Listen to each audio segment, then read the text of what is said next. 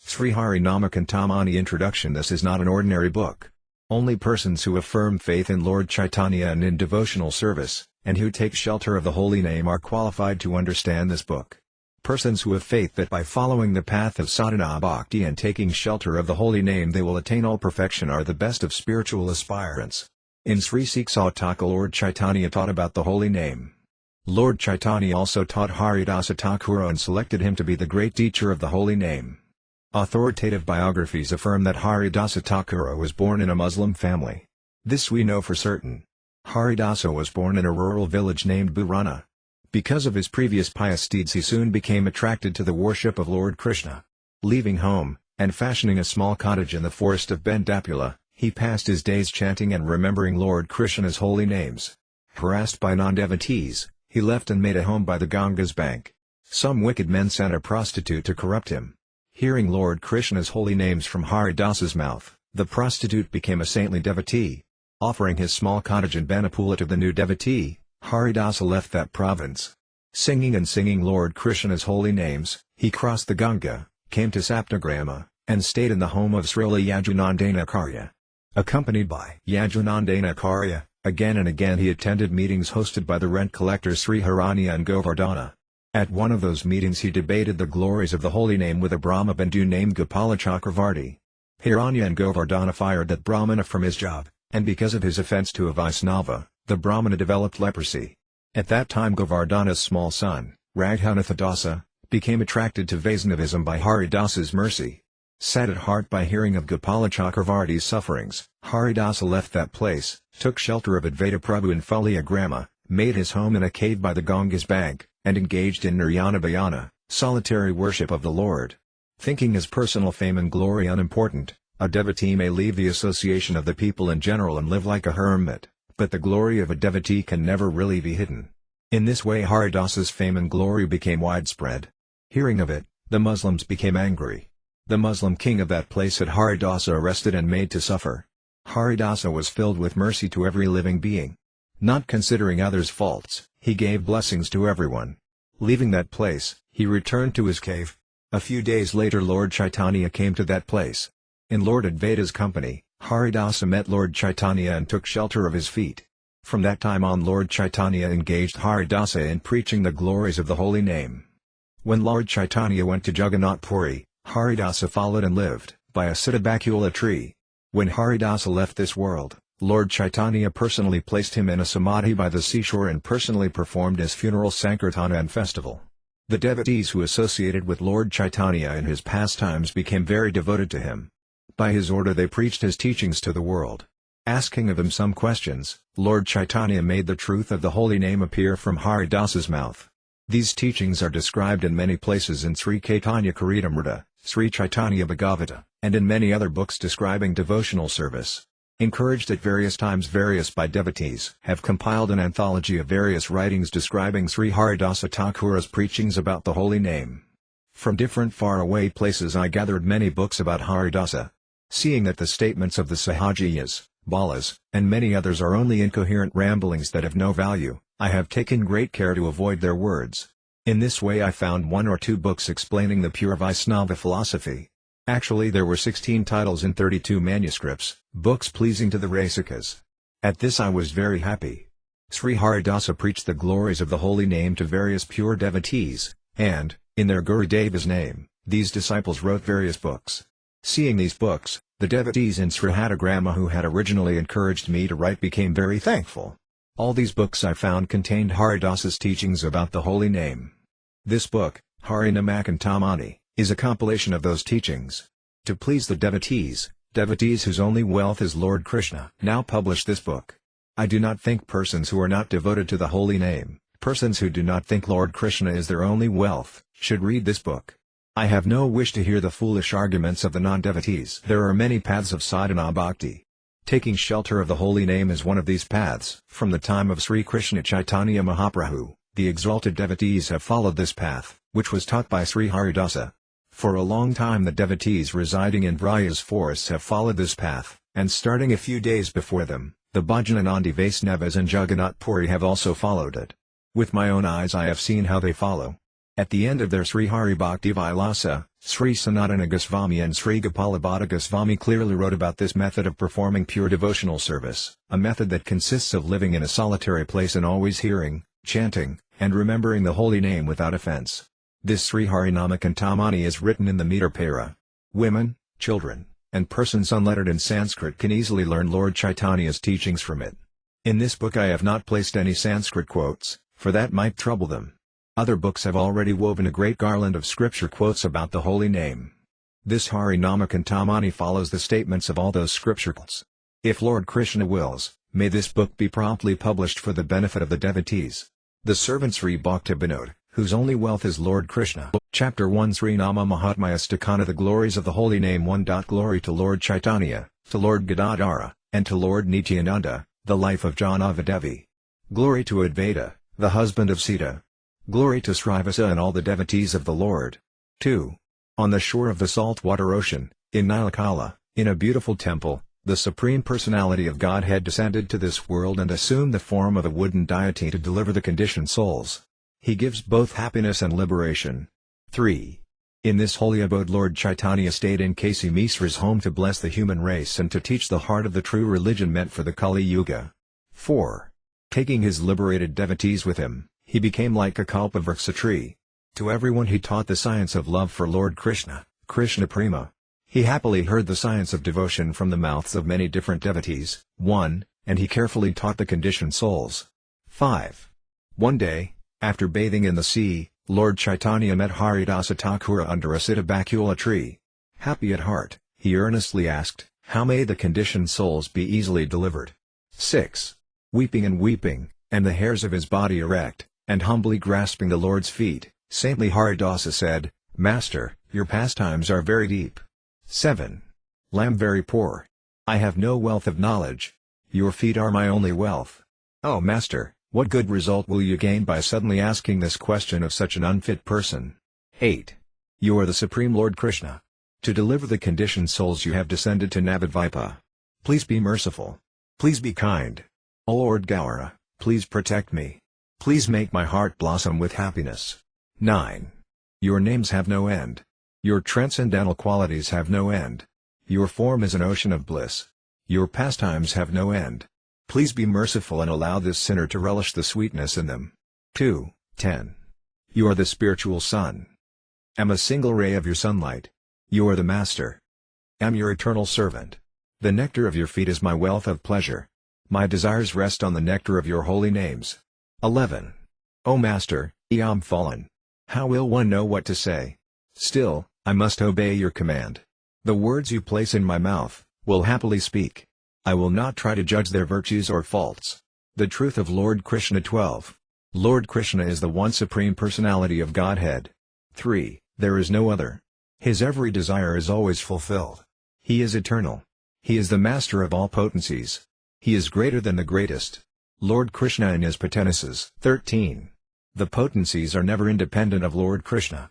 Lord Krishna is identical with his potencies. This the Vedic mantras say. 14. Lord Krishna is all-powerful. His potencies are his powers and glories. Lord Krishna is one person. His powers and glories have no end. 3 kinds of potencies. 15. His potencies manifest his powers and glories. Those powers and glories enable us to see him. 4. 16. Lord Chaitanya has 3 kinds of powers and glories. There are, 1. Spirit, 2. Matter, and 3. The individual souls. This the scriptures say. His spiritual powers and glories. 17. The limitless realsam that begin with Vaikuntha are Lord Krishna's abodes. The names that begin with Govinda, Sri Krishna, and Hari are his names. 18. The forms that begin with his 2-armed form where he plays the flute are his forms. The qualities that begin with his delighting his devotees are his wonderful qualities. 19. In Vraya he enjoys pastimes of the Rasa dance. In Navadvipa he enjoys pastimes of Sankirtana. Lord Krishna's wonderful pastimes are like these. 5. 20. All of his spiritual powers and glories are not material. Even though they may be manifested within the material world, they are not themselves material. 21. Lord Krishna's powers and glories are Lord Krishna himself, Vishnu Tattva. Again and again the Vedas use the word Visnupada, Lord Vishnu himself, or Lord Vishnu's feet, To describe these powers and glories, Lord Krishna's spiritual powers and glories are situated in pure godness, Sudasattva. They are Lord Krishna himself, Vishnu Tattva, 22. Lord Krishna, Vishnu Tattva, is not a transformation of matter. He is situated in pure goodness, Sudasattva. He is beyond matter. 23. Pure spirit, Sudasattva, is not mixed with even the slightest scent of the mode of passion. Goddess mixed with passion or ignorance is called Misrasattva, mixed goodness. 6. 24. Lord Krishna manifests his form as Govinda, Vaikunthanatha, Karanodakasayi Vishnu, Garbhodakasayi Vishnu, and Ksirodakasayi Vishnu. 25. He also manifests many other Adinsa avatars, incarnations, which are all himself, Vishnu Tattva, and which are all situated in pure goodness, Sudasattva. 26. Appearing in Goloka, Vakunta, the Karanasagara, causal ocean, or the material world, the Lord is known as Vishnu. 27. When he enters the material world, Lord Krishna remains the controller of matter. The name Vishnu still refers to him. He is still all-powerful. He is still the master of all the demigods. 7. He is still the controller of Maya. Maya is still his property. He is still situated in pure goodness, Sudasattva. Mixed goodness, Misrasattva, 28. Brahma, Shiva, and all the demigods are situated in mixed goodness. The manifestation of his spiritual powers and glories. 29. O Lord, your Vishnu Tattva forms, your Vishnu Dhamma abodes, and your transcendental pastimes are all manifested by your spiritual powers and glories, Siddhvaibhava. The material powers and glories, or Maya Tattva. 30. O Lord, on the farther bank of the Viraja river is your material power and glory, which consists of 14 worlds. 31. These words are the power and glory of Maya. They are called Devi Dhamma. They are made of the 5 gross material elements and the subtle material elements of mind, intelligence, and false ego. 8. 32. In this realm are Brahloka, Bhuvarloka, Svargaloka, Maharloka, Janaloka, Tapaloka, Satyaloka, and Brahmaloka. 33-34. Below those worlds are 7 lower worlds, which begin with Adalalaka and Sudalalaka. O Master of all these worlds, please hear of your material powers and glories. Your spiritual powers and glories are all perfect and complete. Your material powers and glories are shadows of your spiritual powers and glories. The individual spirit souls, Jivas, 35. The individual spirit souls are tiny fragments of your spiritual potency. 36. Because they are spiritual in nature, the individual souls possess free will. There is no end to the number of individual souls. They are motivated by the desire to find pleasure. The liberated souls, Mukta Jivas, 37. The souls who seek pleasure by associating with Krishna are liberated souls. They are Krishna's companions. The imprisoned souls, or souls who have turned their faces away from Lord Krishna. 38. A soul who thinks he will be happy independently will yearn to stay by the side of Maya material illusion. 39. Turning their faces away from eternal Lord Krishna, these souls enter the realm of Devi Dhamma, where they attain material bodies fashioned by Maya. 40. They fall into the wheel of pious deeds and sins. Residing in gross and subtle material bodies, they continually wander in that world. 41. Sometimes they rise to Svargalika, and other times they fall into hell. They wander in 16,000 species of life. Even so, Lord Krishna gives his mercy to them. 42. You are the Supreme Lord, and the individual souls are all your potencies. 9. You always think of your servants' welfare. 43. You kindly bestow whatever happinesses your servants seek. Auspicious material activities, Karma Kanda. 44. By your mercy the souls who desire temporary material happiness easily attain it. 45. You created Dharma, Yajya, Yoga, Homa, and Vratas, vows, which are the auspicious activities, Subhakarma, that bring material happiness. 46. These auspicious activities are all material. They are not spiritual. 10. 47. By performing them one attains material benefits. By their power one attains material pleasures and residence in the higher material worlds. 48. Enjoying the results of these material actions, one does not attain spiritual peace. The struggle to attain material goals is a great mistake. 49. By performing these auspicious material activities one attains only temporary material pleasures. 11. The way to rise above that condition. 50. If, by associating with devotees, he understands, 1 I am a pure spirit soul, Lord Krishna's servant, then the soul can cross beyond the world of Maya. 51. That rare result is attained only by performing very pious deeds. The petty pious deeds prescribed in the Karma Kanda part of the Vedas will not bring it. Jnana Kanda, the happiness of merging into Brahman. 52. A person who becomes aware that Maya brings only sufferings, and who therefore struggles to attain liberation, is a jnani, philosopher. 53. For the sake of these people, merciful Lord Krishna gives the philosophy of Brahman in the Jnana Kanda part of the Vedas. 54. The souls who take shelter of that Mayavada philosophy merge into Brahman. They attain a stunted kind of liberation. What is Brahman's nature? 55. O Lord, Brahman is the effulgence of your body. It shines on the farther bank of the Viraja river. The impersonalists merge into it. 56. The demons killed by Krishna also cross to the farther bank of Maya and merge into Brahman. The souls who have turned their faces from Lord Krishna. 57.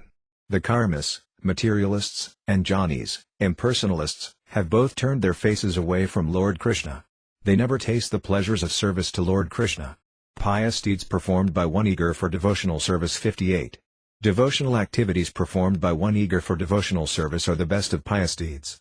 Their fruit is that the soul attains association with devotees. 12. 59. A faithful person who associates with Lord Krishna's devotees attains a taste for the holy name. He becomes merciful to other souls. He walks on the path of devotional service.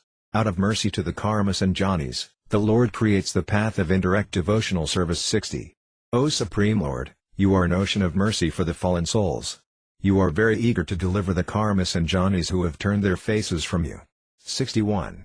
You make a great effort to deliver the souls who walk on the paths of karma and jnana. 62. Thinking of how to benefit the souls who walk on these paths, you created the path of indirect devotional service. 13. For the karmas, the path of devotional service mixed with karma. 63. Staying in Varnasrama Dharma and associating with saintly persons, a karmi walks on the path of indirect devotional service mixed with karma. 64. By performing the pious activities of karma, he purifies his heart. When the impurities have gone, the seed of faith is planted within him. The path of devotional service mixed with jnana. 65. By a devotee's mercy, a pious jidni easily attains faith in pure devotional service. 14. 66. O Lord, you say, my servant has now fallen into the sufferings of Maya. Turning away from me, he now desires petty unimportant things. 67. I'll know what is truly good for him. I will make him turn away from sense gratification and impersonal liberation. Will give him devotional service. The way to walk on the path of indirect devotional service. 68. Following his desire, will guide him on the path of indirect devotional service. Then, will give him faith in the path of direct devotional service. 69. O merciful Lord, this is all your mercy. If you do not give your mercy, how can the souls become purified? In the Kali Yuga, the path of indirect devotional service is difficult. 70. In the Satya Yuga, how many sages diligently practice the yoga of meditation, dhyana yoga? O Supreme Lord, you purified them and gave them the treasure of devotional service. 71. In Treta Yuga, many souls became purified by performing yajnas. In Dvapara Yuga, they walked on the path of deity worship. O Lord, you freely gave them devotional service. 72. O Lord, when Kali Yuga came, the conditioned souls became unfortunate. Seeing this, you made them lose faith in jnana, karma, and yoga. 73. Their lives were short. They suffered many troubles. Their intelligence and strength were reduced. These obstacles devoured the conditioned souls. 74. Varnasrama Dharma, Sankhya, Yoga, and Jnana have no power to deliver the conditioned souls in Kali Yuga. 75. In the Kali Yuga, the path of indirect devotional service mixed with karma or jnana, becomes a difficult path, a path overgrown with thorns. 15. 76. By following this path, the soul finds many obstacles in his life. 16. The holy name is the direct path. 77. O Supreme Lord, thinking how to benefit the conditioned souls, in Kali Yuga you descended to this world with the holy name. 78. You taught that Sankirtana, chanting of the holy name, is the Yuga Dharma, religion of the age. By following this direct path of chanting the holy name, the conditioned souls attain a great treasure of love for Lord Krishna. 79. Simply by chanting or remembering the holy name, the conditioned souls will become delivered. The goal and the way to attain it are not different. They are both the holy name. 80. In chanting the holy name, the goal and the way to attain it are not different. 81. In this path there are no obstacles in the way to attain the goal. O Lord, by your mercy the conditioned souls easily attain the goal. 82. Lamb fallen. Am plunged in an ocean of material sense objects. O Lord, am such a fool that did not worship your holy name. 83. Sighing and tears streaming from his eyes, Brahma Haridasa fell before Lord Chaitanya's feet. 84.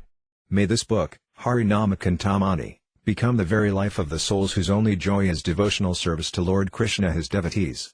Chapter 1 Footnotes by Srila Bhaktivinoda Thakura. 1. From Sri Ramananda's mouth came the description of the rasas.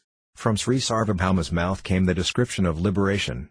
From Sri Ripagoswami's mouth came the analysis of different rasas. From Sri Haridasa's mouth came the glories of the holy name. 2. You mercifully manifested your spiritual name, form, qualities, and pastimes in this dull material world. Please allow the conditioned souls like me to relish the sweetness in them. With their material body and material senses the conditioned souls cannot perceive Krishna's name, form, qualities, and pastimes, which are all made of pure goodness. By Lord Krishna's mercy these are all manifested in the material world to bring auspiciousness to the conditioned souls. Because they are spiritual in nature, they are all self-manifest. 3. Lord Krishna is the Supreme Personality of Godhead. He is supremely independent. His desires are always fulfilled. He possesses inconceivable potencies. He is supremely conscious. His desires are always fulfilled. He possesses potencies. Nothing is independent of him. His potencies are his glories and powers. His powers and glories are limitless. Lord Krishna is the one non-dual supreme truth. The impersonalists see Krishna as the undivided, qualityless Brahman. The truth is that the Brahman is the effulgence of Lord Krishna's body. The followers of Astanga Yoga see Krishna as the all-pervading subtle supersoul present everywhere in the universes and in the hearts of all. In truth Lord Krishna does manifest himself in an Arnza avatar as the supersoul.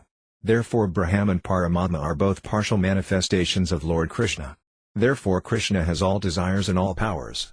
He is fully conscious of everything. He is the independent Supreme Person. His desires are always fulfilled. 4. Lord Krishna's powers and glories are of three kinds: spirit, matter, or his Maya potency, and the individual spirit souls. 5. Lord Krishna's spiritual powers and glories are counted among his spiritual potencies. Lord Krishna's spiritual potency is his superior potency. His perfect spiritual potency manifests his spiritual powers and glories. From Lord Krishna's spiritual potencies are manifest his spiritual abodes, spiritual holy names, spiritual forms, and multitude of spiritual pastimes. These are his spiritual powers and glories. From his spiritual Sandhini potency is manifest eternal spiritual existence. From his Samvit potency is manifest spiritual knowledge. From his Ladini potency is manifest spiritual bliss. Relationships and rasa are manifest from these. Yogamaya is counted among these spiritual potencies. Yogamaya is beyond material place, time, and qualities. It is always pure and blissful. 6. Goodness is of two kinds, pure goodness and mixed goodness. All goodness in the Lord's spiritual powers and glories is pure goodness. All goodness in the dull material world is mixed goodness. In pure goodness passion and ignorance are not present. From passion comes birth. Spiritual existence is beginningless and has no passion, which would bring births and beginnings. Spiritual existence has no ignorance either. Ignorance brings death and destruction. Therefore, absent of passion and ignorance, spiritual existence is characterized as an eternal present, Nitya Vardhamana. The Supreme Lord's Amsa avatars, who are all non-different from him, are always situated in pure goodness. The touch of Maya makes goodness become mixed with passion and ignorance. Shiva and the demigods are more virtuous than the conditioned souls. Proud of their superiority, the demigods have goodness that is considered mixed with passion and ignorance. The Supreme Personality of Godhead, however, is situated in pure goodness. When, employing his inconceivable potencies, he descends to the material world, he remains always in pure goodness. He remains always the master of Maya. Maya always follows his commands. 7. When they descend to the material world, the Lord's powers and glories do not become material. They remain always spiritual. They are manifested by the Lord's inconceivable potencies. They are always spiritual and always situated in pure goodness. 8. The earthly planets are made of the 5 material elements. The gross material bodies of the conditioned souls are also made of the 5 material elements. These are all made of gross matter. The conditioned soul's mind, intelligence and false ego are his subtle material body. It is also made of matter. The individual soul, which is a spiritual spark, is by nature situated in pure goodness. In his original form he has a mind, intelligence, and ego that are made of pure goodness. These are spiritual. They are different from the subtle material body. 9. In whatever condition the individual soul may find himself, the Supreme Lord is always his friend and always fulfills his desires. The relationship between the Supreme Lord and the individual soul is eternal. Lord Krishna is the controller, and the individual soul is the controlled. Lord Krishna is the giver of laws, and the individual soul must follow his laws. Lord Krishna is independent, and the individual soul is dependent on Krishna. Lord Krishna is the master, and the individual soul is his servant. Lord Krishna gives the fruits of work, and the individual soul desires the fruits of work. 10. Here Dharma means Varnasrama Dharma. Yajya means sacrifices like the Agnistoma Yajya. Yoga means Astanga Yoga and other yogas. Homa means Havana Yajya and other like ceremonies. Vrata means Darsapurnamasaya and other like vows. Subhakarma means Istaparta and other like auspicious activities. All these auspicious activities are meant to be performed at specific times, in specific places, and using specific implements. Although Lord Vishnu is said to be the master of all these activities, Yajya-svara, these activities are not directly spiritual. Without performing directly spiritual activities, the living entities cannot understand the Supreme. 11. Here the word material pleasures, lokasukha, refers to the pleasures of Svargaloka and other higher worlds, pleasures that are all temporary. Spiritual pleasures are different. 12. Pious deeds are of three kinds: karma, jnana, and bhakti, devotional service. The first two bring the fruits of work and the attainment of impersonal liberation as their results. The last kind of pious deed brings faith in pure devotional service. To the unknowing, the activities of pure devotional service seem to be ordinary pious deeds. 13. By following the activities of Varnasrama one pleases Lord Krishna. In this way the path of karma, pious work, is the path of indirect devotional service. 14. Following the path of jnana, where one may sometimes have the association of devotees, is another path of indirect devotional service. Discussing with Ramananda Raya the way to attain pure devotional service, Lord Chaitanya called these paths of indirect devotional service external. He did not like them. 15. Because when one follows the path of philosophical speculation to understand the truth, one may sometimes meet sincere devotees, and because by following the path of karma one may sometimes act selflessly and also offer the results of his work to the Supreme Lord, jnana and karma, the two indirect paths of devotional service lead one to the temple of Bhakti Devi, the goddess of devotion. However, in Kali Yuga these paths of indirect devotional service have become corrupted. Instead of sincere devotees, hypocrites who wrap themselves in the flag of religion are now prominent. Instead of activities to purify the heart, activities that make one yearn for sense pleasures are now prominent. Therefore, by following the path of indirect direct devotional service one does not now attain auspiciousness. In Dvapara Yuga deity worship was the primary spiritual path. By various kinds of wickedness even the deity worship is now also often corrupted. 16. The method by which one attains a goal, upaya, is called upaya. Upaya is a synonym for sadhana.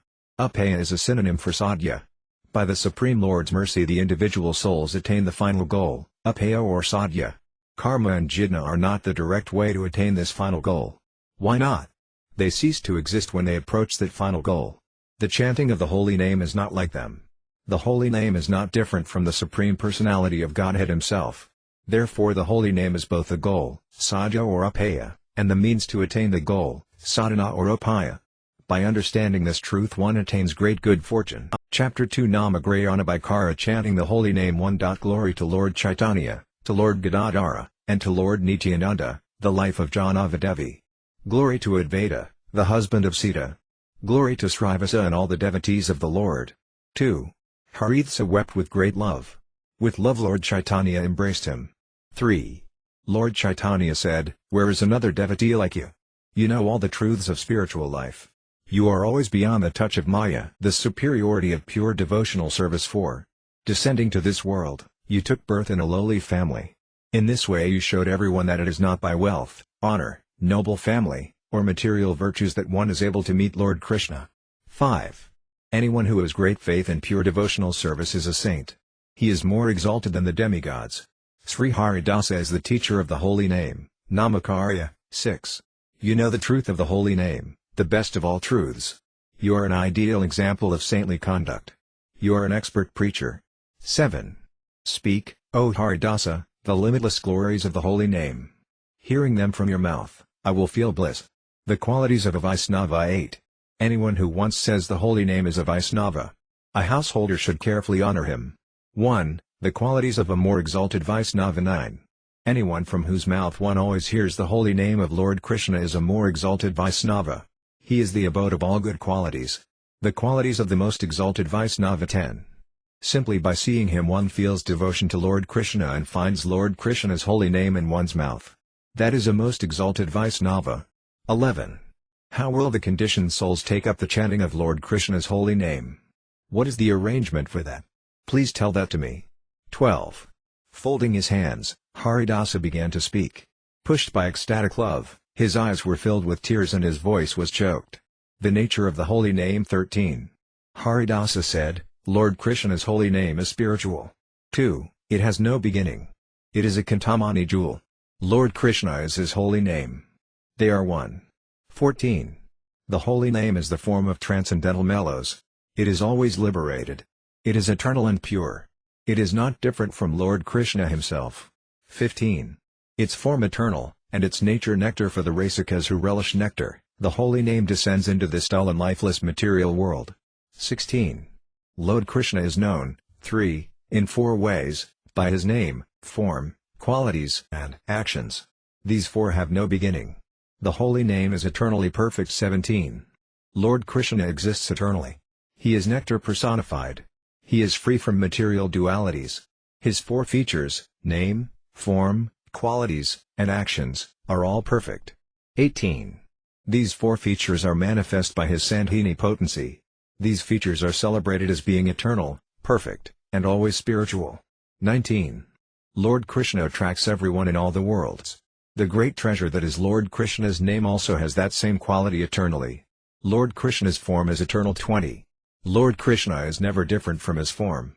His name and form are the same. They are not different. 21. Anyone who remembers Lord Krishna's name, meets Lord Krishna's form. Lord Krishna's name and form are not different. They are Lord Krishna himself dancing in different dancing places. Lord Krishna's qualities are eternal. 22. Lord Krishna possesses 64 qualities, qualities manifest in him in limitless fullness. 4. In his various incarnations these qualities are manifest only partially. 23. Brahma, Shiva, and the demigods possess only some of these qualities. Lord Narayana possesses 60 of them. 24. All these qualities are eternally present in Lord Krishna's holy name. Limitless numbers of these qualities fill the spiritual world of Vaikuntha. Lord Krishna's pastimes are eternal. 25. Present everywhere in the waves of these qualities are Lord Krishna's pastimes. These perfectly spiritual pastimes are manifested in Goloka, Vaikuntha, and Vraya. Lord Krishna's spiritual name, form, qualities, and pastimes are not different one from another. 26. Lord Krishna's name, form, qualities, and pastimes are not different from each other. The conditioned soul's material names, forms, qualities, and activities are different from each other. 5. 27. The pure liberated soul's names, forms, qualities, and activities are all one. They are not different from each other. However, when the soul takes shelter of a material body, he gets a name, form, qualities, and activities that are different from each other. 28. Lord Krishna never has even the slightest scent of anything material. Therefore his name, form, qualities, and pastimes are all one. The holy name is the root of everything. 29. Of these 4, name, form, qualities, and pastimes, ways you are known, your name is the first. This is accepted by all. 30. By your name alone the Vaisnava Dharma is manifest. By your name your form, qualities, and pastimes are made visible. 31. By your name your Krishna pastimes are known. By your name the supreme truth about you is manifest. The difference between the Vaisnavas and the almost Vaisnavas, Vaisnavapraya. 32. A conditioned soul may chant your name with faith. When he becomes purified, he is called a Vaisnava. 33. A person whose chanting of your name is name abhasa, the first faint light of the holy name, is called an almost Vaisnava, Vaisnavapraya. By Lord Krishna's mercy he gradually becomes purified. Within Maya's world, only the individual spirit souls in Lord Krishna's holy name are spiritual. 34. Nothing is like the holy name in this world of birth and death. The holy name is the greatest treasure in Lord Krishna's treasure house. 35. In this world of birth and death, the individual souls in Lord Krishna's holy name alone are spiritual. All else is made of matter. 6. The two kinds of holy names, primary and secondary. 36. Lord Krishna's holy names are of two kinds, primary and secondary. By taking shelter of the primary names, the individual souls attain the greatest benefit. 37. The names that describe the Lord's transcendental pastimes are Lord Krishna's primary names. They are the abode of all transcendental qualities. The primary names 38 to 40.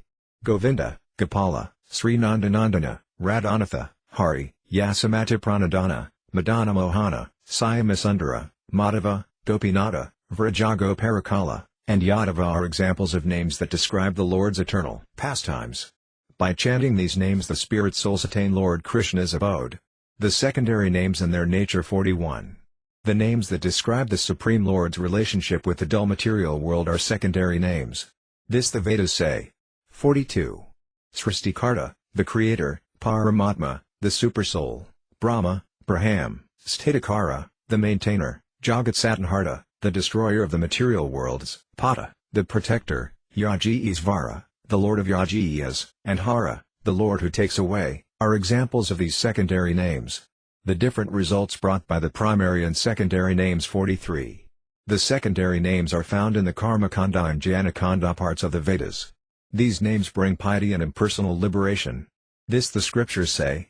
44. TBE primary names bring the great treasure of pure love for Lord Krishna.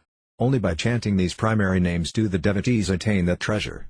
7. The different results brought by proper chanting of the holy name and by name abhasa, the faint light of the holy name. 45 to 46. If the holy name once comes out from the mouth or once enters the pathway of the ears, whether its syllables are spoken purely or not, the soul speaking or hearing them becomes delivered. That is the scriptures. Conclusion. 47. However, one thing should be said about this: chanting with name abhasa will bring its benefit slowly. 48. Name abhasa is certainly auspicious, but with name abhasa chanting the great treasure of pure spiritual love takes birth only after a delay. 49. By name abhasa chanting, sins are gradually destroyed and the pure holy name gradually appears. Then the chanter attains pure love for Lord Krishna, Krishnaprema. 8. The fault of distance or separation. 50. Separation is an offense. This offense blocks the attainment of pure love, prema. 51. To think that Lord Krishna is different from his holy name is the offense of separation. As long as this idea of separation is present, there can be no pure love, prema. Two kinds of separation. 52. The Vedas describe two kinds of separation: separation of syllables and separation of identities. The Mayavadis think Lord Krishna is different from his holy name. 53. The Mayavadi fools think Lord Krishna is different from his holy name. This rubbish idea is not sanctioned by the scriptures. 9. In pure chanting of the holy name, the chanter is free from the idea that Lord Krishna is different from his holy name. 54. Anyone who with his mouth purely chants Lord Krishna's holy name, except as a Vaisnava, happily serve him. When unwanted things, anarthas, are destroyed and name abhasa is thrown far away, the spiritual holy name is openly manifest. 55. When he leaves name abhasa behind, the chanter attains the pure chanting of the holy name. Then the soul carefully serves his spiritual master. 56. When the devotee's devotional service is free of all unwanted things, anarthas, the spiritual holy name dances on the devotee's tongue. 57. Then the devotee will never abandon the holy name, for it becomes to him like a flood of nectar. Intoxicated by drinking the nectar of the holy name, the soul dances without stop. 58. Then the holy name dances. The soul dances. The treasure of spiritual love, prema, dances. Together they make the whole world dance. Then Maya runs far away. He who has faith in the holy name is qualified to chant. All potencies are present in the holy name. 59. The Supreme Lord has given to every human being the right to chant the holy name. The Lord has also placed all his powers in the holy name. 60. He who has faith in the holy name is qualified to chant it. He is saintly and pious on whose mouth the holy name appears. In the holy name there are no obstacles of place, time, impurity, or anything else. 61. Considerations of the proper time or place, of impurity, of rules and regulations, or of anything else have no bearing on chanting the holy name, for the holy name is very powerful. Persons in the Kali Yuga who have sincere faith in the holy name are qualified to chant 62.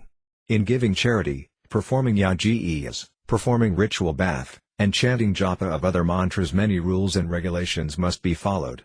However, in chanting Lord Krishna's holy name, faith alone makes one qualified to chant. 1063. Anyone who with undeviating faith takes shelter of chanting Lord Krishna's holy name, chanting that is the religion, Yuga Dharma, for this age, attains everything. 64. The souls in Kali Yuga should make Lord Krishna their whole world and always sincerely chant Lord Krishna's holy name. One should accept what is favorable for chanting the holy name and reject what is not favorable for chanting the holy name. 65. One should accept everything favorable for devotional service and reject everything unfavorable for devotional service. 66. Making Krishna one's whole world, one should pass this life always remembering Lord Krishna's holy name. One should chant the holy name with determination. 67. One should not follow other religions or other rituals. One should not worship anyone but Lord Krishna as the Supreme Lord. 68. One should always chant Lord Krishna's name and always serve his devotees. In this way one will certainly attain pure love for Lord Krishna, Krishnaprema. 69. Weeping, Haridasa fell before Lord Chaitanya's feet, grasped them, and begged for the gift of love for the holy name. 70. The Cintamani jewel of Lord Krishna's holy name has become the life of Bhaktivinoda, who always stays at Haridasa Thakura's feet. Chapter 2 Footnotes by Srila Bhaktivinoda Thakura. 1. To the questions of the people of Kulinagrama, Lord Chaitanya gave these replies: Sri Chaitanya Charitamrita, Module 15.104, 15.106, 16.72, and 16.74. Prabhu Koina Krishna Seva Baisnabha Sabanarantara Kuro Krishna Nama Sankirtana. Sri Chaitanya Mahaprabhu replied, without cessation continue chanting the holy name of Lord Krishna. Whenever possible, serve him and his devotees, the Vaisnavas. Prabhu Ko Janaramuksuni Ekabar Krishna Nama Satya Shrestha Sabakar. Sri Chaitanya Mahaprabhu replied, whoever chants the holy name of Krishna just once is worshipable and is the topmost human being. Krishna Namanarantara Janhtra Badain Se Baisnabha Shrestha Bhajata and Harikarana. A person who is always chanting the holy name of the Lord is to be considered a first-class Vaisnava, and your duty is to serve his lotus feet. Jan Haridar Sain Muk as Krishna Namatanhr Jani Hatumi Baisnabha Pradana. Sri Chaitanya Mahaprabhu said, a first-class Vaisnava is he whose very presence makes others chant the holy name of Krishna. 2. A Cintamani jewel can give anything. To persons who have material desires, the Cintamani jewel of Krishna's name gives material piety, wealth, sense pleasures, and impersonal liberation. To persons who have no material desires, the Cintamani jewel of Krishna's name gives pure love for Lord Krishna.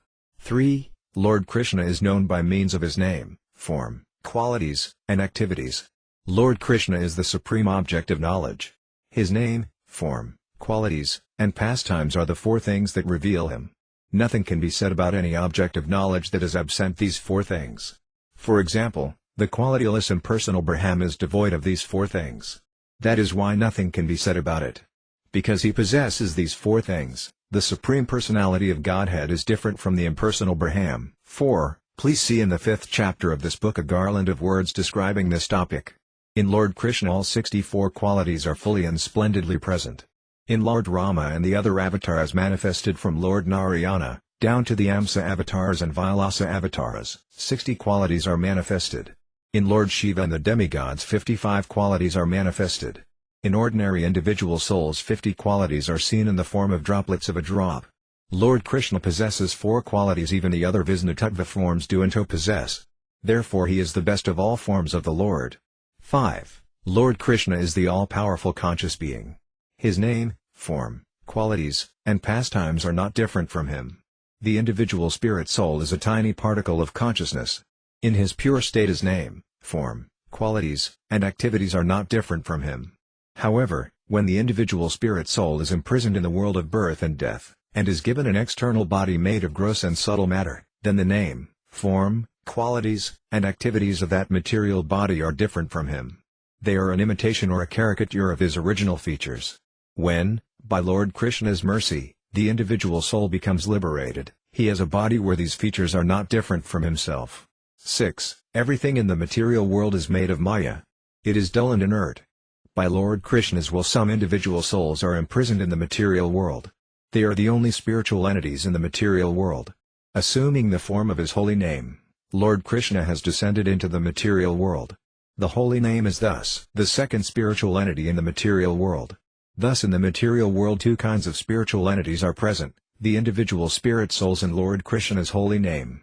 The demigods headed by Brahma are all Vibhinansa potencies of the Lord. Thus they are counted among the individual souls. 7. Lord Krishna's secondary names bring piety and impersonal liberation. Lord Krishna's primary names bring only pure love for Lord Krishna. 8. By name Abhasa all sins are destroyed. When all sins and unwanted things, anarthas, are far away, the pure holy name, Sudhanama, dances on the tongue. The pure holy name gives pure love for Lord Krishna, Krishna Prema. 9. Separation of syllables is like this, in the word Hatakari the first and last syllables produce the word Hari. Because the syllables tika intervene, the full benefit of the holy name is not attained. In the word Arama, however, there is no separation of this kind. Because all the parts of the holy name are together, the word Arama brings liberation. Separation of identities is very bad. In truth the name Krishna and the person Krishna are not different from each other. If in their creative speculations the Mayavadis say that the name Krishna is different from the Supreme Brahman, then they commit the offense of separation of identities. That offense destroys everything. 10. In giving charity and performing other pious deeds one must consider whether the time, place, and object are pure or impure. However, faith alone makes one qualified to chant the holy names of Lord Krishna. Nothing else need be considered. Chapter 3 Name Abhasa Bhaikara Name Abhasa 1. Glory to Lord Chaitanya, to Lord Gadadhara, and to Lord Nityananda, the life of Janava Devi. Glory to Advaita, the husband of Sita. Glory to Srivasa and all the devotees of the Lord. 2. Extending his lotus hand, merciful Lord Chaitanya picked up Haridasa. 3. He said, Haridasa, listen to my words. I will make you understand name Abhasa very clearly. 4. One who understands name Abhasa will attain pure chanting of the holy name. By the mercy of the holy name that soul will cross over the ocean of birth and death. Ignorance and anarthas are like clouds and fog. 5. Shining like the sun, the holy name destroys the darkness of ignorance. However, clouds and fog again and again cover the sun of the holy name. 6. The individual soul's ignorance and anarthas become like clouds and fog. QD. 7. When the sun of the holy name rises in the sky of the heart, these clouds and fog again cover it. The fog of ignorance. 8. When the soul does not understand the spiritual nature of the holy name, the fog of ignorance brings darkness. 9. A soul who does not know that Lord Krishna is the Supreme Personality of Godhead, will worship many demigods. In this way he is lost, wandering on the path of karma. 10. A soul who does not understand his own spiritual identity as a soul takes shelter of Maya. He is always in ignorance. 11. Then Haridasa said, Today I have become fortunate. From my mouth Lord Chaitanya will hear about the holy name. 12. Lord Krishna and the individual souls are master and servants, and the world of Maya is dull, lifeless, and worthless. When a soul does not know these truths, the shadow of ignorance falls on his head. 2. The clouds of anarthas, thirst for worthless material things, weakness of heart, and offenses. 13. The anarthas are, thirst for worthless material things, weakness of heart, and offenses. Like clouds, these anarthas block the sun of the holy name. 3. 14. When these clouds block the light emanating from the sun of the holy name, name Abhasa is present. However, the self-perfect holy name of Lord Krishna is always uncovered. How name Abhasa comes to an end. 15. As long as he does not understand his relationship with Lord Krishna, the individual soul will take shelter of name Abhasa. 16. However, if an individual soul takes shelter of a bona fide spiritual master and becomes expert in devotional service, the clouds of anarthas flee from him. Sambandha, relationship, abhyaya, activities of devotional service, and prayana, pure love for Lord Krishna. 17. When these clouds and fog are gone, then the sun of the holy name shines brightly. To the devotee the holy name then gives the gift of pure love, prema, for Lord Krishna. 18. The bona fide spiritual master then gives knowledge of the soul's relationship with Lord Krishna. Then the spiritual master gives the devotional service of chanting the holy name, service. That is called abhyaya. 19. Soon shining very brightly, the sun of the holy name chases away the clouds of anarthas. 20. When the holy name gives a great treasure of spiritual love, prema, that is called prayana, then the soul is filled with love as he chants the holy name. Knowledge of the individual soul's relationship with Lord Krishna. 21. With the help of faith in the feet of his bona fide spiritual master, the soul attains knowledge of his relationship with Lord Krishna. 22. Lord Krishna is the eternal master. The souls are his eternal servants. Love for Lord Krishna is eternal. In this way the true nature of the soul is manifest. 23. Forgetting that our Lord Krishna is eternal servants, and therefore seeking happiness away from Lord Krishna, some souls are thrown into the world of Maya. 24. Maya's world is a prison house for these souls, a prison house where punishment is given to correct the criminal souls who have rebelled against Lord Krishna. 4. 25-26. However, if one of those souls, by a saintly Vaisnava's mercy, understands his relationship with Lord Krishna, 5, and chants Lord Krishna's holy name, then he attains a great treasure of spiritual love, a treasure that is the essence of all religious activities. Such a soul feels only horror and contempt at the prospect of impersonal liberation. 27. However, as long as he has no certain knowledge of his relationship with Lord Krishna, a soul will naturally take shelter of Name-abhasa. 6. The results of Name-abhasa chanting. 28. Name-abhasa chanting brings many auspicious benefits. By it the individual soul attains great piety. That is inevitable. 7. 29. By Name-abhasa sins are destroyed. By Name-abhasa liberation is attained. 30. By Name-abhasa one becomes purified of the mud of materialism. By Name-abhasa all diseases are cured. 31. All fears flee from Name-abhasa. A person who chants Name-abhasa is safe from all calamities. 32. Yaksas, Rakshasas, Bhitas, ghosts, Pretas, goblins, evil planets, and anarthas all flee from Name-abhasa. 33. By Name-abhasa the souls fallen into hell are delivered. From Name-abhasa all past karma flees. 34.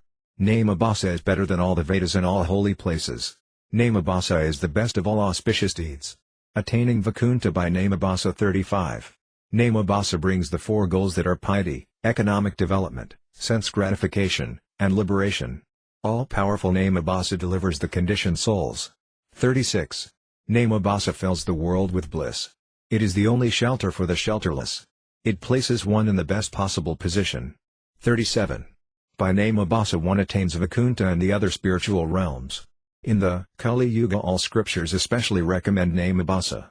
Sankata, hint, Parayasa joking, Stalba, mocking, and Hila, inattention and contempt, are the four kinds of Name-abhasa. 38. I know four kinds of Name-abhasa.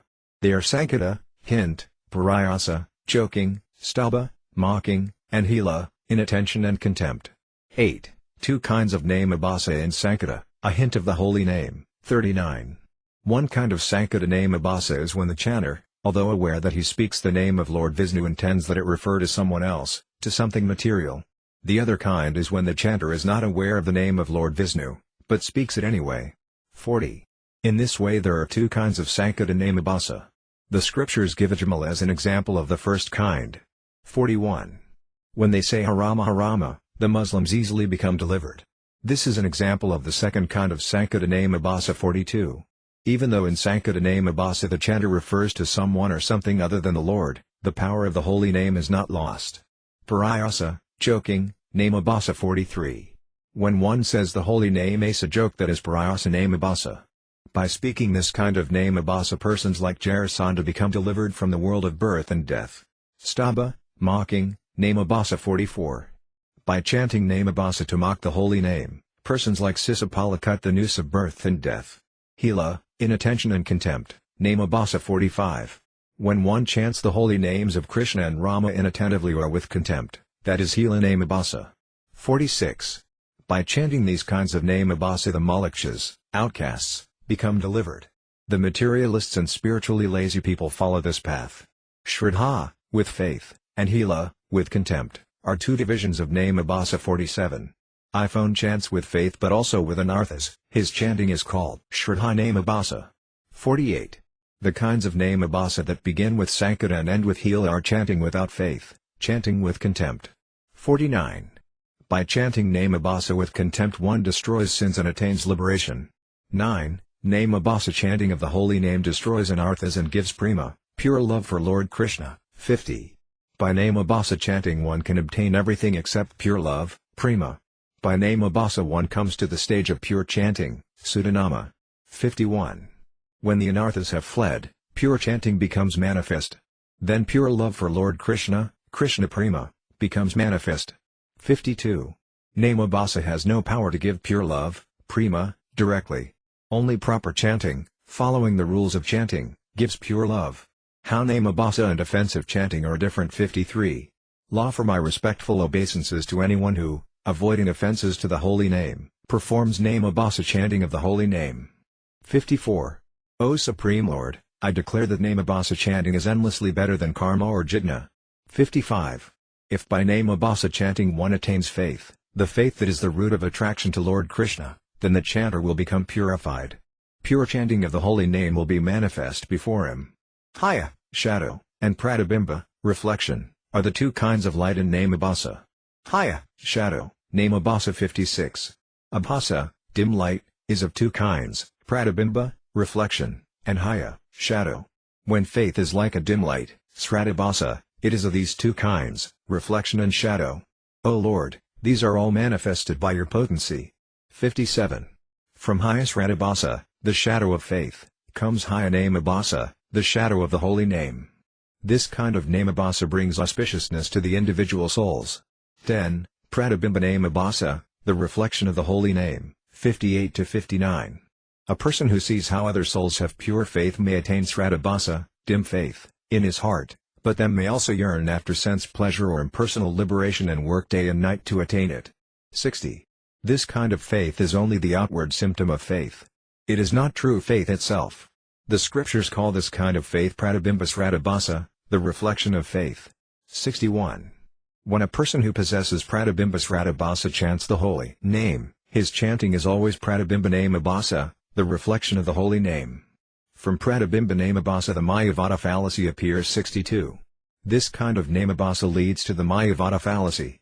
Cheating pratibimba namabhasa is an offense to the holy name. 63. A person who thinks the holy name is only the means, sadhana, to a higher eternal goal, sadhya, sullies the glory of the holy name. Because of that offense he perishes. How haya namabhasa and pratibimba namabhasa are different. 64. Haya namabhasa, the shadow of the holy name, comes only from ignorance and weakness of heart. 65. The holy name cleans away those two defects. However, the holy name increases the defects that cause pratibimba namabhasa. Mayavada, impersonalism, and bhakti, devotional service, are opposites. The Mayavada theory is an offense. 66. The Mayavadis think Lord Krishna's name, form, qualities, and pastimes are all false, temporary, and polluted. 67. They think love for Krishna is not eternal. In this way the Mayavada philosophy is the opposite of devotional service, bhakti. 68. The Mayavada philosophy is counted among the enemies of devotional service. Therefore the Mayavadis are offenders. 69. The holy name does not come from the Mayavadis' mouths. If it comes it is not the true holy name. 70. The Mayavadis say the holy name is not eternal. Therefore, even if they loudly chant the holy name, they still will fall into an inauspicious condition of life. 71. They approach the holy name and pray for sense pleasures or impersonal liberation, but the holy name cheats them and gives them only sufferings. Rejecting the offensive Mayavada philosophy. 72.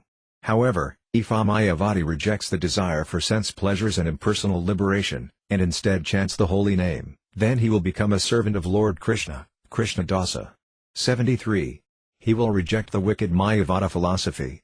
Repentant, he will become a follower of the holy name. 74.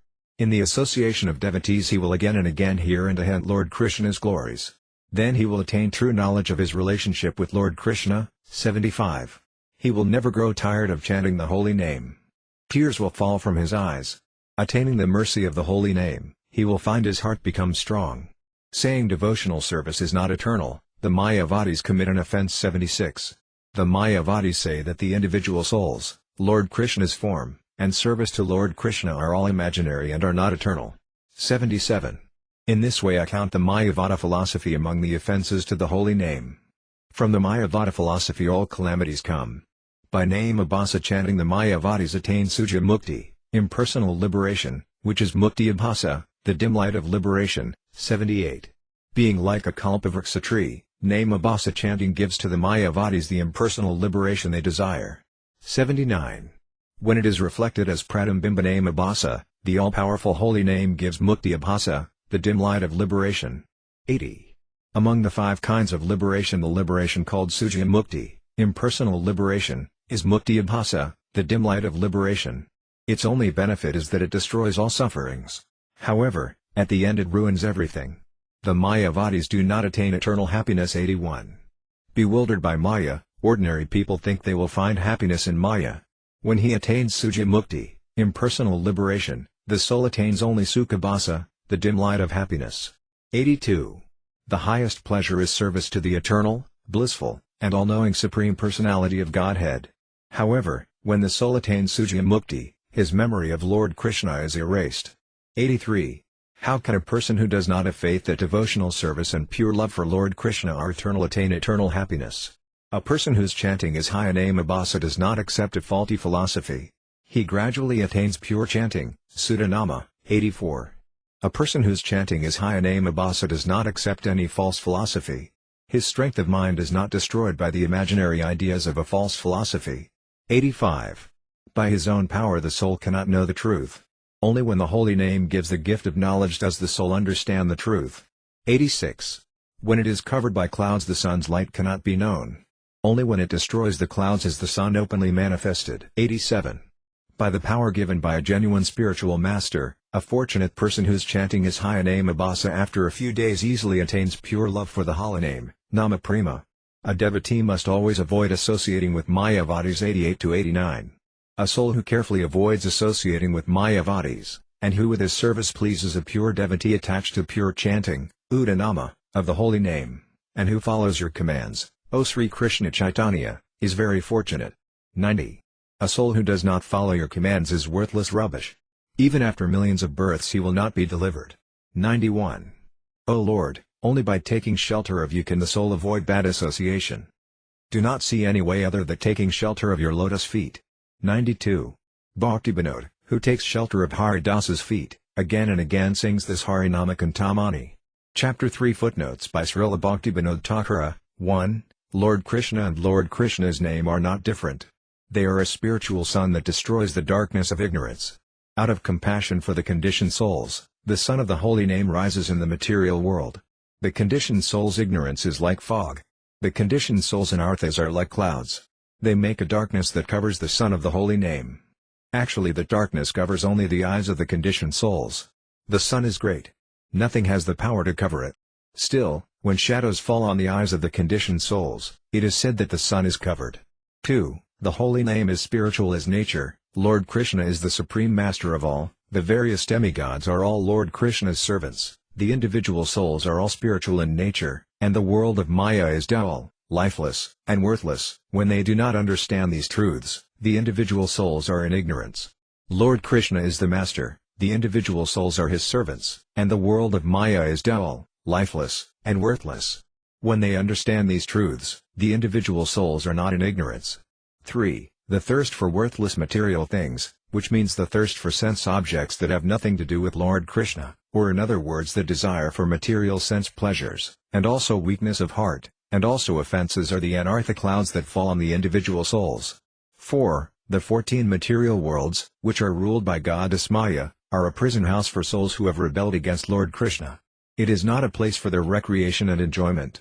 The sense pleasures there are all temporary and all lead to great suffering. That suffering is punishment, and by that punishment the rebellious souls become reformed. 5. I, an infinitesimal conscious being, am Lord Krishna's eternal servant. Lord Krishna, the all-powerful conscious being, is my only master. This dull and inert material world is a prison house meant to reform me. This is true knowledge of the individual soul's relationship with Lord Krishna. 6. As long as by the spiritual master's mercy true knowledge of the soul's relationship with Lord Krishna does not arise, the soul will possess the anartha of ignorance and his chanting of the holy name will be Namabhasa, not the pure chanting of the holy name, Sudanama. 7. Namabhasa is counted among the best pious deeds an individual soul can perform. Compared to Varnasrama Dharma, vows, yoga, yajnas, and other auspicious deeds, Namabhasa brings the best results. 8. Sankata, Parayasa, Stava, and Hila are the 4 kinds of Namabhasa inaudible chanting of the holy name. All kinds of Namabhasa fall into these 4 categories. From Hila to Stava, from Stava to Parayasa, and from Parayasa to Sankata, the fault in chanting becomes progressively less and less. 9. By audibly chanting the holy name with contempt one attains auspicious results up to liberation. However, by chanting the holy name with faith one attains an auspicious result that chanting with contempt has no power to give. When one chants with faith and with knowledge of his relationship with Lord Krishna, the result of chanting is that love for Lord Krishna arises. When one chants Namabhasa with faith, anarthas quickly flee. 10. In many places in the scriptures are found the words Namabhasa, the dim light of the holy name, Vaisnavabhasa, a person who is like a dim light of Vaisnava, Sradhabhasa, the dim light of faith, Bhavabhasa, the dim light of ecstasy, Radhabhasa, the dim light of attraction to Krishna, Premabhasa, the dim light of pure love for Krishna, Muktyabhasa, the dim light of liberation, and other words like them. In this matter the word abhasa, dim light, is very appropriate. These words are discussed in this chapter. Abhasa is of two kinds, svarupabhasa, direct dim light, and pratibimbabhasa, reflected dim light. In svarupabhasa, direct light is dimly manifest. An example of this is the dim sunlight manifest when the sun is covered by clouds. In pratibimbabhasa the light is reflected. It originates in a place different from where the shining is seen to come. Therefore it is said, Abhasas tu mursabuddharavidyakarya musiyate, a distorted reflection of reality is called ignorance. Therefore pratibimbabhasa is like light reflected on water. When it is covered by clouds or fog, the sun of the holy name can be seen only dimly. This condition, or namabhasa, brings many auspicious benefits to the world. However, when the light of the holy name is reflected in the lake of Mayavada philosophy, that is called pratibimbanamabhasa, the reflection of the holy name. From pratibimbanamabhasa may come impersonal liberation and other results. However, pure love, prema, for Krishna, which is the final benefit obtained from the holy name, never comes from pratibimbanamabhasa. This kind of namabhasa is actually a great offense to the holy name. Therefore it is not said to be a true namabhasa. The only true namabhasa is haya namabhasa, the shadow of the holy name, which is of four kinds. Throwing pratibimbanamabhasa far away, all the scriptures worship haya namabhasa. Haya namabhasa comes from anarthas born of ordinary ignorance. Pratibimbanamabhasa, which is born from wicked philosophical misconceptions, is considered an offense that blocks the true holy name.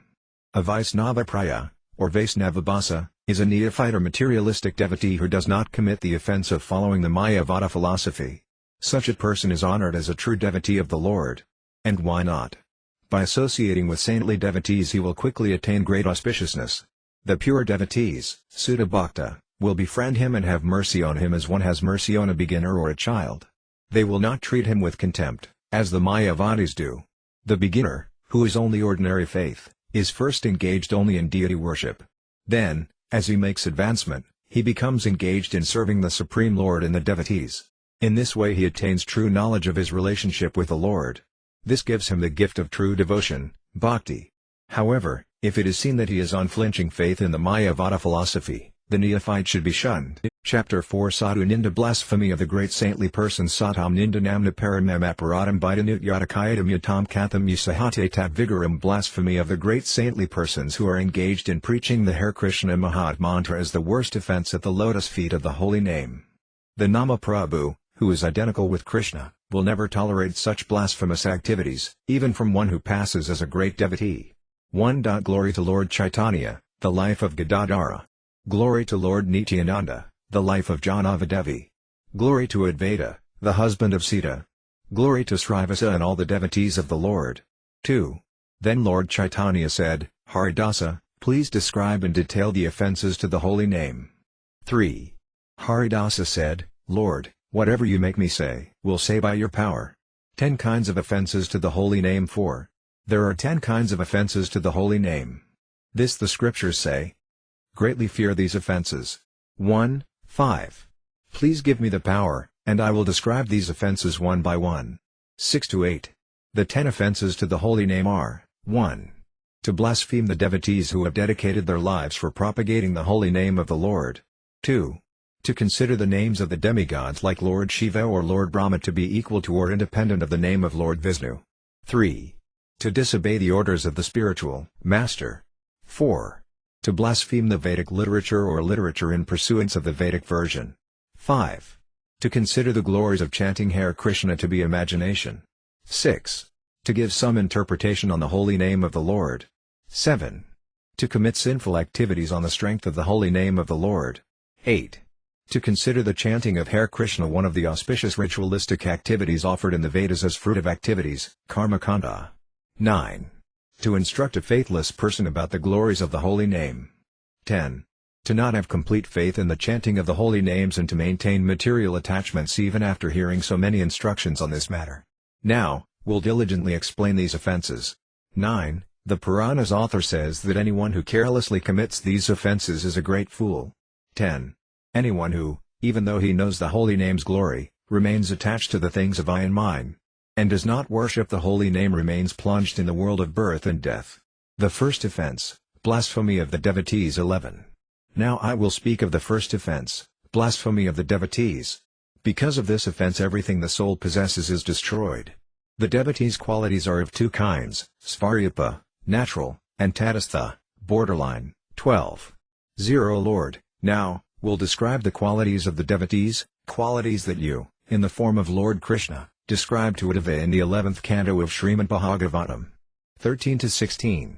A devotee is merciful, tolerant, equal, free of hatred, truthful, pure at heart, engaged in acting for the welfare of others, unagitated by material desires, intelligent, self-controlled, not interested in collecting material possessions, gentle, and pure, eats frugally, is peaceful at heart, takes shelter only of Lord Krishna, is sober and grave, has defeated the 6 vices, and is prideless, respectful to others, expert, honest, and wise. I say that a true devotee has all these good qualities. 17. O Lord, these qualities are of two kinds, svarupa, natural, and tatastha, borderline. Now I will describe them. 2. The primary qualities are called svarupa. The tatastha qualities take shelter of them. 18. Taking shelter of to Krishna is the only svartipa quality. All other qualities are considered tatastha. 19. When by good fortune a person associates with devotees, becomes attracted to the holy name, and chants the holy name, then he naturally takes shelter of Lord Krishna's feet. 20. That is the primary good quality. As he chants and chants the holy name, the other good qualities naturally come to him. 21. All other good qualities are considered tatastha, secondary. They will also inevitably make their appearance in the body of a true Vaisnava. The outward signs of Varnasrama. One does not become a saintly devotee by wearing certain kinds of clothing. Taking shelter of Lord Krishna is the mark of a true devotee. 22. Certain kinds of clothing mark the various positions in Varnasrama. However, one's status as a devotee is not marked in that way. 23. Taking shelter of Lord Krishna is the mark of a devotee. From a devotee's mouth comes the chanting of Lord Krishna's holy name. 24. Gaza, Brahmachari, Vanaprastha, and Sannyasi, 3, are the first 4 divisions, and Stra, Vaisya, Kshatriya, and Brahmana are the second 4 divisions of Varnasrama. 25. One is not known as a devotee by these divisions. A devotee is known because he takes shelter of Lord Krishna. This the scriptures say. The qualities of a Gaza devotee. 26. O Lord, you taught Raghunatha Dasa how to be a householder devotee. 4:27. You said to him, be peaceful. Go home. Don't be a madman. Gradually you will cross to the farther shore of the ocean of birth and death. 28. Turn away from monkey renunciation. 5. Without attachment, accept what material pleasures are appropriate. 29. In your heart keep spiritual faith. Externally act like an ordinary person. Lord Krishna will soon deliver you. The qualities of a devotee who has renounced Gaza life. 30.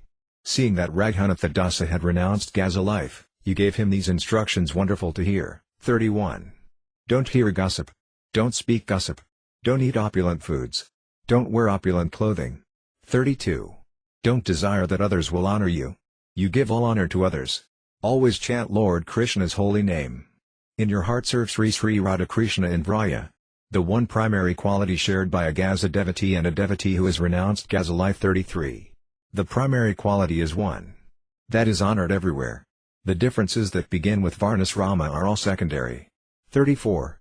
If else see that a person who has completely taken shelter of Lord Krishna acts badly, I still say, he is a saintly devotee. Such a person should be served by everyone. 6:35. Lord Krishna says this in Bhagavad Gita and Srimad Bhagavatam. Therefore I will always earnestly worship such a devotee. 36. O Lord, you mercifully gave this one confidential teaching. I have no power to find the end of your mercy. A person who criticizes a devotee because of that devotee's previous sins or the fragrance of his previous sins is an offender to the holy name. 37. When a person attracted to the holy name once says the holy name, his previous sins are destroyed. 38. The scent of his previous sins may still linger for some days, but by the power of the holy name they too are gradually destroyed. 7. 39. The scent of sin is quickly thrown away. Then that person becomes known as a great saint. 40. During those days when the scent of sin is not yet destroyed, to ordinary eyes he may still seem to be a sinner. 41.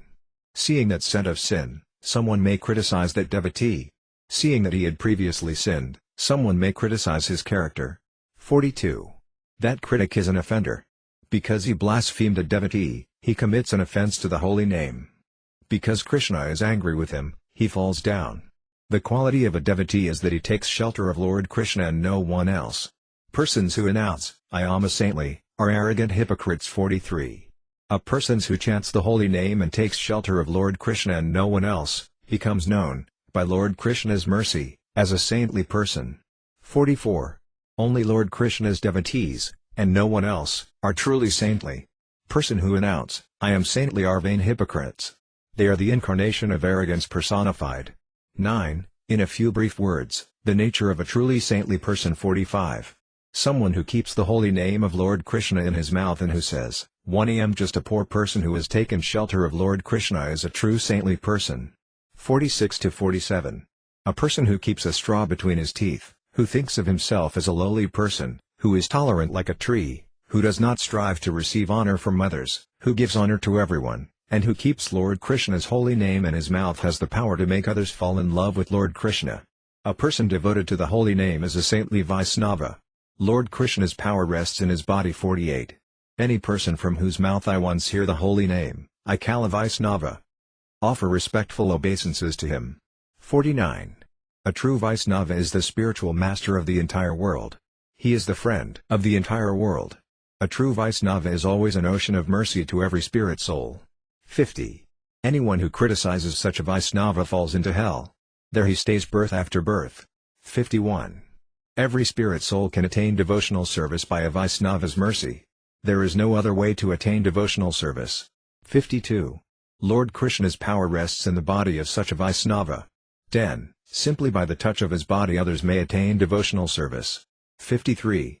Three things are very powerful: the nectar that is food or drink touched by a Vaisnava's lips, the water that has washed his feet, and the dust that has touched his feet. A Vaisnava's powers. 54. If for a few moments one stays near a Vaisnava, one will come into contact with Lord Krishna's power coming from that Vaisnava's body. 55. When it enters a faithful person's heart, that power makes the body tremble. It makes devotional service arise in that heart. 56. A person who faithfully stays near a Vaisnava finds that devotional service arises within his own heart. 57. From the moment Lord Krishna's holy name enters his mouth, by the holy name's power he attains all good qualities. To find fault with a Vaisnava is blasphemy of a Vaisnava, criticizing a Vaisnava's birth, his previous faults, the almost completely destroyed remnant of his previous faults, and his momentary lapses. 58-59. A person who criticizes a Vaisnava birth, previous faults, the almost completely destroyed remnant of his previous faults, or his momentary lapses is a fool who will be punished by Yamaraja. 11. 60. Lord Krishna will not forgive anyone who criticizes a true Vaisnava, a Vaisnava in whose mouth the glories of the holy name stay. 61. Anyone who, turning away from Dharma, Yoga, Yajya, and the Jnana part of the Vedas, instead worships Lord Krishna's holy name is the best of persons. A saintly person who takes shelter of the holy name does not blaspheme the demigods or other scriptures. 62. A pure saintly person who takes shelter of the holy name does not blaspheme the demigods or other scriptures. 63. Whether he be a householder or a sannyasi, I yearn to attain the dust of such a saintly person's feet. 64. A Vaisnava's level of advancement in spiritual life is determined by the extent of his attraction to the holy name. 12. 65. His Varnasrama status, wealth, learning, youthfulness, handsome features, bodily strength, or host of followers have no bearing on his spiritual status. 66. Therefore a person who takes shelter of the holy name will avoid criticizing saintly devotees. That is his nature. 67. A true devotee takes shelter of the holy name and engages in pure devotional service. He becomes like devotional service personified. A so-called devotee who has no devotion for the Lord is a grotesque person, a monster. 68. A person who blasphemes a saintly devotee has no status in devotional service. His offense turns him into a non-devotee. 69. Therefore a true devotee should avoid criticizing saintly devotees. He should be devoted to them. Association with saintly devotees and service to them are the activities of the true religion. Bad association is of two kinds. Of the two, improper association with women 70. A Vaisnava should always avoid the association of ordinary people. By associating with non-devotees one comes to criticize saintly devotees. 71. Bad association is of two kinds. This all the scriptures say. 13. Of these two improper association with women is one kind of bad association.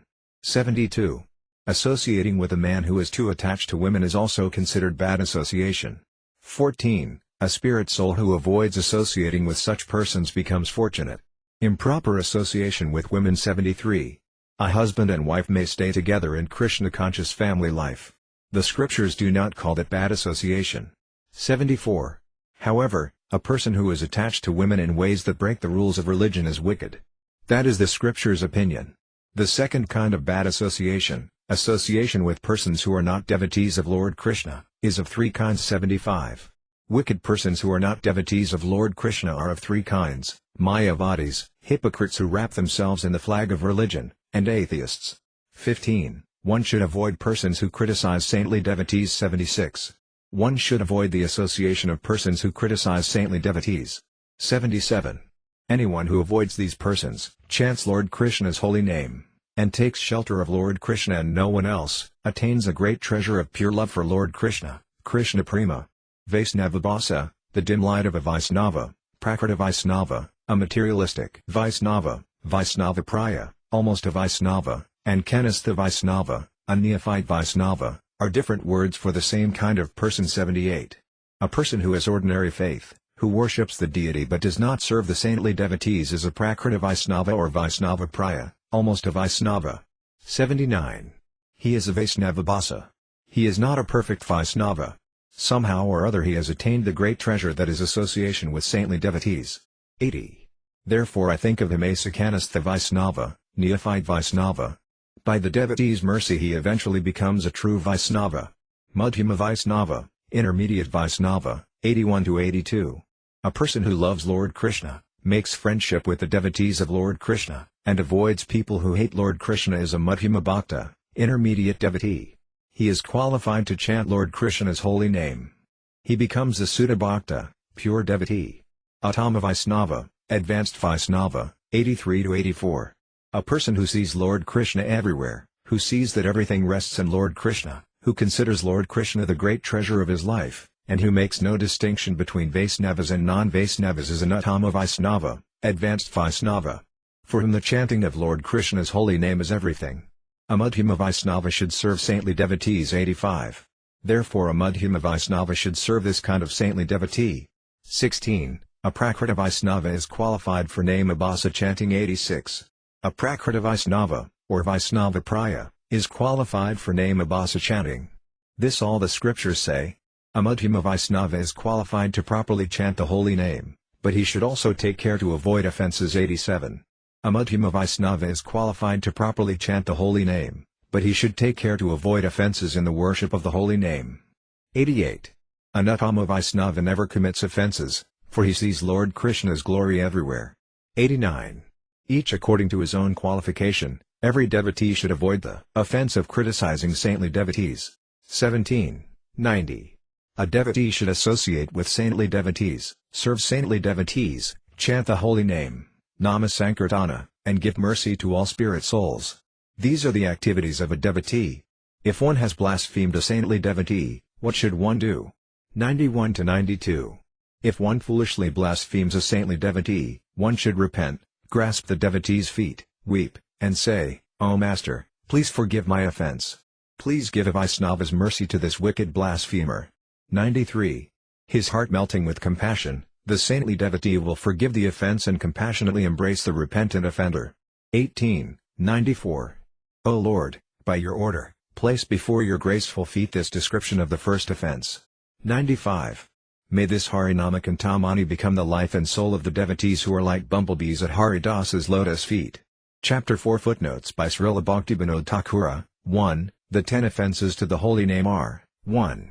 To blaspheme the devotees who have dedicated their lives for propagating the holy name of the Lord. 2. To consider the names of the demigods like Lord Shiva or Lord Brahma to be equal to or independent of the name of Lord Vishnu. 3. To disobey the orders of the spiritual master. Plus. To blaspheme the Vedic literature or literature in pursuance of the Vedic version. 5. To consider the glories of chanting Hare Krishna to be imagination. 6. To give some interpretation on the holy name of the Lord. 7. To commit sinful activities on the strength of the holy name of the Lord. 8. To consider the chanting of Hare Krishna one of the auspicious ritualistic activities offered in the Vedas as fruitive activities, karma kanda. 9. To instruct a faithless person about the glories of the holy name. 10. To not have complete faith in the chanting of the holy names and to maintain material attachments even after hearing so many instructions on this matter. 2. The direct qualities are called svarpa. The other qualities, which are like visitors or guests, are called tadastha. 3. A person who marries within his varna is called a gaza. A celibate student who is no time married is called a brahmachari. A person who, growing old with the years, goes to live in a forest is called a vanaprastha. A person who becomes renounced and leaves his home is called a nyasi or sannyasi. 4. Raghunatha, who appeared in this world as the tilaka mark of a family of kayasthas, lived in Saptagrama. Called Dasagosvami, he is counted among the 6 Gosvamis.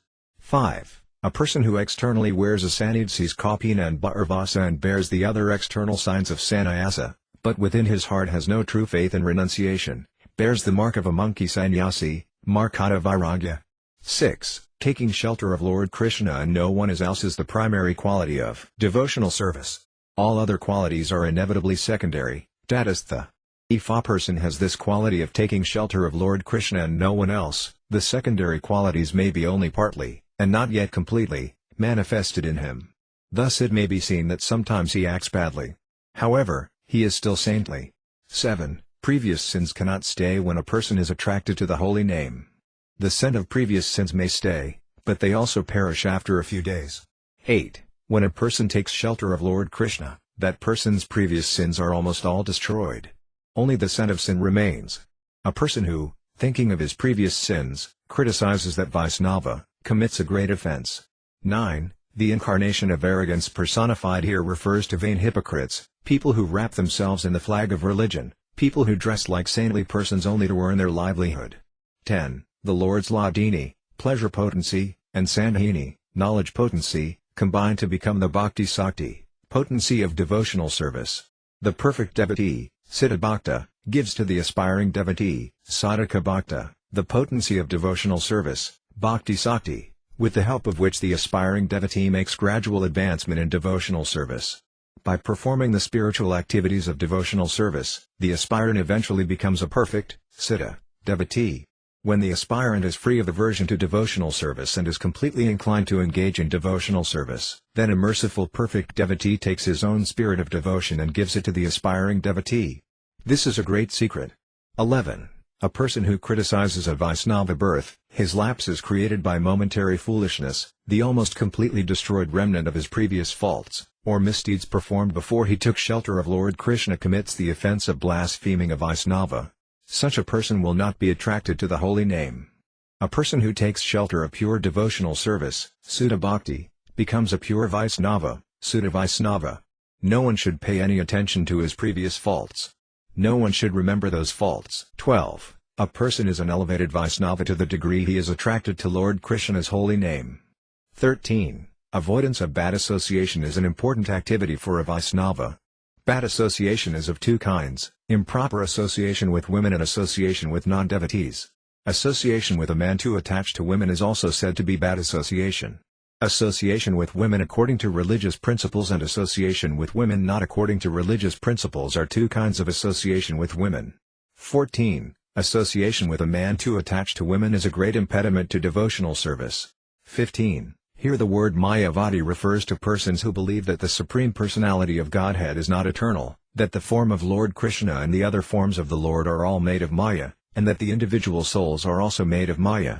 The hypocrites who wrap themselves in the flag of religion are persons who have neither devotion nor renunciation in their hearts and are only cheaters wearing the garments a saintly person would wear and putting on a show of performing spiritual activities. 16. A pure Vaisnava is considered more exalted than a Madhyama Vaisnava. A Madhyama Vaisnava considers one person a Vaisnava and another person not a Vaisnava. And why not? Such a person needs to serve a pure Vaisnava, Suddha Vaisnava. If he abandons the understanding that some people are Vaisnavas and others are not Vaisnavas, then the Madhyama Vaisnava commits an offense to the Vaisnavas, Vaisnavaparada. A Madhyama Vaisnava should earnestly seek out a pure Vaisnava, Suddha Vaisnava, and serve him. An Uttama Vaisnava, pure Vaisnava, makes no distinction that one person is a Vaisnava and another person is not a Vaisnava.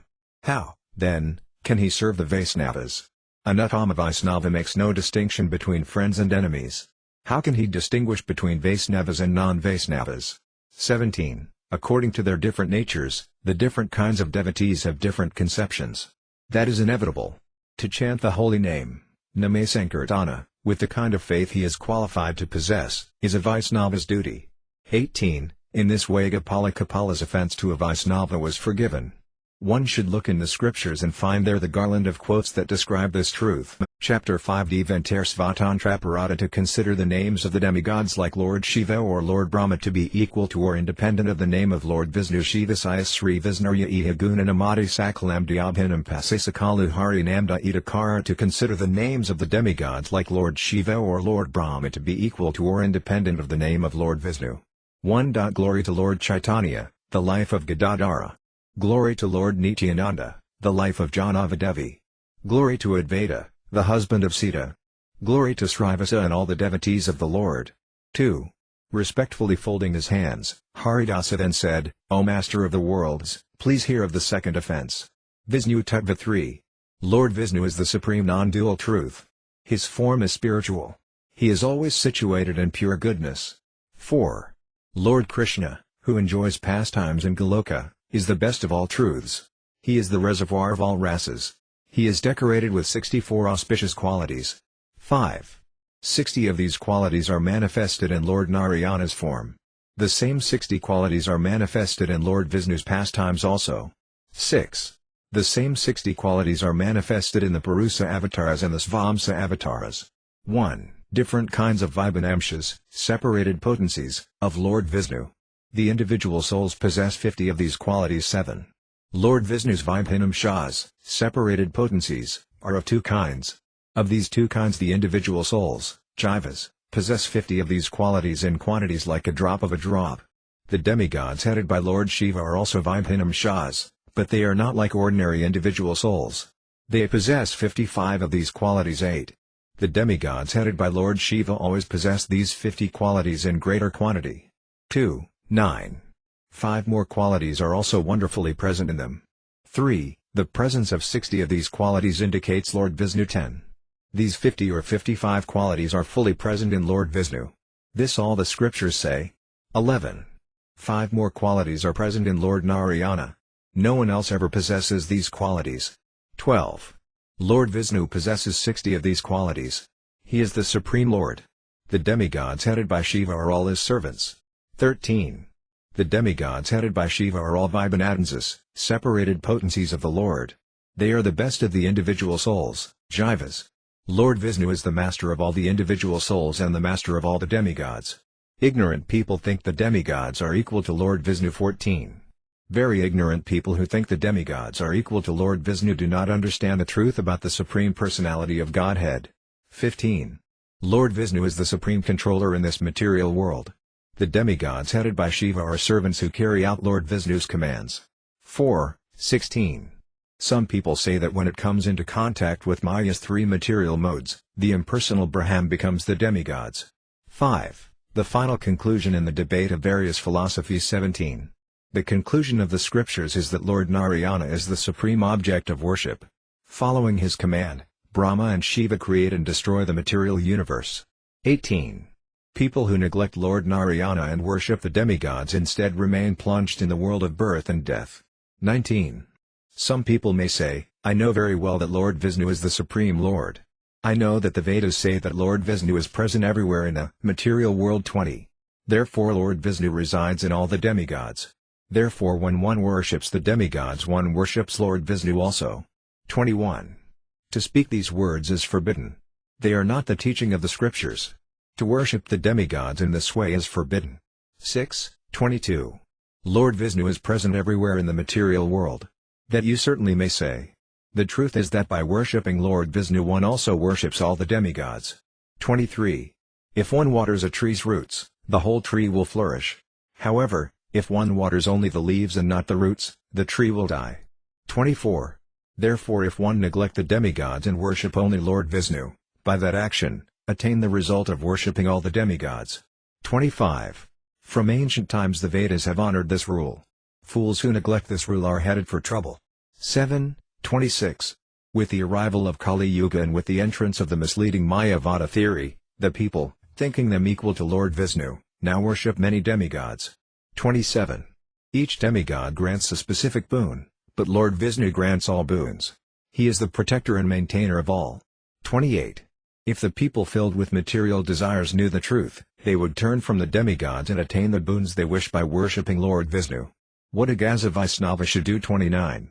A Gaza who is a devotee of Lord Vishnu should unhesitatingly worship Lord Vishnu with his every deed. 30. Chanting Vedic mantras in various rituals, sanskaras, beginning with Garbhodana Satanskara and ending at the cremation ground, he should worship Lord Vishnu. 31. Following the command of the Vedas, he should worship Lord Vishnu and the Vaisnavas. To the demigods and Pitas he should offer the remnants of what was offered to Lord Vishnu. 32. Persons who in their worship of the demigods and offering of Shraddha to the Pitas follow the ideas of the Mayavadis perish because of their offense. 33. Thinking the demigods are independent of Lord Vishnu, they commit an offense to the holy name. By that offense their progress in devotional service is blocked. 34.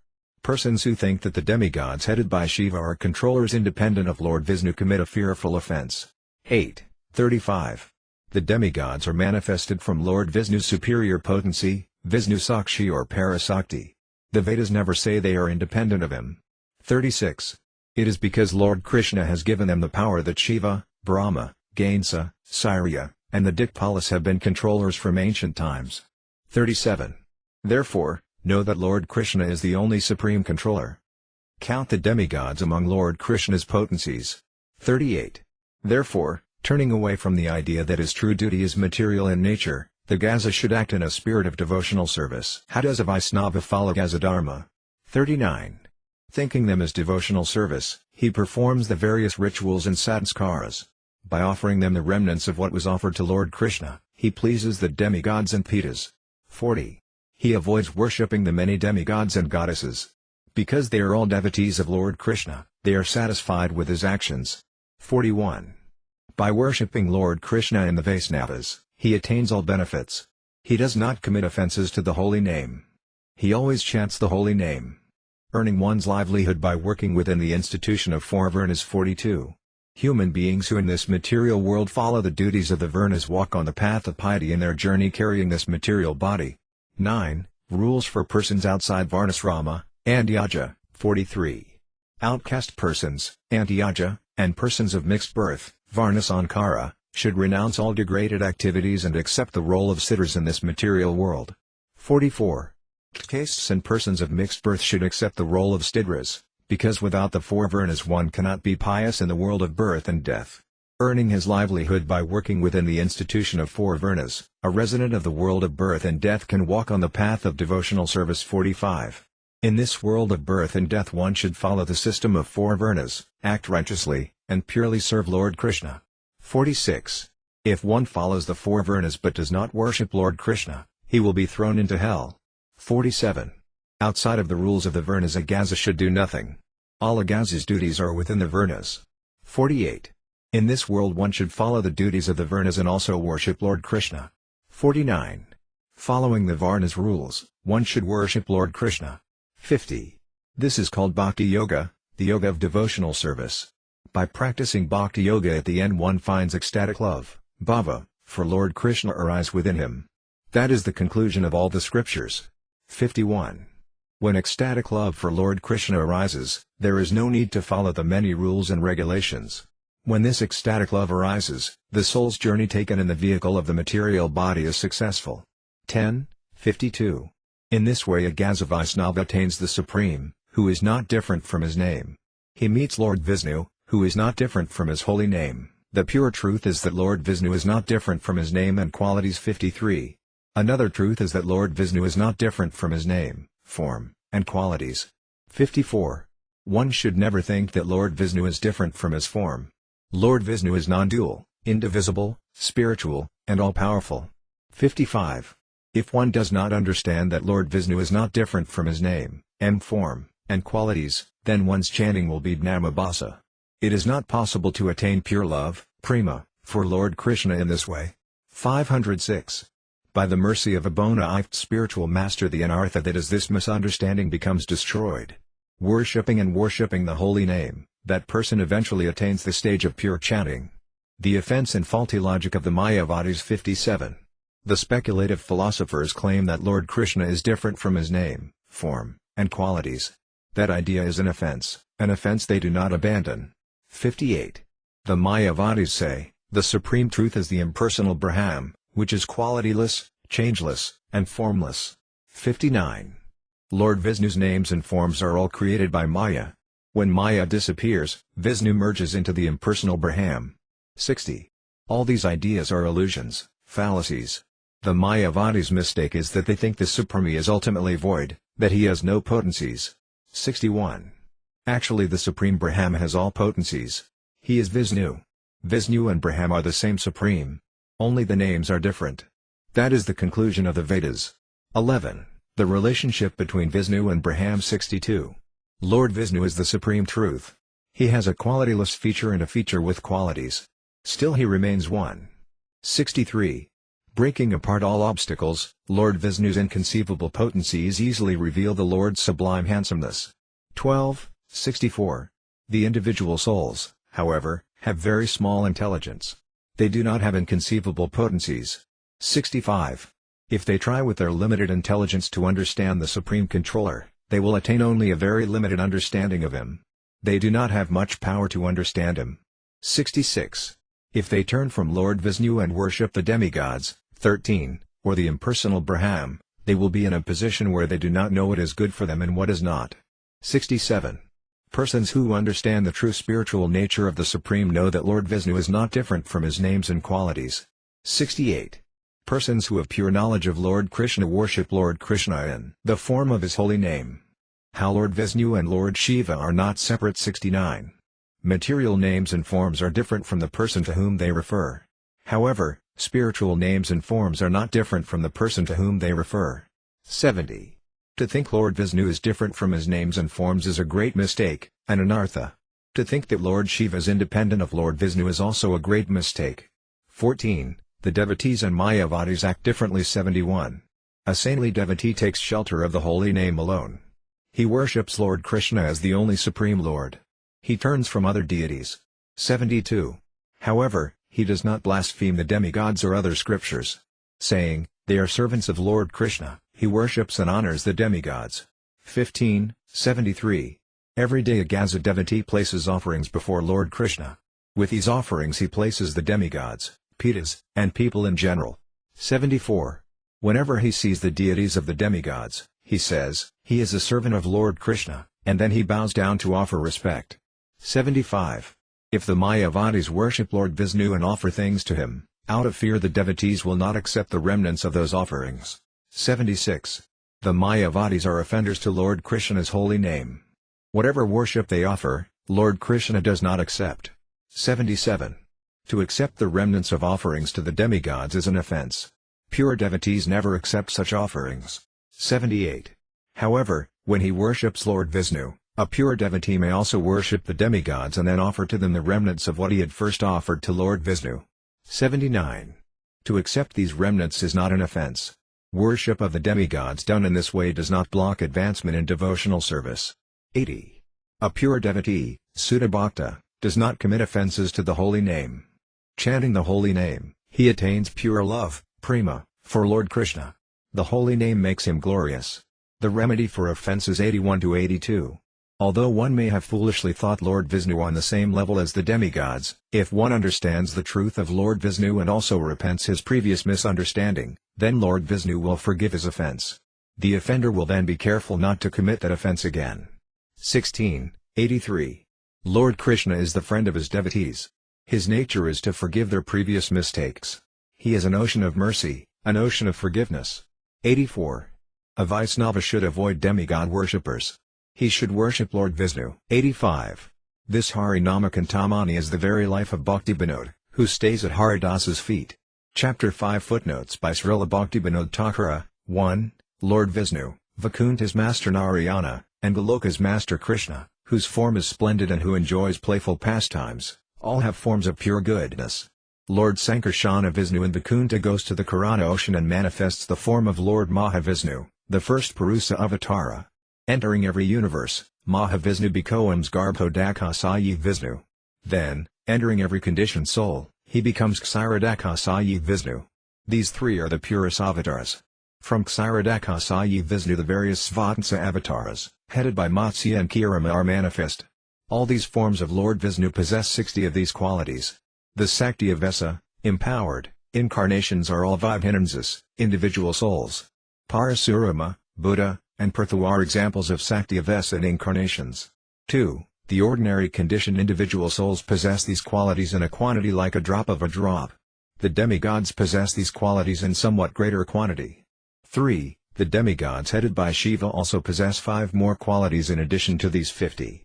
However, they do not possess the qualities in fullness, as the forms of Lord Vishnu do. 4. That they carry out his commands means that they are his servants. 5. This is a Mayavadi idea. They say, when it comes into contact with the 3 modes of material nature, the qualityless impersonal Brahman becomes the demigods. 6. One should not say, Lord Vishnu resides in all the demigods, and then proceed to worship the demigods separately from Lord Vishnu. Rather, one should simply worship Lord Vishnu. In this way one honors all the demigods. There is no need to worship the demigods separately from worshipping Lord Vishnu. 7. Trouble and calamity are in the future for they who worship the demigods. The worship of Lord Vishnu is situated in pure goodness. It is eternal and it is endorsed by the Vedas. Fools do not understand this. 8. People who, thinking, Vishnu is one god, Shiva and the other demigods are other gods, worship the demigods thinking them all equal gods, commit an offense to the holy name. Other people who, thinking, the demigods are Lord Vishnu's gun avatars or Lord Vishnu's servants appointed to specific posts, worship the demigods do not commit an offense to the holy name. The demigods are Lord Vishnu's potencies. They get their powers from him. They have no power independently. 9. During his stay in Amtarala body in the material world, the soul should follow the Varnasrama institution. That institution is the eternal religion, Santana Dharma. The Varnas were established by great sages in the holy land of India. If they are present in other countries they are not in their original pure form, although in some form they are widespread at the present time. Without first accepting the divisions of the Varnas, divisions that correspond to the different natures of different human beings, one cannot attain perfection. Gradually, becoming fortunate, the outcasts, Antyaja, and persons of mixed birth, Varnasankara, may become sinless, act purely, and enter Lord Krishna's family. These rules are eternal. 10. As long as he is in the stage where he must follow rules and regulations, the conditioned soul should follow Varnasrama. However, as he worships and worships the Lord, the soul eventually finds that ecstatic love, bhava, for the Lord rises within him. When love rises within him, the soul becomes beautiful in nature. Then he may send the rules and regulations away, for he has risen above them. The people in general cannot understand this stage. Pure ecstatic love, Sudha bhava, appears by its own wish. 11. The Mayavadis are small-minded. Seeing variety in the material world, they assume the spiritual world must have no variety. Because their faith is not complete, they imagine that the Supreme is dry and impersonal, without nectar. They will not accept the truth that the Supreme has names, forms, qualities, and pastimes. They think the impersonal Brahman manifests itself in the form of Lord Vishnu. The Mayavada theory is a great calamity for the individual souls. Staying far away from the narrow-minded Mayavada ideas, the pure devotees, Sudha Bhakta, have unflinching faith that the Supreme Personality of Godhead is not different from his names, forms, qualities, and pastimes. 12. Firmly accepting the Supreme Lord's inconceivable potencies, the devotees pay no attention to his qualityless impersonal aspect. They throw far away all the logical objections spoken by the Mayavadis. 13. Persons who turn away from the worship of Lord Vishnu, whose feet are worshipped by all the demigods, are people whose intelligence is broken into pieces. Thinking the Supreme is the impersonal Brahman and everything is all one, they have no power to understand what is good for them and what is bad. 14. It is a mistake to think that Lord Vishnu is different from his names, forms, qualities, and pastimes. Persons who think Shiva and the demigods are independent of Lord Vishnu are people whose knowledge is broken. 15. Devotees of Lord Krishna do not blaspheme the demigods or other scriptures. Why not? Because the devotees throw far away the illusions of dry logic. The non-devotional scriptures and the worship of the demigods are meant for certain souls. It is the only path for them. The different scriptures are meant for different kinds of people, but all these scriptures strive to make their followers into devotees of Lord Krishna at the end. Therefore the devotees do not criticize the worship of the demigods or the non-devotional scriptures. That criticism is an offense. Giving up all criticism of the non-devotional scriptures and all ideas that the demigods are independent of Lord Vishnu, one attains the mercy of the goddess of pure devotion, Sudha Bhaktir Karpa. 16. In the entire world there is no atonement better than remembering Lord Vishnu. Everywhere in the Vedas it is said that Brahman is in distress should gaze on Lord Vishnu's feet. Remembering Lord Vishnu's holy name and gazing on Lord Vishnu's feet are the same. That is said, Chapter 6 Gurvavahiya to disobey the orders of the spiritual master, Guru Ravaha to disobey the orders of the spiritual master. 1. Glory to the Pafika Tattva. Glory to Sri Sri Radha Madhava. Glory to Navadvipa, Vraya, the Yamuna, and the Vaisnavas. 2. Haridasa said, O Lord, now, we'll describe the third offense. 3. By your command I will elaborately describe all the offenses that come from disobeying the spiritual master. 4. After wandering through many different species of life, a very fortunate soul will attain the rare human body. 1. Still, that body is also temporary. 5. If he does not struggle to attain the supreme auspiciousness, the soul will again take birth in another temporary body and again die. 6. Therefore it should be clearly understood that the human body is very rare and difficult to attain in this world of birth and death. A soul residing in the world of birth and death must take shelter of a bona fide spiritual master. 7. Taking shelter of the spiritual master, who is the captain of the ship. 2. And with the help of Lord Krishna, the soul crosses over the ocean of birth and death. 8. The soul should humbly speak to a bona fide spiritual master, who is a peaceful devotee of Lord Krishna. Satisfying the spiritual master, the soul accepts initiation in the worship of Lord Krishna. In that way the soul is able to cross over the ocean of birth and death. 9. Sincerely placing his thoughts in Lord Krishna, he sends useless material logic far away. Abandoning that illogical so-called logic, he takes shelter of the true philosophy. Then he accepts a mantra from his spiritual master. 10. In this way a householder staying in Varnasrama takes shelter of a bona fide spiritual master. If among the Brahmanas or other higher Varnas a suitable person is present, he should accept it as spiritual master. 11. If he possesses devotion to Lord Krishna, a Brahmana is the spiritual master of all Varnas. 12. If a suitable person is not present in the Brahmana families, one should accept initiation from a spiritual master born in another kind of family. It is proper for a householder to accept a spiritual master from the higher Varnas. The prospective spiritual master and disciple should examine each other to see if they are qualified as master and disciple. Personal qualifications are more important than Varna. 13. A person who knows the science of Krishna is qualified to become a spiritual master. 14. Whether he is born as a Brahmana or a Sidra, or whether he is a Gaza or a Sannyasi, a bona fide spiritual master is like a Kalpavruksha tree. 15. The Varna of the spiritual master is not very important. His personal qualifications are what is important, what is needed. If one sees that a person has these qualifications, one should have faith in him as a spiritual master. 16. Personal qualifications are the root of a person's qualification to be a spiritual master. Such a spiritual master is like pure gold. If one meets such a person among the higher Varnas, then that person is also like gold. 3. A person who has renounced Gaza life should take shelter of a spiritual master who is not a Gaza. 17. A person who, for whatever reason, renounces Gaza life and accepts another asrama, and who at the end has not found direction in spiritual life should seek out a saintly spiritual master. 18. Everyone agrees that a non-Gaza spiritual master is best for such a person. Accepting Diksha, initiation, and seeks instruction from that spiritual master, the disciple swims in the nectar of the holy name. 4. The Gaza devotee who renounces Gaza life should not abandon his previous spiritual master. 19. A Gaza devotee who accepts renunciation should renounce the duties of Gaza life. Still, for his entire life he should continue to accept the shelter of his previous spiritual master's feet. 20. Among Gazas, a Gaza spiritual master, if he is a pure devotee, Sutta Bhakta, is glorious. However, a Gaza spiritual master is not very good for a non-Gaza disciple. One should always accept a spiritual master who is appropriate. 5. 21. Attaining a bona fide spiritual master, one should worship him and worship him. When ecstatic love, bhava, arises within him, the devotee becomes disinterested in Gaza life. Abandoning Gaza life, he accepts the order of renunciation. A devotee who accepts the renounced asrama should accept a renounced spiritual master. 22. A person who has renounced Gaza life should accept a spiritual master from the Sannidha asrama. 6. Taking shelter of his feet, from him the devotee learns renunciation. That spiritual master is a kalpavriksha tree of good instruction. Diksha Guru, initiating spiritual master, and Siksa Guru, instructing spiritual master, must be honored equally. 23.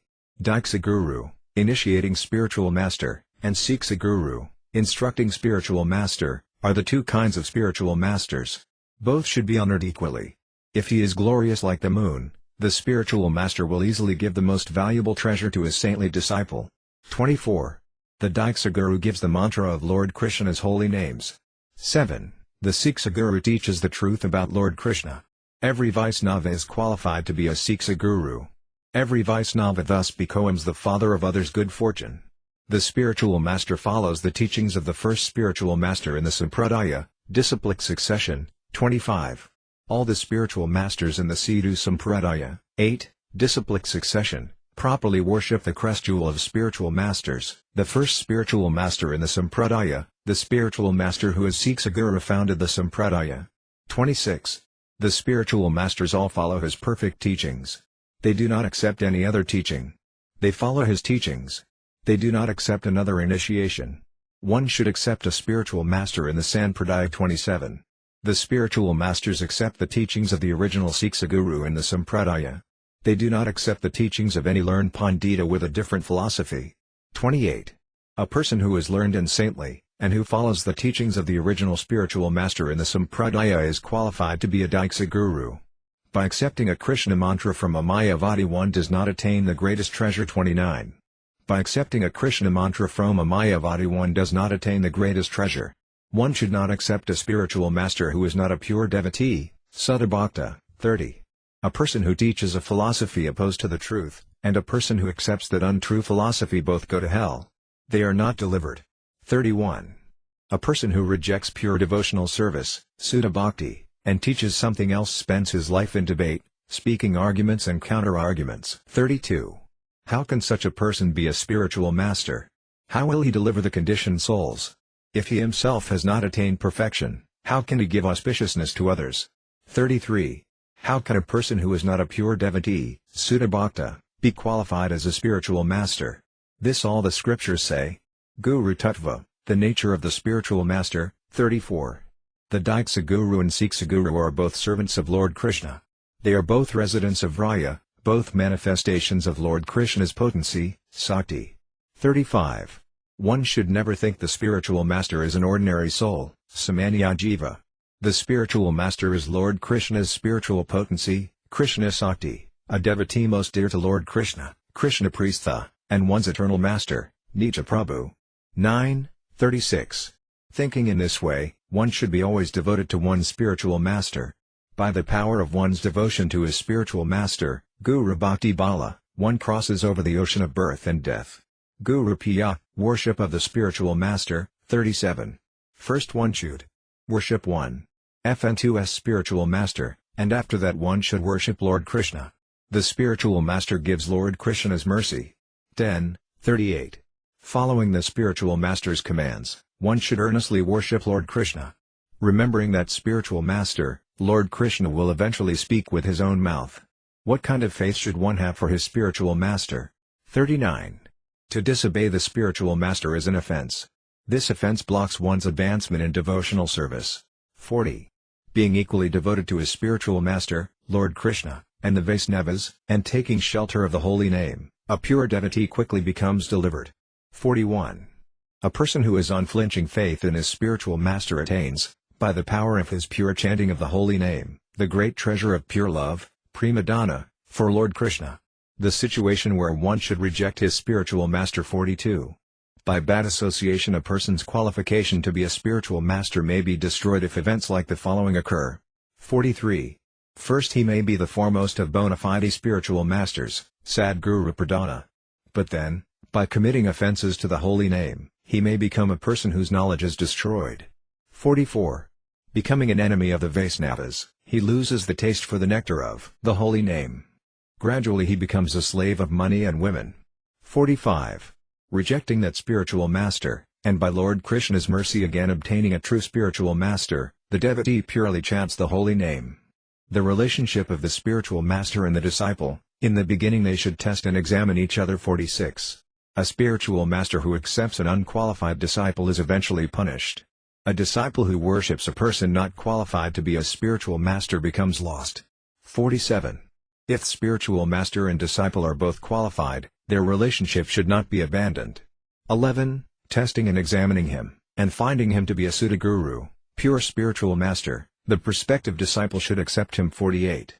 A person who disobeys his bona fide spiritual master is the greatest sinner and the greatest offender in the world.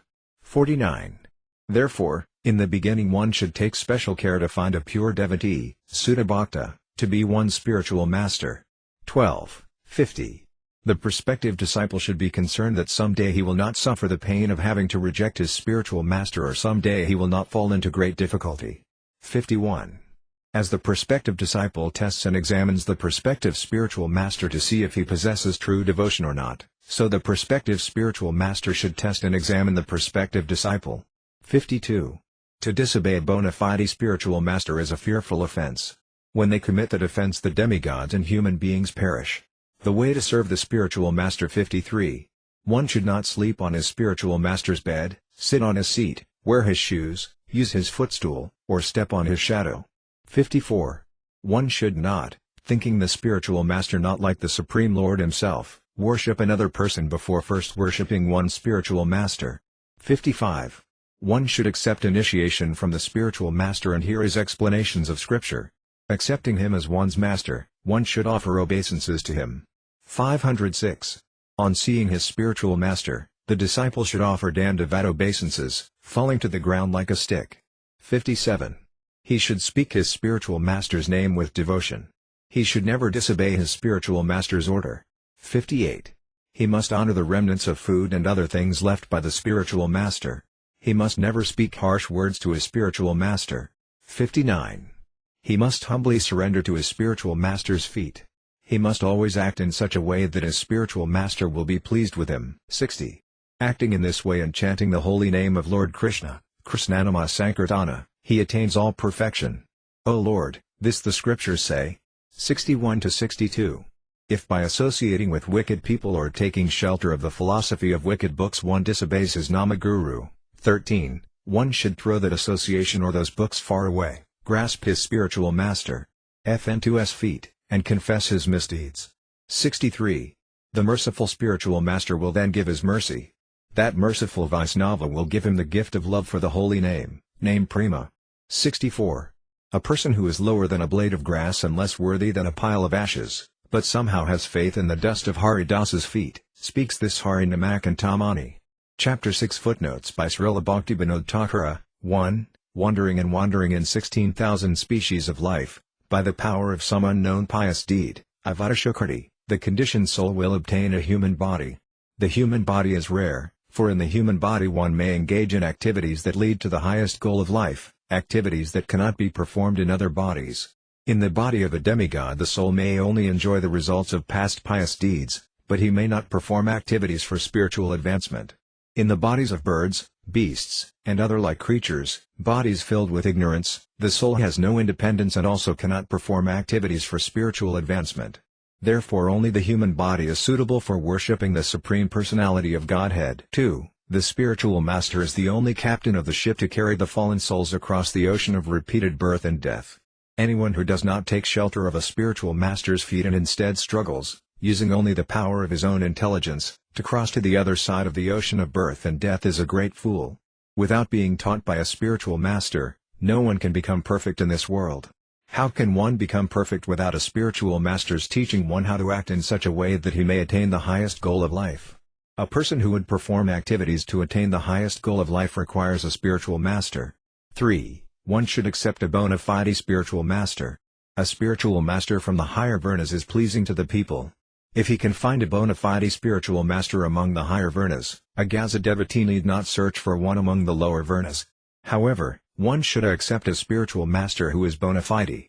One should not accept a family guru from the higher Varnas if that person is not qualified as a bona fide spiritual master.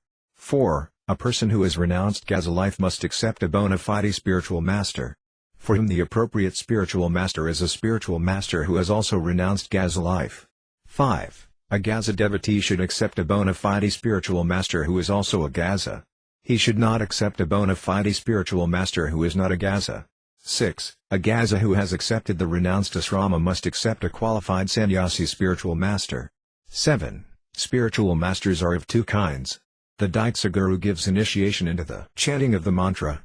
The Siksa Guru gives instruction about the relationship between the Supreme Lord and the individual souls and about other spiritual topics also.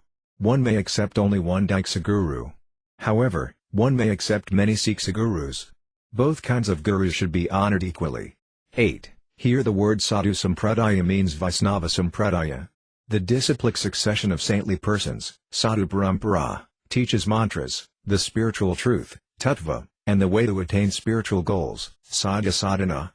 Keeping oneself protected from the evil sampradayas of the Mayavadis and others, one should accept a spiritual master from one of the good sampradayas. One should honor the teachings given by the original Acharya of the good sampradayas. Sri Ramanuja, Sri Madhavamuni, Sri Nimbarka, and Sri Visnuswami are the original Acharyas of their respective sampradayas. Madhavamuni is the original Acharya of our sampradaya. 9. One should not think the spiritual master is an ordinary man. The Vaisnavas say the spiritual master is a person empowered by Lord Krishna or that he is a personal associate of Lord Krishna. The Mayavadis say the spiritual master is Lord Krishna himself. That is not the opinion of the pure Vaisnavas. By accepting the Mayavada philosophy one ruins his spiritual activities. 10. First one worships the spiritual master by offering him a seat, asana, washing his feet, padya, offering water, urghya, bathing water, snanya, garments, vastra, and ornaments, abharana. After worshipping him, with his permission one may worship the divine couple Sri Sri Radhakrishna. Prasadam, nectar drinks, and other things should be offered first to the spiritual master. Then they may be offered to the other Vaisnavas and to the demigods. In this way one may offer prasadam to the Pitas. 11. The relationship between the spiritual master and the disciple is eternal. That relationship may not be broken. However, if the spiritual master is wicked, the disciple may break the relationship, and if the disciple is wicked, the spiritual master may break the relationship. Otherwise, neither may break it. One may search the scriptures for various quotes to describe the situations where this relationship may be broken. 12. Before the spiritual master is accepted, the spiritual master and the prospective disciple should test and examine each other. That is the teaching of the scriptures. This does not refer to a family guru, Kula guru. A family guru is not qualified to be a bona fide spiritual master. Before one accepts the spiritual master, the prospective disciple should examine to see if the prospective spiritual master is a true saintly spiritual master or an unqualified pretender. If at the time when one should test and examine the prospective spiritual master, the prospective disciple does not make a great effort to thoroughly test and examine him, that disciple is very unfortunate. If one accepts an unqualified family guru, one must, honoring him and speaking prayers, leave him and search for a true bona fide spiritual master. This one must do. 13. The word Namaguru means the person who teaches the supremely exalted nature of the holy name or the person who gives the mantra of the holy names. Such a person is a Namaguru. The Diksa Guru is the Namaguru. Here Nama means the mantra of the holy names. The holy name is not different from that mantra. The word Nama may also be interpreted to mean he who speaks. In this interpretation the Namaguru is the person who speaks the mantra. Chapter 7 Sruti Sastra Ninda to blaspheme the Vedic literature or literature in pursuance of the Vedic version. Sruti Sastra Nindanam to blaspheme the Vedic literature or literature in pursuance of the Vedic version. 1. Glory to Lord Chaitanya, to Lord Gadadhara, and to Lord Nityananda. Glory to Advaita, the husband of Sita. Glory to all the devotees of the Lord. 2. Haridasa said, Lord, now I will describe the fourth offense, to blaspheme the Vedic literature or literature in pursuance of the Vedic version, an offense that stops the nectar of devotional service. The Vedic scriptures are the only evidence for the truth. 3. The Shruti Sastra, Vedas, Upanishads, and Puranas are manifested from Lord Krishna's breathing. In every situation they are the best evidence for the truth. 4. The Vedic scriptures are especially evidence for the truth of what lies beyond the world of matter. 5. The material senses cannot perceive what lies beyond the world of matter. Without Lord Krishna's mercy one cannot see or experience that world. 1. 6. Human knowledge is plagued by 4 defects: imperfect senses, karanapadava, mistakes, Brahma, the tendency to cheat, vipralapsa, and illusions, pramada. 7. The 4 Vedas are free from these defects. Without the Vedas one cannot walk on the path to the highest spiritual goal of life. 8. Being very merciful to the souls imprisoned by Maya, Lord Krishna took the wisdom of the sages, too, and gave it to the imprisoned souls in the form of the Vedas, Puranas, and other scriptures. The 10 root teachings and 9 truths of the Vedic scriptures. 9. You'll know that the Karma Kanda and Jnana Kanda parts of the Vedas are worthless like 2 piles of ashes. Only the Vedas teaching about pure devotional service is sublimely good, the best of all truths. 10. The souls in the material world are bewildered by Maya. After first purifying them with the processes of karma and jnana and thus making them qualified, Lord Krishna teaches the conditioned souls the truth about pure devotional service, Sudha Bhakti. 3. 11. The words of the Vedas are the best evidence. This evidence reveals 9 truths. The teachings of the Vedas may also be described as Sambandha, the relationship between the individual souls and the Supreme Lord, Abhyaya, the activities of that relationship, or devotional service, and Prayana, the soul's true need, which is to love the Supreme Lord. 12. The 10 root teachings of the Vedas destroy the soul's ignorance and enlighten them with transcendental knowledge. 4. 1. Lord Krishna is the one supreme truth. 2. He possesses all potencies. 3. His form is sweet like nectar. 13. The first teaching is that Lord Krishna is the one supreme truth. His complexion is dark. He is the master of all potencies. His form is sweet like nectar. 14. He delights the individual souls. He stays eternally in his abode in the spiritual sky. 15. These 3 truths about Lord Krishna the Vedic scriptures place in the conditioned souls' hearts. Yiva Tattva, the truth about the individual spirit souls. 16. The second teaching concerns the individual spirit souls, Yiva. The individual souls are separated potencies, Vibhinam Shah, of the Lord. They are infinitesimal spiritual sparks. Their numbers are beyond counting. 5. Eternally conditioned, Nityabhata, and 6. Eternally liberated, Nityamukta, are the 2 kinds of individual spirit souls. 17. The individual spirit souls are of 2 kinds, eternally conditioned, Nityabhata, and eternally liberated, Nityamukta. These 2 kinds of souls reside in the material world and the spiritual world respectively. The conditioned souls, Bhada Yiva, 18. Turning their faces away from Lord Krishna, the conditioned souls accept Maya. In endless material worlds they suffer and enjoy. The liberated souls, Mukta Yiva, 19. The eternally liberated souls worship Lord Krishna. They are Lord Krishna's associates. They enjoy blissful life in the spiritual world. They possess a great treasure of pure love for Lord Krishna. 20. The Vedic scriptures, which are Lord Krishna's maid servants, teach these 3 truths about the individual spirit souls. 7. The individual spirit souls are inconceivably simultaneously one and different from the Lord, Akantaya Dibheta, 21. Whether in the material world or the spiritual world, the individual spirit souls are all simultaneously, inconceivably one and different from the Supreme Lord. 22. The individual spirit souls and the lifeless and inert material energy, indeed everything that exists, are all Lord Krishna's potencies. This the Vedic scriptures say. 23.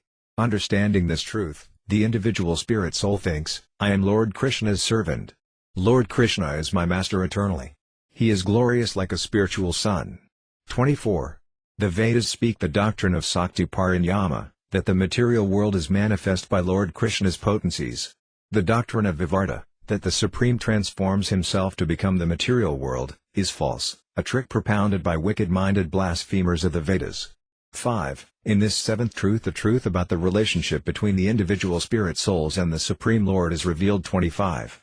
In this seventh truth, the Vedic scriptures teach about the relationship between the individual spirit souls and the Supreme Lord. 26.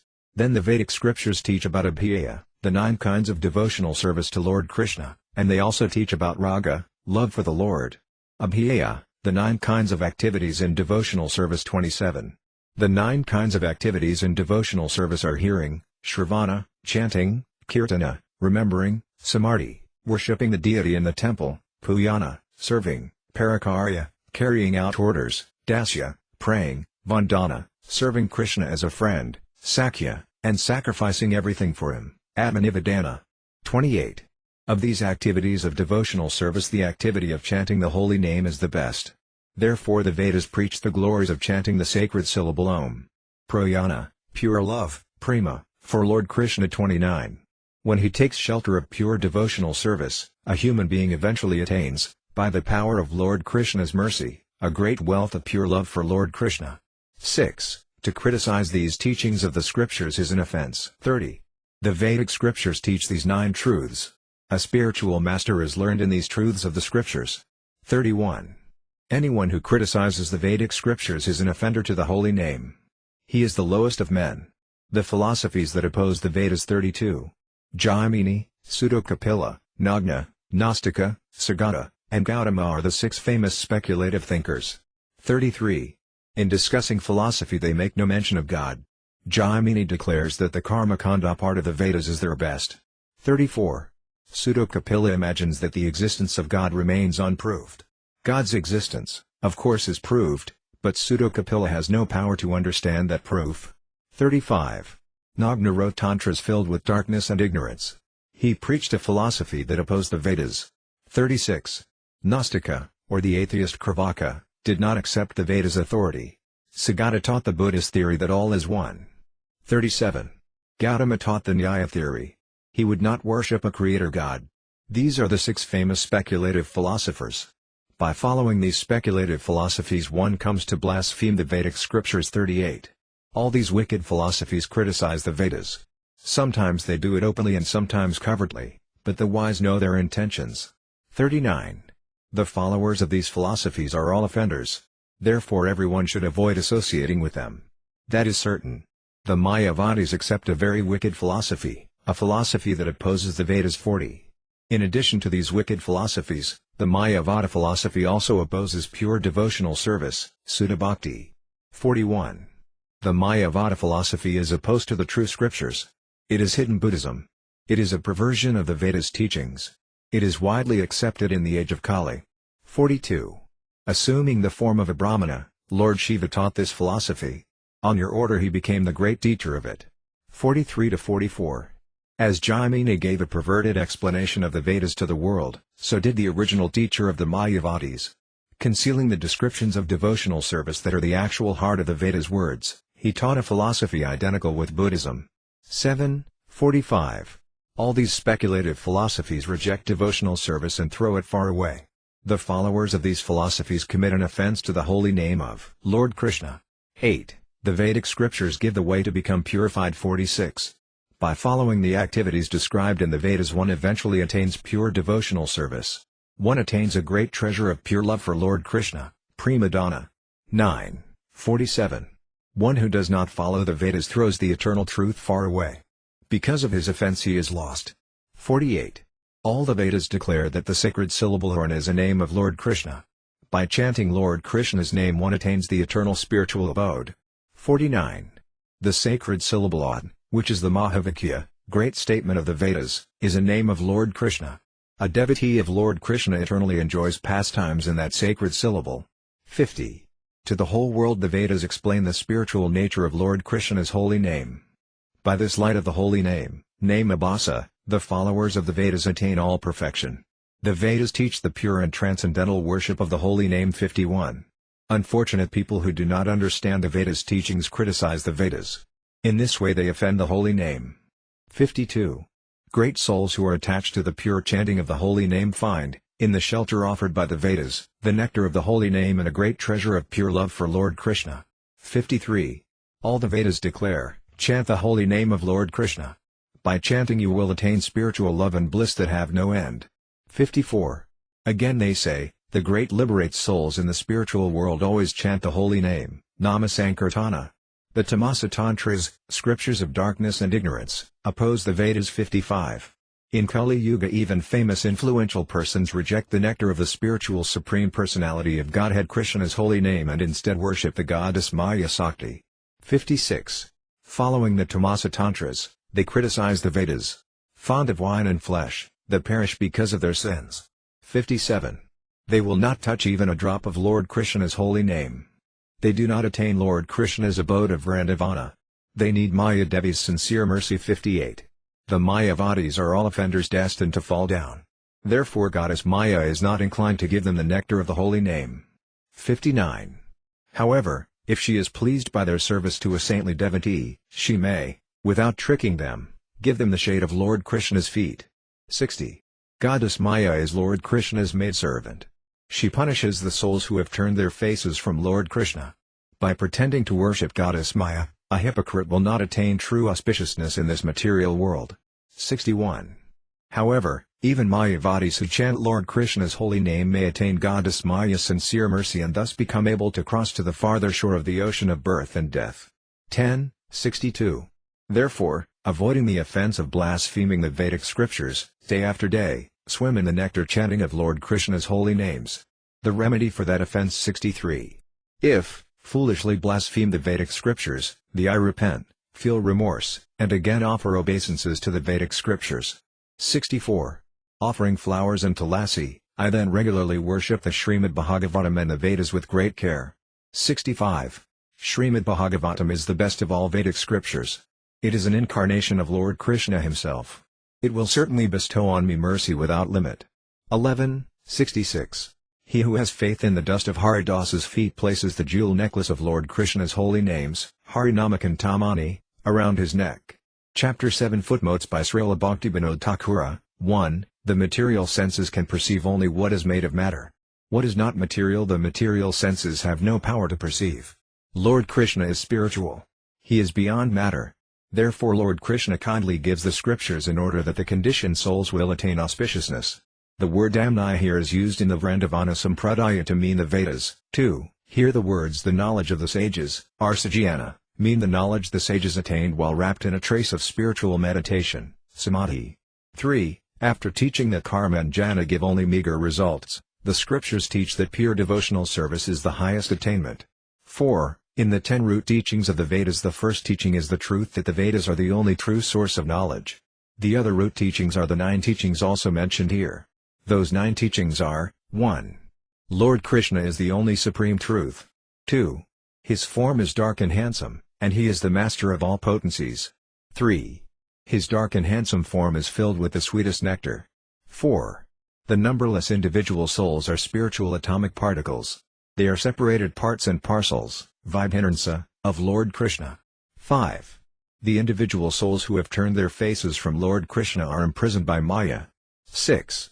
The pure devotees are liberated, free from Maya's prison. 7. The individual spirit souls and the inert world of matter manifested by the Lord's inconceivable potencies are eternally one and different from the Lord. 8. Abhyaya means the 9 kinds of activities in devotional service to Lord Krishna. 9. Pure love for Lord Krishna is the true need, the true goal of life for the individual spirit souls. 5. The Vedas teach that the world is manifested by the Supreme Lord's inconceivable potencies. The idea that the Supreme transforms himself into the world is an idea very opposed to the Vedas. 6. Pure devotional service, Sudha Bhakti, here refers to favorable service to Lord Krishna, service where the devotee has no desire other than the desire for devotional service, and where the devotee is untouched by karma or jnana. That condition of the heart is called pure devotional service. Devotional service mixed with karma or jnana cannot be said to be pure devotional service. One should take shelter of the holy name and engage in poor devotional service. That is the final teaching of all Vedic scriptures. 7. Astavakra, Sutta-Dattatreya, Govindamuni, Gaudapada, Sankara, the followers of Sankara, and the Jaramimamsakas are examples of Mayavadi gurus. The attainment of nirvana is the primary teaching of Buddhism. Although they do not believe in the existence of Brahman, the Buddhists teach that the highest spiritual attainment is merging into the void, a condition identical with the Mayavadis merging into the qualityless Brahman. These philosophies are both very opposed to eternal devotional service. 8. Mayavadis who accept this philosophy and somehow may chant the holy name commit an offense to the holy name. 9. When the primary and secondary meanings of words are both possible interpretations in a given passage, it is not proper to accept the secondary meanings and the interpretation of the passage that goes with them. If the Vedic scriptures are interpreted in this way, according to the primary meanings of the words, it will be seen that the Vedas teach pure devotional service. Primary and secondary interpretations should be seen in this way. 10. In the material world the Mayavadis worship goddess Maya and chant her names like Durga and Kali. Lord Krishna's spiritual potency is his personal potency. Maya is the shadow of that spiritual potency. Gradually purifying them, Goddess Maya convinces the rebellious souls who have turned their faces away from Lord Krishna to turn and face him again. Maya has two kinds of mercy, sincere mercy and cheating mercy. When she gives secure mercy, she gives to the conditioned soul true knowledge and devotional service offered to Lord Krishna. When she gives cheating mercy, she gives to the soul temporary material pleasures. When she is very merciful in this cheating way, she throws the soul into the state of merging with impersonal Brahman. When that happens to the soul, all is lost. 11. Srimad Bhagavatam is the best of all Vedic scriptures. Persons whose auspicious day is late in coming may speak various harsh words to criticize Srimad Bhagavatam. That is their unfortunate nature. Chapter 8 Namurtavada Aparada to consider the glories of chanting Hare Krishna to be imagination and to give some interpretation on the holy name of the Lord. Tatharthavado Harinamni Kalpanam to consider the glories of chanting Hare Krishna to be imagination and to give some interpretation on the holy name of the Lord. 1. Glory to Sri Sri Gaura Gadadhara. Glory to Sri Sri Radha Madhava. Glory to the places of Lord Chaitanya's pastimes. Glory to the Yamuna. Glory to the Vaisnavas. 2.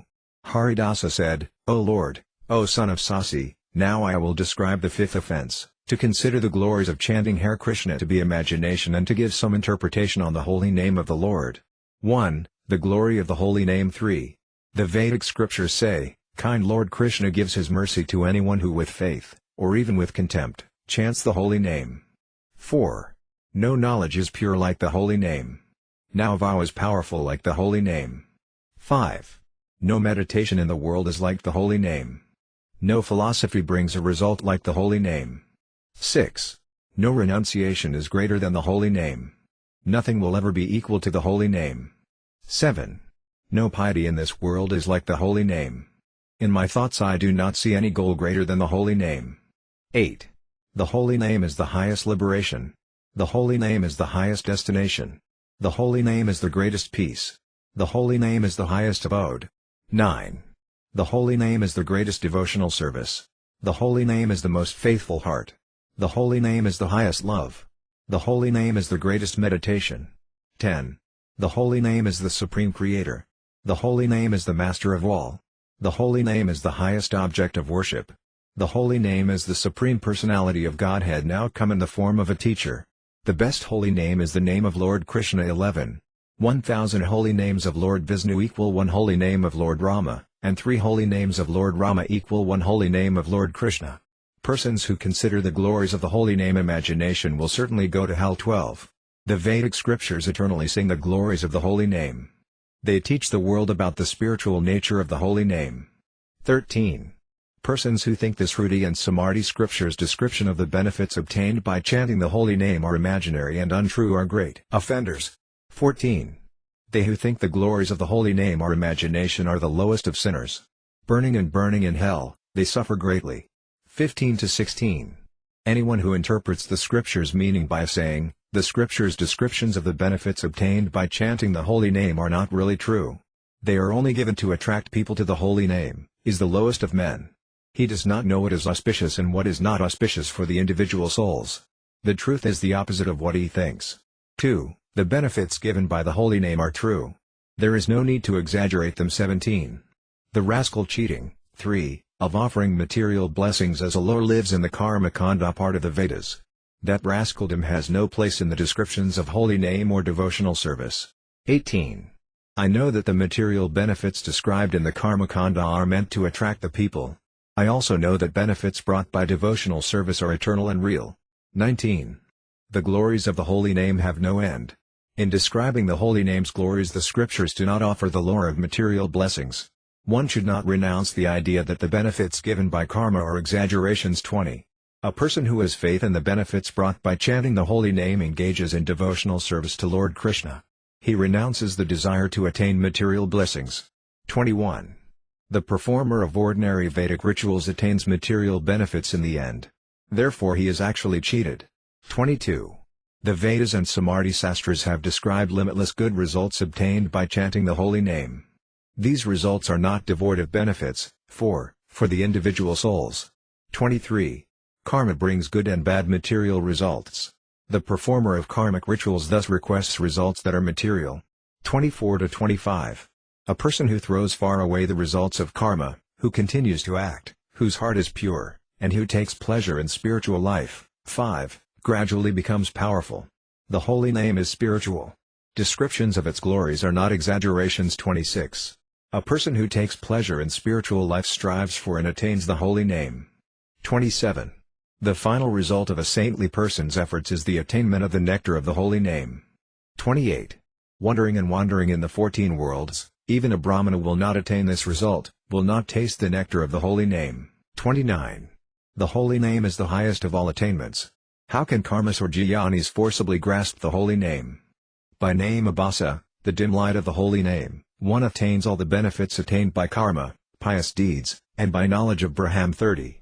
By name abhasa one attains all the results of karma. By name abhasa one meets all the results attained by jnana. 31. By name abhasa one attains a greater result. The holy name has the power to give a result greater than what karma and jnana can give. 6. 32. Therefore the scriptures sing the glories of the benefits given by the holy name. They who purely take shelter of the holy name attain these benefits without doubt. Persons who doubt the benefits attained from the holy name do not attain auspiciousness. 33. They who doubt the holy name's glories are the lowest of men. By that offense to the holy name they fall down. That is certain. 34. In the Vedas, Ramayana, Mahabharata, and Puranas, in the beginning, middle, and end, the holy name is everywhere described. 35. The words of the Shruti Sastra, words that have no beginning in time, describe the benefits attained from the holy name. How can those benefits be exaggerations or imaginations? The holy name's power is limitlessly greater than that of karma or jnana. 36. The holy name and the person to whom the holy name refers are one. O Lord, you have placed all your powers in your holy name and you have placed devotional service to your holy name above all other activities. 37. 0 Lord, you are supremely independent. You are the master of all potencies. By your wish the rules of spiritual life are founded. 38. You have placed material results in karma, and you have placed your nirvana sakti, potency of impersonal liberation, in jnana. Supremely independent, you have done this. 39. O Lord, whose every desire is at once fulfilled, you have placed all your potencies in your holy name. What more may be placed in your holy name? 7. 40. Therefore your holy name possesses all powers. Therefore a wise person will not say that the glories of your holy name are imagination. The remedy for this offense. 41. iPhone commits the offense of thinking the glories of the holy name imagination. One should, placing a blade of grass between his teeth, enter an assembly of Vaisnavas. 8. 42. Staying at the Vaisnava's feet, one should explain his offense. With a sincere heart and with plaintive words one should beg forgiveness. 43. Then the devotees, who well know the glories of the holy name, will forgive the offender and mercifully embrace him. 44. Therefore one should never commit the offense of thinking the glories of the holy name imagination or of giving an imaginary interpretation of the holy name. That offense is Maya's trick. 9. 45. iPhone somehow converses with a person who thinks the holy name's glories are imagination. One should at once jump in the Ganga with all his clothes. 10. 46. A person who has faith in the mercy of Lord Krishna's dear devotees decorates himself with the Cintamani jewels of the holy name, jewels that have taken the form of this book, Harinama Cintamani. Chapter 5 Footnotes by Srila Bhaktivinoda Thakura. 1. To think that the glories of the holy name are imagination is an idea opposed to all the scriptures. The glories of the holy name that are written in the scriptures are not real. They are exaggerations given to attract people to the holy name. A person who speaks words like these commits the offense of thinking the glories of the holy name imagination. The glories of karma and jnana written in the Karma Kanda and Jnana Kanda parts of the Vedas are all exaggerations given to attract people to karma and jnana. But the glories of the holy name are not like that. To think the glories of the holy name are imagination is an offense. 2. A person who has not performed the pious deeds of devotional service will not have faith in devotional service. Therefore attraction to the chanting of the holy name, chanting that is the best of all activities of devotional service, will not take birth in a person who has not performed these pious deeds. Such a person will not believe the descriptions of the limitless benefits brought by chanting the holy name. A person who is attached to only one part of the scriptures has no power to understand the scriptures as a whole. 3. Here the word kaitava means jirtata, rascal cheating. 4. Benefits here means activities by which the individual souls may become elevated. 5. Taking pleasure in spiritual life means taking pleasure in spiritual life and being disinterested in material life. 6. By Namabhasa one attains a result better than the results attained by karma and jhana. By Namabhasa one attains the direct perception of the holy name. That result is much better than anything brought by karma or jhana. Who can doubt it? 7. O Lord, you are the independent Supreme Personality of Godhead whose every desire is at once fulfilled. You have placed all your potencies in your holy name. How can anyone argue with your decision? 8. Assembly of Vaisnavas means an assembly of Vaisnavas who discuss topics about Lord Krishna. 9. Persons who have no faith in the holy name commit the offense of thinking the glories of the holy name imagination. They are cheated and tricked by Maya. 10. It is not right to even look at the face of a person who thinks the holy name's glories are imagination. If one somehow converses with such a person one should, still wearing his clothing, bathe in the Ganga. That is the right thing to do. If the Ganga is not nearby one should, still wearing his clothing, bathe in other pure water. If that is not possible one should meditate on bathing. In this way one will become purified. Chapter 9 Nama Bale Papa Buddha to commit sinful activities on the strength of the holy name of the Lord Namna Baladyasya Hai Papa Buddha Navadyat Tasya Yamir Hai Sati to commit sinful activities on the strength of the holy name of the Lord. 1. Glory to Lord Chaitanya, to Lord Gadadhara, and to Lord Nityananda, the life of Janava Devi. Glory to Advaita, the husband of Sita. Glory to all the devotees of the Lord. 2. Haridasa said, the holy name is made of pure goodness. A fortunate soul will take shelter of the holy name. 3. Very soon his anarthas flee far away. His weakness of heart will not stay. 4. Firmly attached to the holy name, his heart will not remain attached to sins. His previous sins will burn away. His heart will become very pure. 5. Sin is divided into 1. Papa, sin. 2. Papabhiya, the seed of sin, or papavashana, the desire for sin, and 3. Avidya, ignorance, which is the root of sin. These 3 bring suffering to the conditioned souls. 1. 6. Merciful to the other souls, the fortunate souls always acts for their welfare. 7. He cannot bear that the conditioned souls are suffering. He acts to help the souls victimized and troubled by other souls. 2. 8. The thirst in his heart for material sense pleasures becomes very weak. The yearnings of the senses do not stay in his heart. 9. He becomes disinterested in struggling to get money and women. Satisfied by whatever comes with pious and moral deeds, he maintains his life. 10. He accepts activities favorable for devotional service. He does not accept activities unfavorable for devotional service. 11. He thinks, Krishna is my only protector. He thinks, Krishna is the protector of my life. 12. In his heart he does not keep thoughts of tea and mine. 3. He always humbly chants the holy name. 13. How can sinful thoughts or deeds stay in person who in this way takes shelter of the holy name? Previous sins, pravapapa, and the set of sin, papaganda, quickly flee far away. 14. His previous propensity to sin gradually becomes less and less. Quickly he becomes pure. He becomes wise. 15. In the time between sinful and sinless life there is a time of some days where the scent of sin lingers. 4. 16. As one properly chants the holy name the scent of sin quickly perishes. 17 to 18. Lord Krishna promised Arjuna, my devotee will never perish. When there is danger, I will protect him. In this way, O Lord, by your mercy all sins flee from your devotee. 19. They who follow the path of jnana struggle to control the senses. But because they do not take shelter of you, O Lord, they quickly fall down. 20. The great souls who take shelter of you never meet any obstacle. That is the scripture's conclusion. A devotee who accidentally sins need not perform prayasiddha, atonement. 21. A devotee who accidentally sins need not perform prayasiddha, Atonement. G6, 22. That momentary sin does not count. Swimming in the nectar of the holy name, that devotee does not meet misfortune. Committing sin on the strength of chanting the holy name 23 to 24. However, if he deliberately commits sin on the strength of the holy name, a mischief-monger who takes shelter of trying to cheat the holy name attains, because of his offense to the holy name, grief, fear, and death. Accidental and deliberate actions are different. 25. Accidental and deliberate actions are completely different. This truth is revealed in the heart of the devotional scriptures, Bhakti Sastra. 6. The sins of a person who takes shelter of the holy name flee far away. A person whose heart rests in sin commits an offense to the holy name. 26. A human being in the material world who commits a sin should repent, anutapa, and perform atonement, prayasiddha. 27. However, if a person commits sin on the strength of chanting, he is not eligible to perform atonement. His future is very inauspicious. 28. Even after many punishments of Yamaraja he is not delivered from his offense. 29. Even if he thinks of committing a sin in that way he will be punished.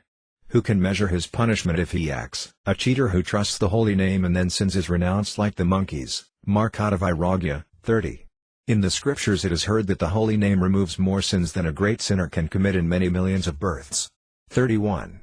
The 5 kinds of sin, including even the greatest sins, flee from name-abhasa chanting of the holy name. This the scriptures say again and again. 32. A cheater who has faith in these truths may try to cheat the holy name. 33.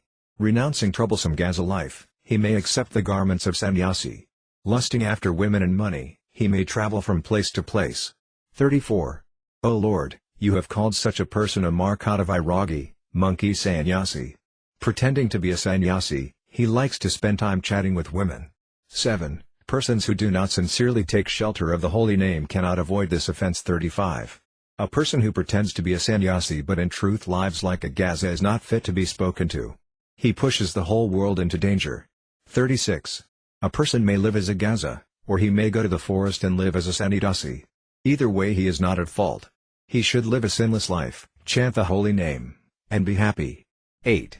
By associating with cheaters, a person whose chanting is name-abhasa will commit this offense. 37. If they associate with bad people, persons whose chanting is name-abhasa will inevitably commit this offense. 38. When pure chanting of the holy name, Sudanama, rises in the heart, the devotee will not commit this offense. The 10 offenses do not touch anyone who purely takes shelter of the holy name. 39. The 10 offenses do not in any way or at any time touch anyone who purely takes shelter of the holy name. 40. The holy name protects anyone who takes shelter of the holy name. Such persons never commit offenses. 41. During the days when pure chanting of the holy name does not yet arisen, one may still fear an attack from the offenses. 42. Therefore if one's chanting is name-abhasa one should flee from the idea of committing sin on the strength of chanting the holy name. For how many days must one struggle to avoid the offenses? 43. Drawing strength from association with devotees who purely chant the holy name, one should take great care to avoid the offenses. 9. 44. When the pure chanting of the holy name appears in one's mouth, the heart becomes passionately attached to Lord Krishna. That heart will never leave Lord Krishna, even for a single moment. 45. During the days when one does not yet chant in this way one should fear the offenses. 46. Especially one should throw far away the offense of committing sin on the strength of chanting. Day and night one's mouth should say, Hari, Hari. 47. By the spiritual master's mercy one will eventually attain true knowledge of one's relationship with Lord Krishna, true devotional service, and true chanting of Lord Krishna's holy name. The remedy for this offense. 48. If one foolishly commits sin on the strength of chanting one should purify himself by staying in the association of pure Vaisnavas. 49. Sinful desires are highwaymen that lay in wait. 10. Pure Vaisnavas are guards that protect travelers on the highway. 50. By chanting the holy name, one loudly calls for the guards. The guards come, and the highwaymen flee. 51. Chant the holy name with love, O my brothers. Do not fear. Hear this. The Supreme Lord himself has said, I will be your protector. 52. A person who, even though he is worthless like a pile of ashes, has taken a vow to serve the Vaisnava's feet, sings this Harinama Cintamani.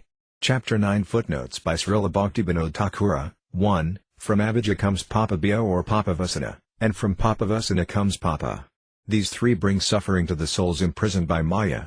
2. Troubled by other souls means souls whose sufferings are created by other souls. 3. I and mine means to be attached to thinking I and mine in relation to the external body made of dull and inert material elements. 4. In this way one becomes attracted to the holy name. The previous condition of life is followed by the later condition of life. The condition of life in between these two conditions of life is called the time between or the intervening time. In that intervening time the heart is not inclined to commit new sins. By continued practice of chanting the holy name, the scent of sin is gradually destroyed. 5. If a devotee accidentally commits some sin he need not undergo any atonement. 6. Sinful acts are of two kinds, accidental and deliberate. When with a steady mind one carefully thinks, I will do this one sin, that is deliberate sin. The two kinds of sin are very different. 7. In relation to Chota Haridasa, Lord Chaitanya criticized such persons, calling them Markata Vairagi, monkey sannyasi. This is described in Sri Caitanya Charitamrita. A sannyasi who talks with women is a Markata Vairagi. 8. A devotee who takes shelter of the holy name may live as a gaza at home, or he may live as a sannyasi in the forest. There is no difference. And why not? If one's gaza life is favorable for chanting the holy name, then the sannyasa asrama may wait. But if his gaza life is not favorable for chanting the holy name, a Vaisnava should leave home and renounce gaza life. 9. Strength from association with devotees means strength from association with pure Vaisnavas. 10. Highwaymen means thieves who rob travelers on highways. Chapter 10 Shraddhahina Jain Namapadesa to instruct a faithless person about the glories of the holy name Asradadhan Vimyat Pyasarn Vadiyasko Padas Ashivanam Aparata to instruct a faithless person about the glories of the holy name.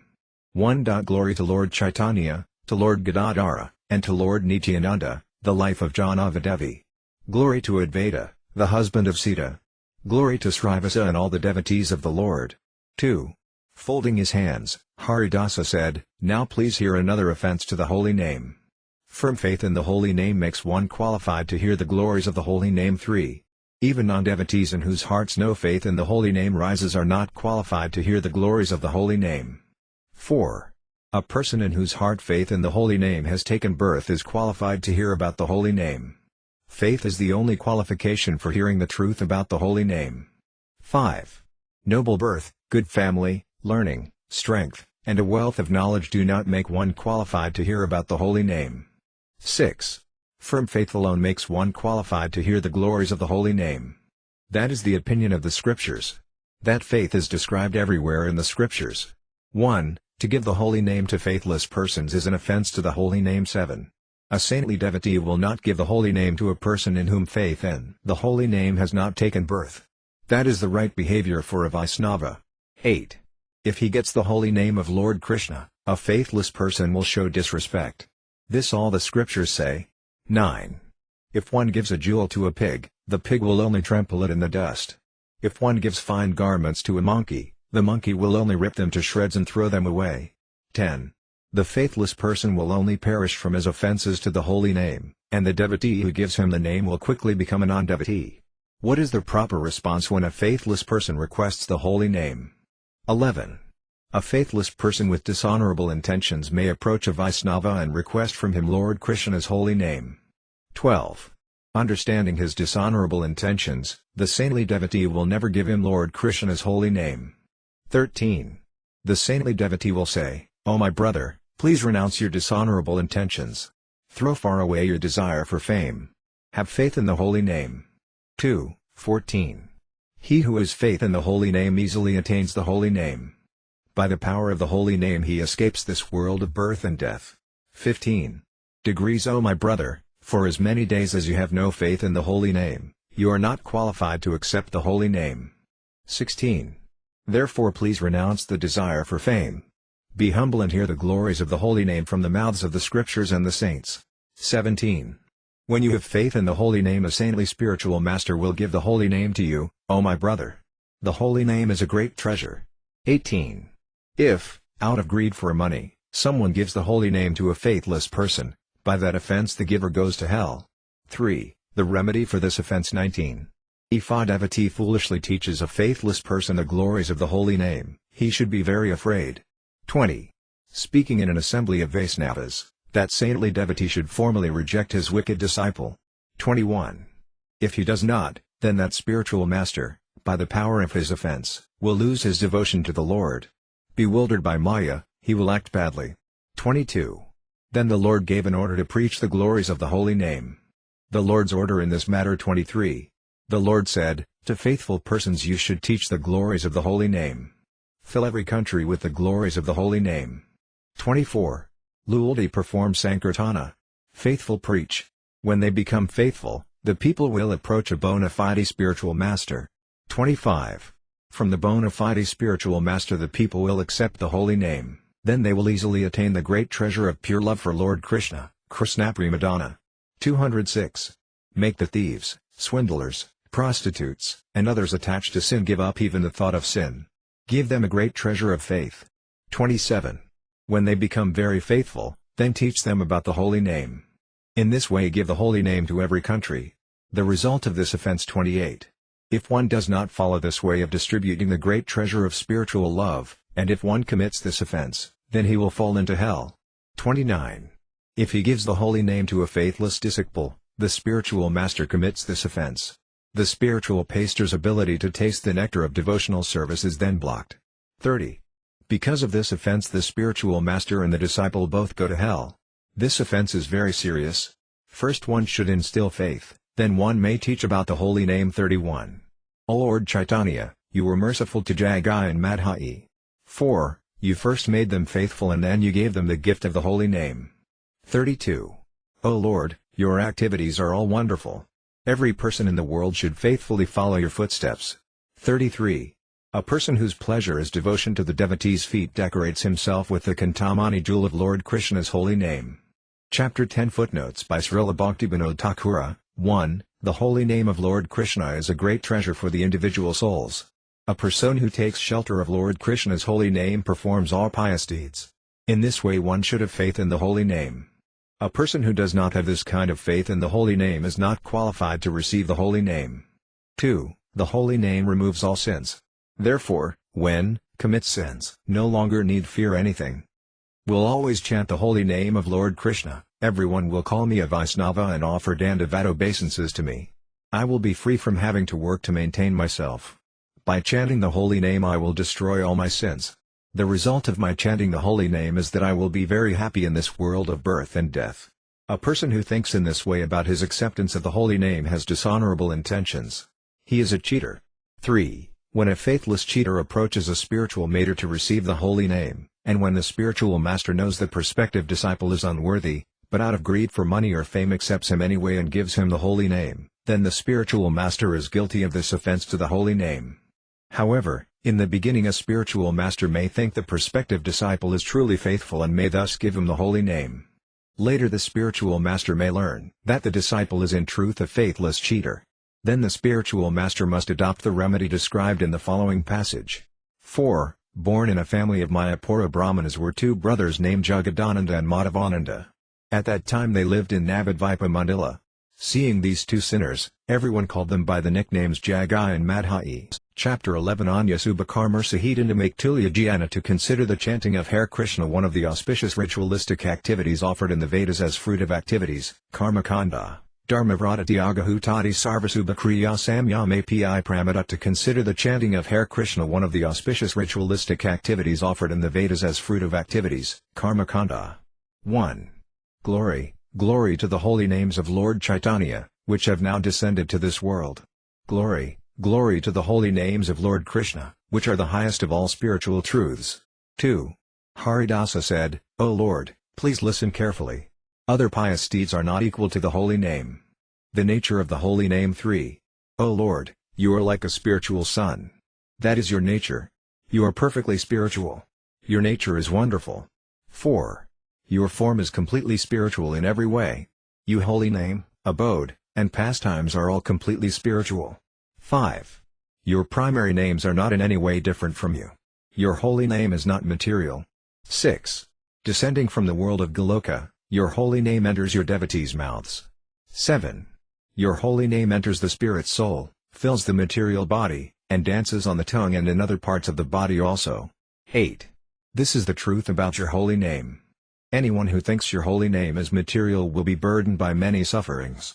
1. Lord Krishna's feet are the goal of life. People with different qualifications attain them by different means. 9. O Lord, the scriptures describe different ways to attain you. The different ways exist because people are qualified in different ways. 2. The nature of karma. Other material pious deeds. The spiritual goal. 10. Copyright Lord, material-minded people who take shelter of material things and material situations worship you when they are called by fear. 11. 0 Lord Krishna, no one is like you. Your feet grant fearlessness. Simply by taking shelter of your feet, the people cross the ocean of birth and death. 12. To attain your feet the material-minded people have invented many material means. 13 to 14. Istaptrita, yajnas, pious deeds, ritual bathing, homa, charity, yoga, varnasrama dharma, travel to holy places, vows, worship of the Pitas, meditation, study, worship of the demigods, austerities, and atonement are among the activities they perform. 15. Taking shelter of these material pious deeds, they try to attain their goal. 16. However, by these means they attain only temporary results. They have turned away from true perfection. 3. 17. Now please hear about the best of all goals. The goal that brings perfection, that brings spiritual bliss. Auspicious pious deeds as the way to attain the goal of life. 18. Material things and material situations have no spiritual bliss. Still, they may be auspicious for the conditioned soul, for they may gradually lead him to perfection. 4. 19. Therefore auspicious pious deeds may be a means to attain the final perfection that is pure love, prema, for Lord Krishna. That means brings a delay in attaining perfection. 20. When pious deeds are employed the attainment of perfection is delayed. That is because of the distance that stands between the means and the goal.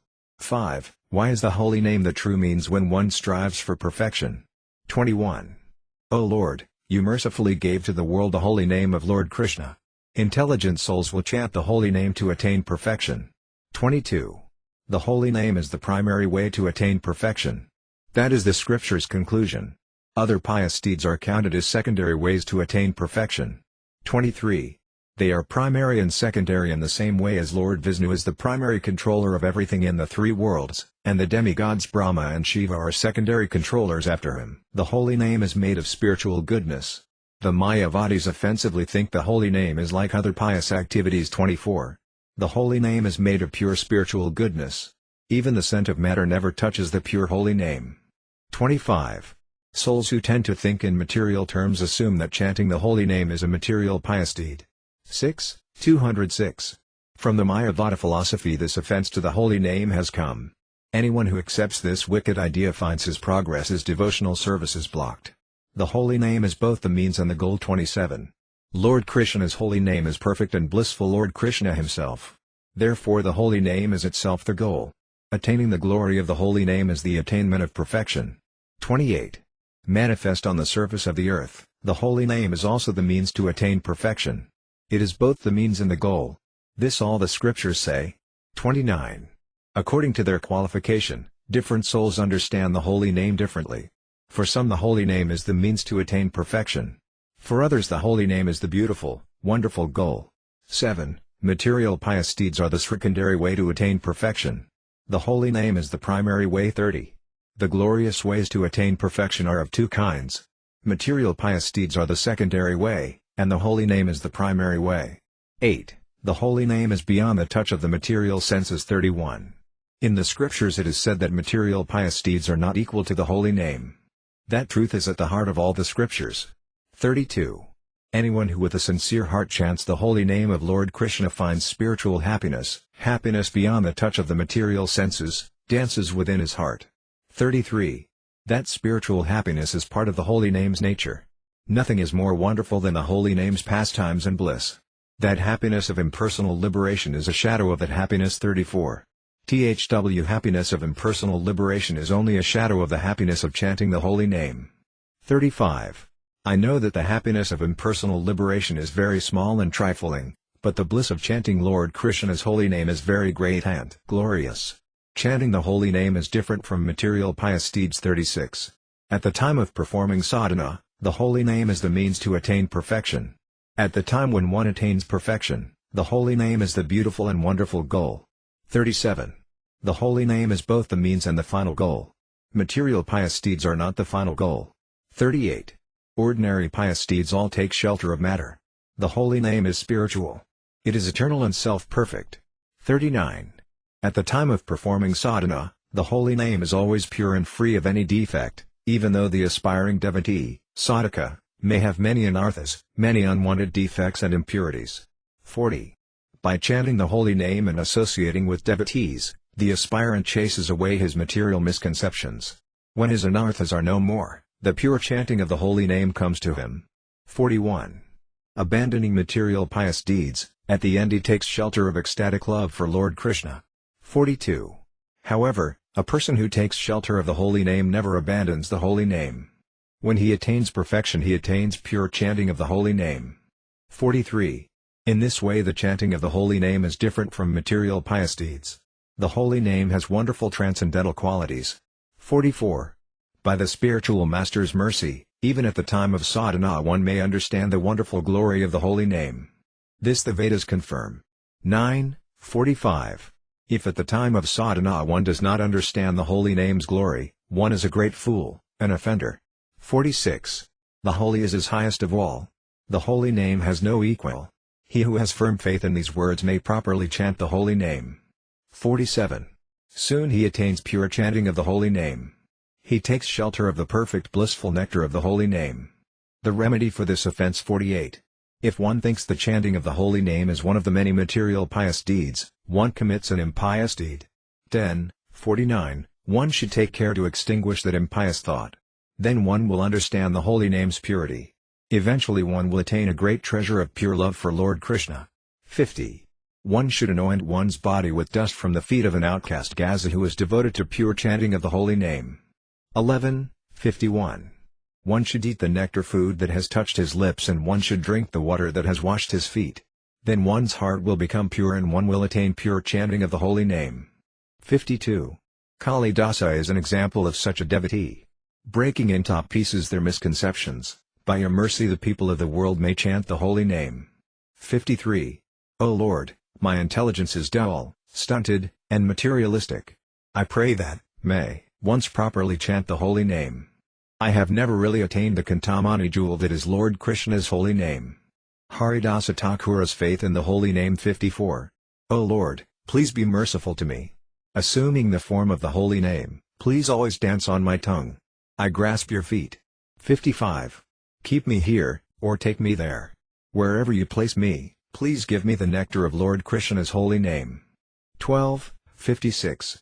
To give her the holy name to the people of this world you have descended to this place. Please accept me as one of those people. 57. Lamb the most fallen. But you are the deliverer of the most fallen. O purifier of the fallen, that is our relationship. 58. Our relationship can never be broken. Now this fallen person begs from you the nectar of the holy name. Why is the chanting of the holy name the Yuga Dharma for Kali Yuga? 59. In Kali Yuga ordinary pious deeds become ineffective. Therefore the holy name is the only Yuga Dharma in Kali Yuga. 13. 60. Penniless Bhaktivinoda, who is a servant of Haridasa's servants, sings this Harinama Cintamani. Chapter 11 Footnotes by Srila Bhaktivinoda Thakura. 1. Anyone who thinks Lord Krishna's holy name is made of Maya, the dull and inert material energy, will suffer in hell for a long time.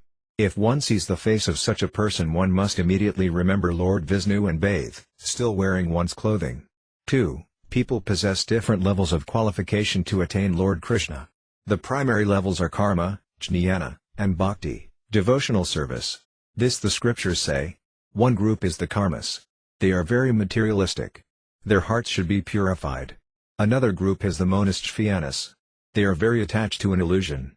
Pure devotional service should be preached to every spirit soul. 3. At the time when one attains the perfection of pure devotional service, material karma and other non-devotional activities spontaneously flee far away. 4. The conditioned souls have no power to renounce ordinary material activities. All their thoughts and deeds are mixed with material things. A person who uses material pious activities, karma, to find pure devotional service, which is beyond the touch of matter, is expert. 5. The goal is pure love, prema, for Lord Krishna. The means described here is material pious activities. A considerable distance separates this means and goal.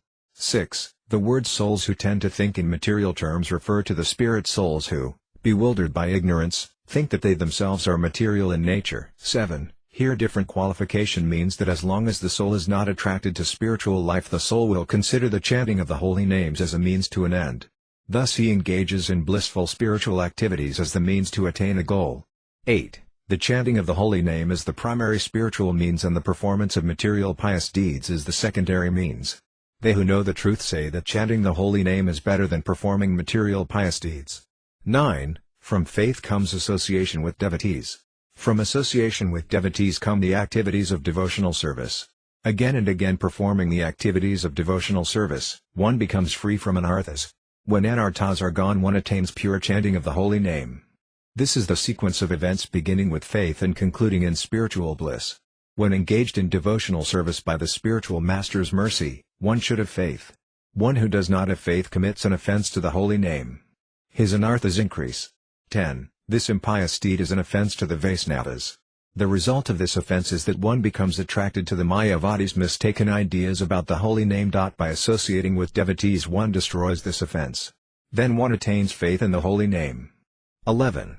Rejecting the idea that a Vaisnava is a member of a certain caste, one should devotedly smear on one's body the dust form the feet of a saintly person devoted to the pure chanting of the holy name. 12. Here is the material world. There is the spiritual world. 13. The chanting of the holy name is always the best spiritual activity in every yuga. However, in the Kali Yuga the people have no faith to properly execute material pious activities.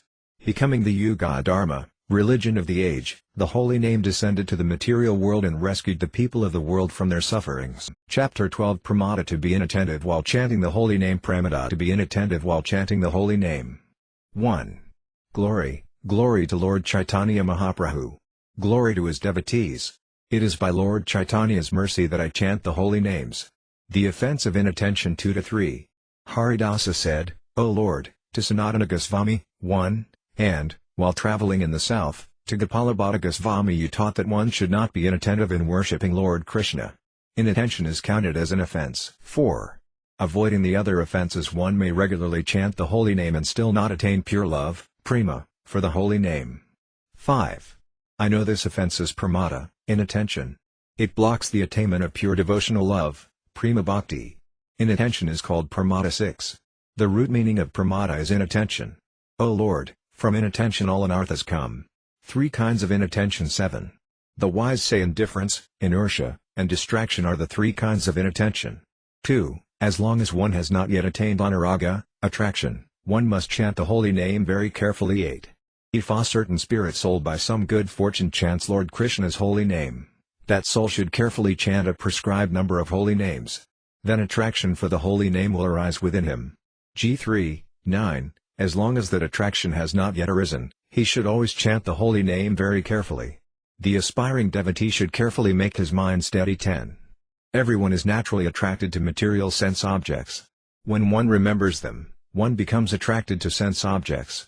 4. 11. Attriated to other things, one may become indifferent to the holy name.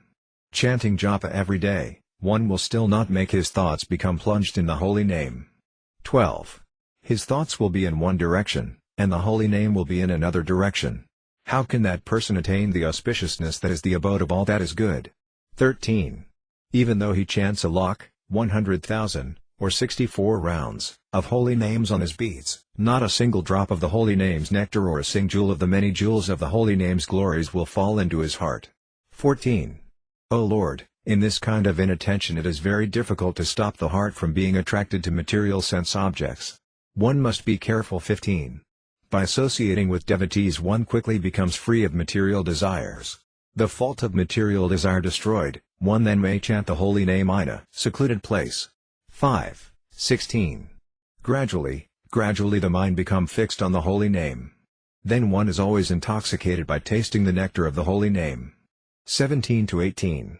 Staying near to Lassi Devi, staying in a holy place of Lord Krishna's pastimes, associating with the saintly devotees, and following the example of the great saints. 6. One gradually spends more and more time thinking of the holy name. Very soon one abandons thinking of material sense objects. Another way. In this way there is no inattention caused by indifference. 19. Or, Living in a secluded place, remembering the holy name, acting in a saintly way, and controlling the senses, one may fix his mind on the holy name. 7. 20. Quickly one attains first faith and then gradually attraction to the holy name. Gradually the fault of indifference is destroyed. The nature of inattention created by inertia. 21. When the mind becomes lazy, one may be inattentive because of inertia. Because of that, one will not be attracted while chanting the holy name. 22. At the time of remembering the holy name, one will try to finish quickly. Because of this fault, the nectar of the holy name will not be manifested. 23 to 24. One who does not waste time in useless activities, who associates with saintly devotees, and moment after moment remembers the holy name. 8. Will find himself plunged into nectar as he remembers the holy name. He will not desire anything else. In this way, in the association of devotees, this fault will go away. 25. Iphone seeks out saintly devotees and follows them, then he will defeat the fault of inertia in the heart. 9. 26. Saintly devotees naturally do not like to waste time in useless things. Observing their actions, the follower will certainly become attracted to the holy name. 27. In this way his heart will become like theirs. He will become like the saintly devotees. He will always remember and chant the holy name. He will become fortunate. 28. Throwing inertia and laziness of heart far away, he will be eager to remember Lord Krishna's holy name. 29. In his heart he will decide to chant. Today he will chant 1,100,000 names or 64 rounds, of holy names. Then gradually he will chant 3 lakhs, 300,000 names or 192 rounds, of holy names. 30. In his heart he becomes determined to chant. He chants a fixed number of holy names. By the saintly devotee's mercy his inertia soon goes away. The nature of inattention caused by distraction. 31. Inattention also comes from distraction. With a great struggle this offense is destroyed. 32. Desires for gold, women, victory, and the defeat of others, the desire for fame, and the tendency to cheat others all are the home where this offense resides. 10. 33. When the attraction for all these arises in the heart. 11. One is naturally inattentive to the holy name. How to become free of distractions. 34. Gradually one strives to remove these distracting thoughts. Then one acts like a Vaisava. Then one becomes fortunate. 12. 35. First, on the days sacred to Lord Krishna, one, renouncing even the thought of food. 13. Day and night worships the holy name in the association of saintly devotees. 36. Then one stays in a place sacred to Lord Krishna. One associates with Lord Krishna's servants and reads Lord Krishna's scriptures. 14. On holy days one becomes plunged in bliss without shyness. 37. Gradually the mind spends more and more time wrapped in devotional service. When there is talk about Lord Krishna, the mind dives into a festival of bliss. 38. Gradually the sweetest nectar rises in the heart. Then one certainly renounces the inferior taste of material things. 39. Hearing the topics of Lord Krishna from a saintly devotee's mouth, one becomes intoxicated, tasting sweet nectar with his ears and heart. 40. When the hankering for material sense pleasures that are very inferior, goes, the heart becomes always fixed in chanting the holy name. 41. With a great struggle in this way one becomes free from inattention. With a steady mind one is then always plunged in the nectar of the holy name. Enthusiasm. 42. One should not lack enthusiasm to chant his prescribed number of holy names. Again and again one should fix his gaze on the holy name. 15. 43. One should very carefully perform one's chanting of the holy name. Turning away from inattention, one should worship the holy name. 44. Turning away from the desire to artificially increase the number of holy names chanted. 16. With single-pointed mind one should regularly chant, by your mercy, your holy names, O Lord. 45. O Lord, please give your mercy, so that inattention will be an obstacle for me and my heart may always taste the nectar of your holy name. The way. 46. For a few moments in a secluded place the devotees practice remembering the holy name with a single mind. 47. Soon the heart becomes attached to the holy name. Then one chants always, O Lord, before your feet, pray that, may become attached in that way. 48. Even with the greatest struggle no one can escape this world of birth and death without your mercy, O Lord. 17. One must make a great effort. One must chant the holy name sincerely, without the desire to cheat. One must not commit the offenses. 49. One must make an effort, and with an earnest heart one should beg for mercy. O merciful Lord, then you will give your mercy. 50. O Lord Chaitanya, if one make no effort to attain your mercy, I will only remain unfortunate. 18. 51.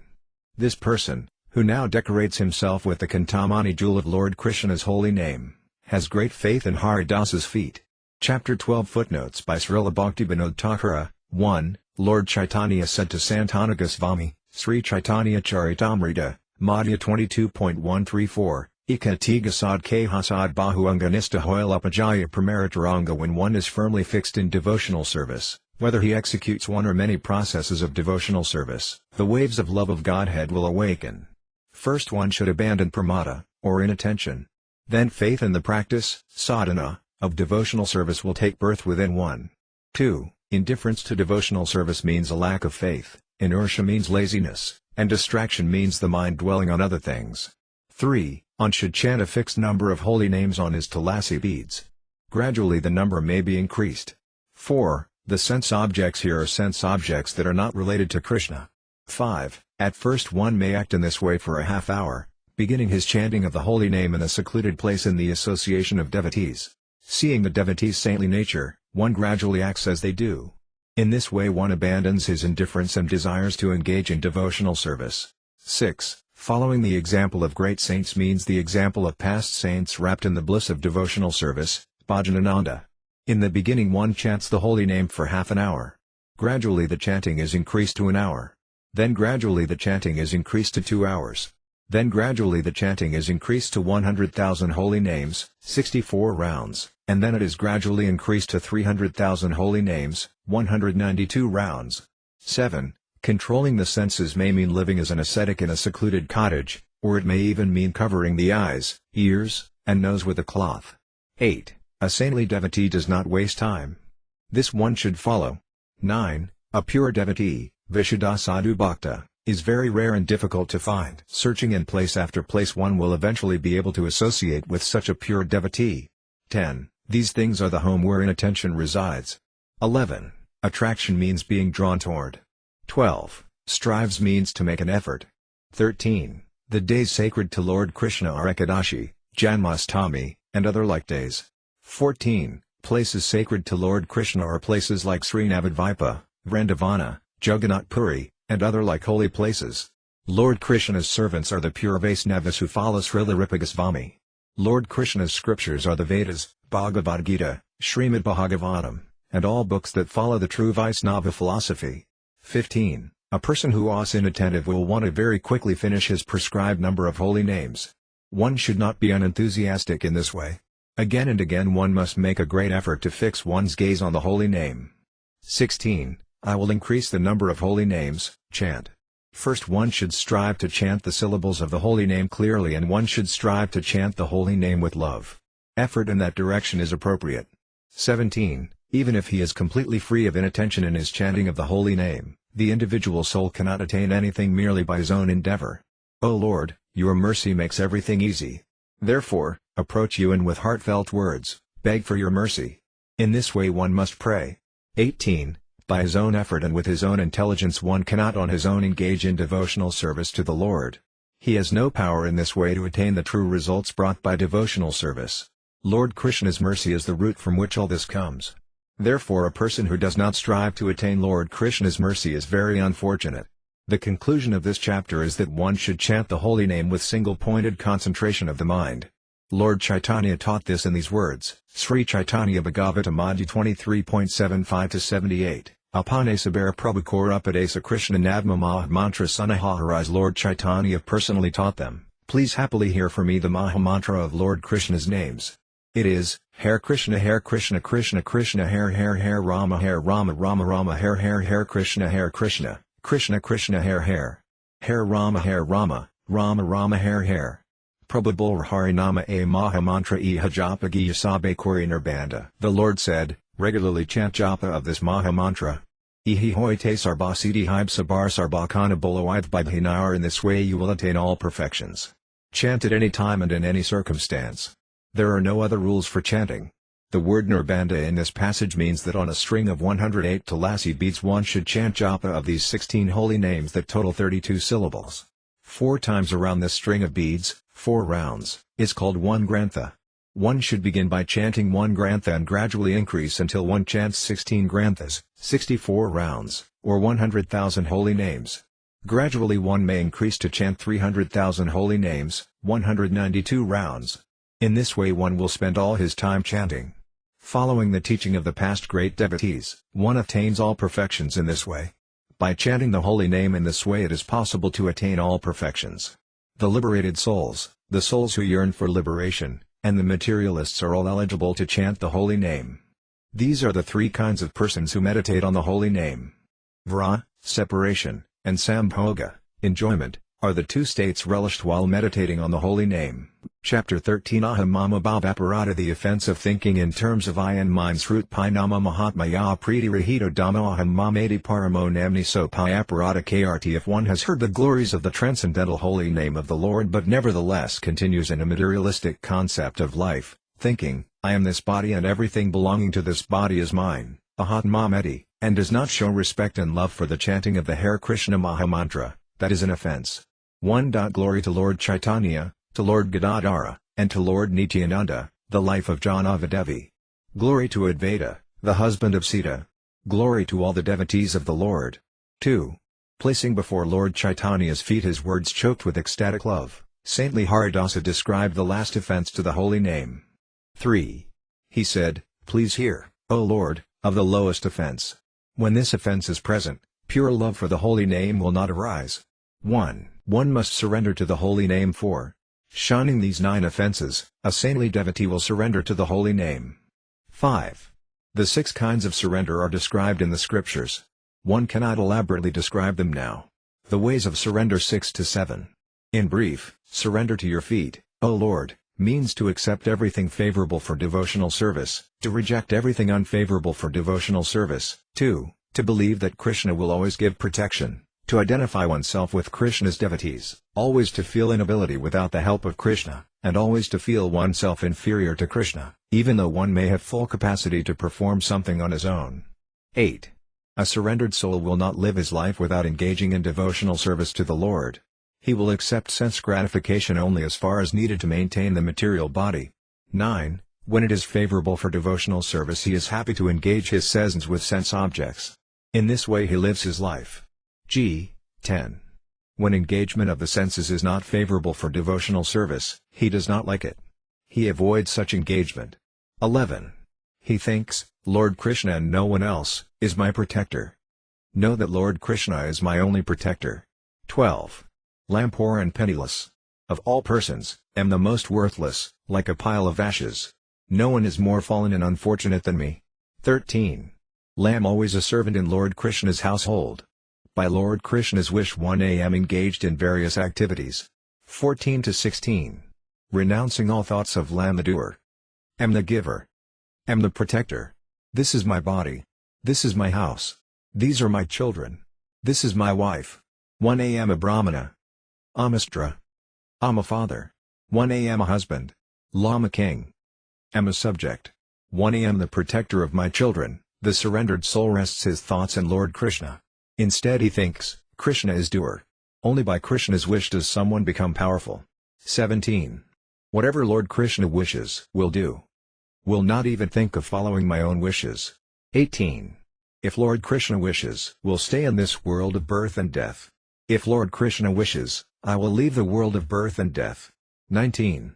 If suffer, or if one enjoy 1 am always Lord Krishna's servant. By Lord Krishna's wish I am merciful to all the conditioned souls. 20. If Lord Krishna wishes, will experience the results of my past karma. If Lord Krishna wishes, will accept the path of renunciation. 4. Full self-surrender. 21. Anyone who with a sincere heart surrenders to the Lord is a great soul, taking shelter of the holy name without surrender. 22. Anyone who does not surrender in these 6 ways is the lowest of persons. Making the mistake of thinking in terms of I and mine, he is worthless like a pile of ashes. 23. He thinks, 1 am the doer. This family is mine. Experience happiness and suffering as a result of my own efforts. 24. Lamb the protector. Give shelter. This is my wife. This is my brother. These are my daughters. These are my sons. 25.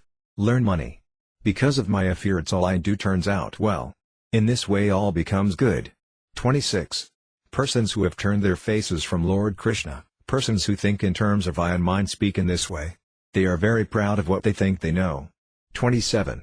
They may have elaborate knowledge of various skills or crafts, but because of their impious deeds they do not know that the Supreme Lord controls everything. 5. 28. Hearing the glories of the holy name, they do not believe them. Still, in the course of their ordinary activities they may sometimes say the holy name of Lord Krishna. 29. They are not attracted to the holy name of Lord Krishna. They are only hypocrites, cheaters who wrap themselves in the flag of religion. 30. Still, even if they speak it without any respect, their utterance of the holy name brings them some pious credit. What is the root of this? 31. They do not attain the result of being attracted to the holy name. This all the scriptures say. 32. Imprisoned by Maya, they are offenders. For them to attain liberation is hard indeed. 33. They who renounce the world can attain pure devotional service. Turning away from the world of birth and death, they take shelter of the holy name. The way to renounce this fault. 34. Thinking that Lord Krishna is one's only wealth, one should worship Lord Krishna's feet. Turning away from material sense gratification, one should chant Lord Krishna's holy name. 35. Turning away from the waves of sense pleasures, one should seek out saintly devotees, associate with them, and serve them. 36. Gradually one's thoughts will be fixed in the holy name. One will go beyond Maya, beyond the realm of tea and mine. 37. Hearing the glories of the holy name, one will turn away from thoughts of tea and mine. One will become a surrendered devotee. 38. They who surrender to the holy name are great souls. Chanting Lord Krishna's holy name, they attain the great treasure of love for Lord Krishna, Premamahadana. The nature of a person free of the 10 offenses. 39-42.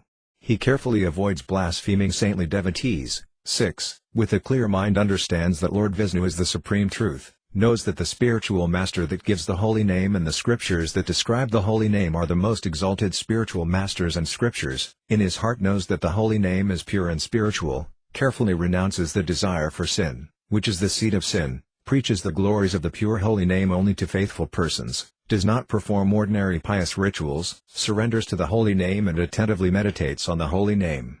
Chanting the holy name without offense, one attains ecstatic love, bhava, after very few days. 43. Such a person is the most glorious in the 3 worlds. He is very fortunate. He is fit to receive Lord Krishna's mercy. He is the abode of virtues. 44. After very few days of chanting the holy name he attains ecstasy, bhava. Then he attains a great wealth of pure love, premadana, for Lord Krishna. The sequence of spiritual advancement. 45-46. A person who engages in devotional activities, sadhana, in this way, by Lord Krishna's mercy attains, after a very few days, ecstasy, bhava, and then pure love, prema, for Lord Krishna. Pure love for Lord Krishna is the greatest of all perfections. This all the scriptures say. 7:46.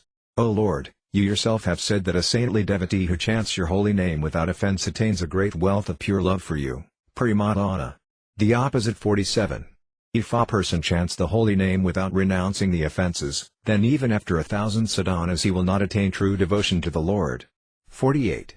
By following the path of jnana one easily attains impersonal liberation. By following the path of karma one easily attains sense gratification. This the jnanas and karmas know. But even with perfect sadhana it is very difficult to attain true devotion to Lord Krishna. 49. Sense gratification and impersonal liberation are like the glittering Ona oyster shell. It is devotional service that is like the pearl within. An individual soul becomes glorious when he attains pure devotion to Lord Krishna. 50. When a devotee expertly engages in the activities, sadhana, of devotional service, after very few days the vine of devotional service, bhakti-lata, gives him the fruit of pure love, prema, for Lord Krishna. 8. Skill in performing devotional service. 51. A person who, renouncing the 10 offenses, chants the holy name, has skill in performing devotional service. The seriousness of committing offenses. 52. If a person is greedy to attain true devotional service, he should avoid the 10 offenses and take shelter of the holy name. 53. One by one he should carefully renounce the 10 offenses. In his heart he should lament that ever he committed them. 54. He should earnestly surrender at the feet of the holy name. By the holy name's mercy his offenses will be destroyed. 55. By this his offenses to the holy name will be destroyed. He need perform no other atonement, preceptor. The way to renounce the offenses. 56. The offenses cannot stay with a person who untiringly strives to avoid them. 9. 57. Day and night one should chant the holy name. One should feel remorse for his offenses. Then all offenses will flee and one will grasp the fruit of chanting the holy name. 58. When the offenses have fled, the pure chanting of the holy name arises. By purely chanting the holy name one attains ecstasy, bhava, and then pure love, prema, for Lord Krishna. 59. Then the 10 offenses, 10, will not enter his heart. O Lord Chaitanya, please be merciful to me. Please allow me to dive into the nectar of the holy name. 60. By Haridasa's mercy, Bhaktivinoda happily sings this Harinama Cintamani. Chapter 13 Footnotes by Srila Bhaktivinoda Thakura. 1. A person initiated into the chanting of the holy name who is very strongly attracted to sense gratification will think of his material body in terms of I and mine. Such a person will fall from the path of devotional service. A person who proudly thinks, I am a Brahmana. I am a Vaisnava. I am a king. This is my body. This is my house. These are my children and grandchildren. This is my wealth. These are my followers and dependents, will not be able to properly worship the holy name. His offense is very great. A person who surrenders to the holy name will not commit this offense. 2. He will accept only those activities that are favorable for devotional service. With this vow one accepts activities favorable for devotional service. Activities unfavorable for devotional service I will throw far away. With this vow one rejects activities unfavorable for devotional service. 3. He is happy because he relishes contact with Lord Krishna, Krishnasambandha Rusi. 4. My enjoyment of the results of karma or my renunciation of those results are both done if Lord Krishna wishes. 5. Persons who have turned their faces away from Lord Krishna think in their hearts, am very learned in various skills and arts. Am very exalted. Am very happy. The truth is that everything happens by Lord Krishna's will. However, this thought never once enters these persons' minds. 6. Simply by renouncing these 10 offenses one attains everything. A person who is free of these 10 offenses may accept initiation. One should be taught to renounce these offenses. 7. Here Sri Haridasa teaches that by taking shelter of the holy name one surpasses the stage of sadhana after a few days. 8. When one performs a small amount of expert sadhana, the vine of devotional service gives him the fruit of pure love, prema, for Lord Krishna. This the devotee attains. 9. When one performs material activities with the material body one must eventually become fatigued. Spiritual activities are different. By appealing to the holy name with heartfelt words one can destroy his offenses to the holy name. One cannot destroy these offenses merely by performing material pious deeds or by performing activities of atonement, prayasita. 10. The written kinds of offenses to the holy name are described in these words of the Padma Purana. Satam nindanamna paramam aparadam vidanutyadakaidam yatam katham usahate tadvigaram shivasaya srivisnurya iha gunanamadi sakalandia binam pase sakalu harinamahita karaguravahatsruti sastranandanam tathartha vadohari nani kalpanam namnobalad yasya hi papa budurnavidye tasya yamir hi sati dharma vridatiyaga hutati sarvasubakri yasam yam api pramada asradadadvamyak payas rivatayasko padas ashivanam aparadasrut vapi namamahatmyam yap Prirahita Dhammaham Mamadi Paramonam Nisopaya Parada KRT. For an English translation of these verses please see the first footnote of Chapter 4 of this book. Chapter 14 Savaparada Offenses in Deity Worship 1. Glory to Lord Chaitanya, to Lord Gadadhara, and to Lord Nityananda, the life of Janava Devi. Glory to Advaita, the husband of Sita. Glory to Srivasa and all the devotees of the Lord. Lord Chaitanya declares Haridasa Thakura the Acharya of the holy name too. Lord Chaitanya said, Listen, O devoted Haridasa, you have now revealed the truth about the offenses to the holy name. 3. Because of your teaching the people of Kali Yuga will attain auspiciousness. You are the powerful Acharya, teacher, of the holy name. 1. 4. O great soul, please hear. 1. I am very pleased with any person who hears from your mouth the truth of the holy name. 5. You actions are saintly. You are a learned teacher. Your saintly character bears the ornament of the jewel of the holy name. 6. Ramananda taught me the truth of the rasas. You have taught me the glories of the holy name. 7. Now please tell me, What are the offenses in deity worship? When the conditioned souls hear your words, the blinding darkness in their hearts will perish. 8.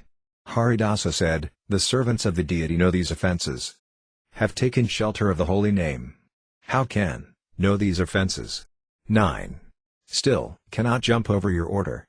What you make me say, I will say with great detail. The number of offenses in deity worship 10. There are numberless kinds of offenses in deity worship. All the scriptures have described them. 11. O jewel of all virtues, some scriptures count 32 offenses, and other scriptures count 50. 4 kinds of offenses 12. Referring to the scriptures, the wise divide these offenses into 4 kinds. 13 to 14. These offenses are offenses in serving the deity, offenses in establishing the deity, offenses in gazing at the deity, and miscellaneous offenses to the deity. 2. 32 offenses in deity worship 15 to 24. 1. One should not enter the temple of the deity in a car or palanquin or with shoes on the feet. 2. One should not fail to observe the various festivals for the pleasure of the Supreme Personality of Godhead, such as Janmashtami and Rath-Yatra. 3. One should not avoid bowing down before the deity. 4. One should not enter the temple to worship the Lord without having washed one's hands and feet after eating. 5. One should not enter the temple in a contaminated state. 6. One should not bow down on one hand. 7. One should not circumambulate in front of Sri Krishna. 8. One should not spread his legs before the deity. 9. One should not sit before the deity holding the ankles, elbows, or knees with one's hands. 10. One should not lie down before the deity of Krishna. 11. One should not accept prasadam before the deity. 12. One should never speak a lie before the deity. 13. One should not talk very loudly before the deity. 14. One should not talk with others before the deity. 15. One should not cry or howl before the deity. 16. One should not quarrel or fight before the deity. 17. One should not chastise anyone before the deity. 18. One should not be charitable to beggars before the deity. 19. One should not speak very harshly to others before the deity. 20. One should not wear a fur blanket before the deity. 21. One should not eulogize or praise anyone else before the deity. 22. One should not speak any ill names before the deity. 23. One should not pass air before the deity. 24.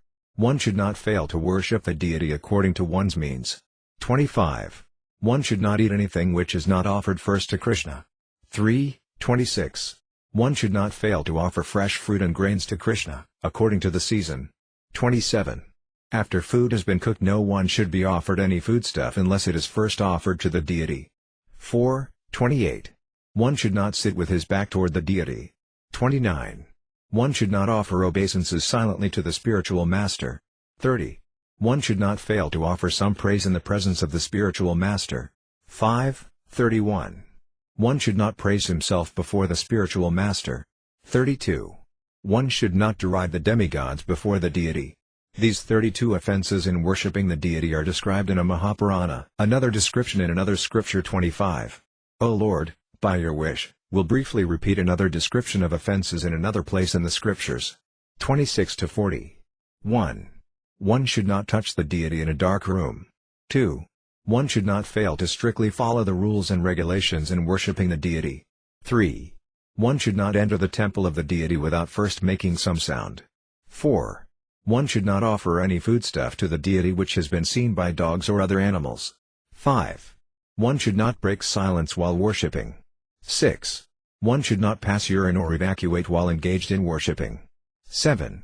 One should not offer incense without offering some flower. 8. Useless flowers without any fragrance should not be offered. 9. One should not fail to wash his teeth very carefully every day. 10. One should not enter the temple directly after sexual intercourse. 11. One should not touch a woman during her menstrual period. 12. One should not enter the temple after touching a dead body. 13. One should not enter the temple wearing garments of red or blue color or garments which are unwashed. 14. One should not enter the temple after seeing a dead body. 15. One should not pass air within the temple. 16. One should not be angry within the temple. 17. One should not enter the temple after visiting a crematorium. 18. One should not belch before the deity. 19. 1 should not smoke marijuana, or ganja. 20. 1 should not take opium or similar intoxicants. 21. 1 should not enter the deity room or touch the body of the deity after having smeared oil over his body. 22. 1 should not show disrespect to a scripture teaching about the supremacy of the Lord. 23. 1 should not introduce any opposing scripture. 24. 1 should not chew betel before the deity. 25. 1 should not offer a flower which was kept in an unclean pot. 26. 1 should not worship the Lord while sitting on the bare floor. 1 must have a sitting place or carpet. 27. 1 should not touch the deity before one has completed taking bath. 28. 1 should not decorate his forehead with the 3-line tilaka. 29. 1 should not enter the temple without washing his hands and feet. 30. 1 should not offer foodstuff which is cooked by a non-Vaisnava. 31. 1 should not worship the deity before a non-devotee, and 1 should not engage himself in the worship of the Lord while seeing a non-devotee. 6. 32. The deities should not be bathed in water which has been touched by the nails or fingers. 33. When a devotee is perspiring he should not engage himself in worshipping the deity. 34. 1 should not take a vow in the name of God. 35. 1 should not cross or step over flowers offered to the deities. 41. These are all offenses in deity worship. For a person engaged in worshipping the deity they block his advancement in devotional service. 1 should avoid these offenses in deity worship. 42. A person who worships the deity should avoid these offenses. 43. Avoiding the offenses to the holy name and the offenses in worshipping the deity, a Vaisnava should taste the nectar of serving Lord Krishna. 44. If one somehow commits an offense, he should resolve to avoid the offense in the future. A Vaisnava should avoid all the offenses to the holy name. 45. A Vaisnava who always avoids all the offenses to the holy name will attain a great treasure of devotional service. 7. In the stage of ecstasy, bhava, one need be only slightly concerned about offenses in deity worship. 46 to 47. Person who lives in a secluded place, is not engaged in deity worship, and day and night walks on the path of ecstasy, bhava, in worshipping the Lord should always avoid the 10 offenses in chanting the holy name. Those 10 offenses to the holy name are the abode of all sufferings. 48. When the offenses to the holy name are gone, the stage of ecstasy, bhava, is manifest. The offenses do not occur in that stage. 8. A person who meditates on the holy name should be engaged in ecstatic devotional service, bhava seva. 49. When a devote meditates on the holy name, ecstatic devotional service, bhava seva, arises within him. O Lord, your mercy brings this good fortune to the conditioned souls. 50. In the beginning the devotee is engaged in devotional service and practice, sadhana, but at the end he is given great love for the holy name. 51. Therefore one should chant the holy name. One should dive into the sweet nectar of the holy name. One should not adopt other ways to worship the Lord. 52. By the power of Haridasa's mercy a penniless beggar writes this book, the Harinama Cintamani. Chapter 14 Footnotes by Srila Bhaktivinoda Thakura. 1. At the time of Lord Chaitanya's descent to this world Haridasa Thakura was made the Acharya, teacher, of the holy name. Haridasa taught the conditioned souls about the holy name, Namabhasa, and the glories of the holy name. He also taught them by his personal example. 2. These are the offenses in deity worship. Some offenses apply to devotees directly engaged in deity worship. Other offenses apply to devotees who establish the deity. Other offenses apply to devotee who gaze at the deity. Other offenses are offenses in general. It is not easy to know all these offenses. 3. One should not eat food that was not first offered to the deity. That is an offense in deity worship. 4. One should not offer to the deity food that was first enjoyed by someone else. That is also an offense to the deity. 5. In the temple before the deity one should not praise anyone but the Lord. However, in that situation one must praise his spiritual master. 6. One should offer to the deity food cooked by a pure Vaisnava. Non-Vaisnavas should not be present when the deity of Lord Krishna is worshipped. 7. The Vaisnavas should avoid the 10 offenses to the holy name. If one is in a situation where they may be done, one should also avoid the offenses in deity worship. If one cannot avoid all the offenses in deity worship at least the major offenses should be avoided. 8. In the path of ecstatic devotional serves, bhavamarga, meditation on the activities of deity worship, manasa seva, is very powerful. In that situation the offenses in deity worship do not apply. In relation to the worship of Govardhana Sila, Lord Chaitanya said to Raghunatha Dasa Goswami, Sri Chaitanya Charitamrita, Andhya 6.294-300, 302-304, Lord Chaitanya instructed Raghunatha Dasa, this stone is the transcendental form of Lord Krishna. Worship the stone with great eagerness. Sri Chaitanya Mahaprabhu continued, worship this stone in the mode of pure goodness like a perfect Brahmana, for by such worship you will surely attain ecstatic love for Lord Krishna without delay. For such worship one needs a jug of water and a few flowers from a tulasi tree. This is worship in complete goodness when performed in complete purity. With faith and love, you should offer 8 soft tulasi flowers, each with 2 tulasi leaves, 1 on each side of each flower. After thus advising him how to worship, Lord Sri Chaitanya Mahaprabhu personally offered Raghunatha Dasa the Govardhana Sila with his transcendental hand. As advised by the Lord, Raghunatha Dasa worshipped the Sila in great transcendental jubilation. Svarpa Damodara gave Raghunatha Dasa 2 cloths, each about 6 inches long, a wooden platform, and a jug in which to keep water. Thus Raghunatha Dasa began worshipping the stone from Govardhana, and as he worshipped he saw the Supreme Personality of Godhead, Krishna, the son of Nanda Maharaja, directly in the stone. The amount of transcendental bliss that Raghunatha Dasa enjoyed simply by offering water and tulasi is impossible to achieve even if one worships the deity with 16 kinds of paraphernalia. Svarupa Damodara one day spoke to him as follows, offer the Govardhana stone 8 kadis worth of the first-class sweetmeats known as Kaja and Sandesa. Chapter 15 Bhajana Pranali The Path of Devotional Service 1. Glory to Lord Chaitanya, to Lord Gadadhara, and to Lord Nityananda, the life of Janava Devi. Glory to Advaita, the husband of Sita. Glory to the devotees of the Lord. 2. Glory to the exalted fortunate souls who, shunning all offenses, worship the holy name. 3. Lord Chaitanya said, O Haridasa, by the power of your devotional service you have attained all knowledge in the universe. 4. I'll see all the Vedas dance on your tongue. See all final truths in your words. The desire to know about the nectar of the holy name. 5. Please describe the nectar of the holy name and how the conditioned soul can become qualified to taste the nectar. 6. With great love Haridasa said, O Lord, by your order I will describe it. Rasa Tattva 7. The perfect supreme truth, who is situated in pure goodness, is famous in all the Vedas, known there by the name Rasa, nectar. 2. 8. The Supreme Personality of Godhead has limitless nectar, Akhanda Rasa. He is the abode of limitless bliss. He is the most glorious. 9. He is manifest as the potency, Sakti, and the master of potencies, Saktiman. These two are not different. They are at once different and the same. GQ. 10. From the master of potencies many inconceivable potencies are manifested.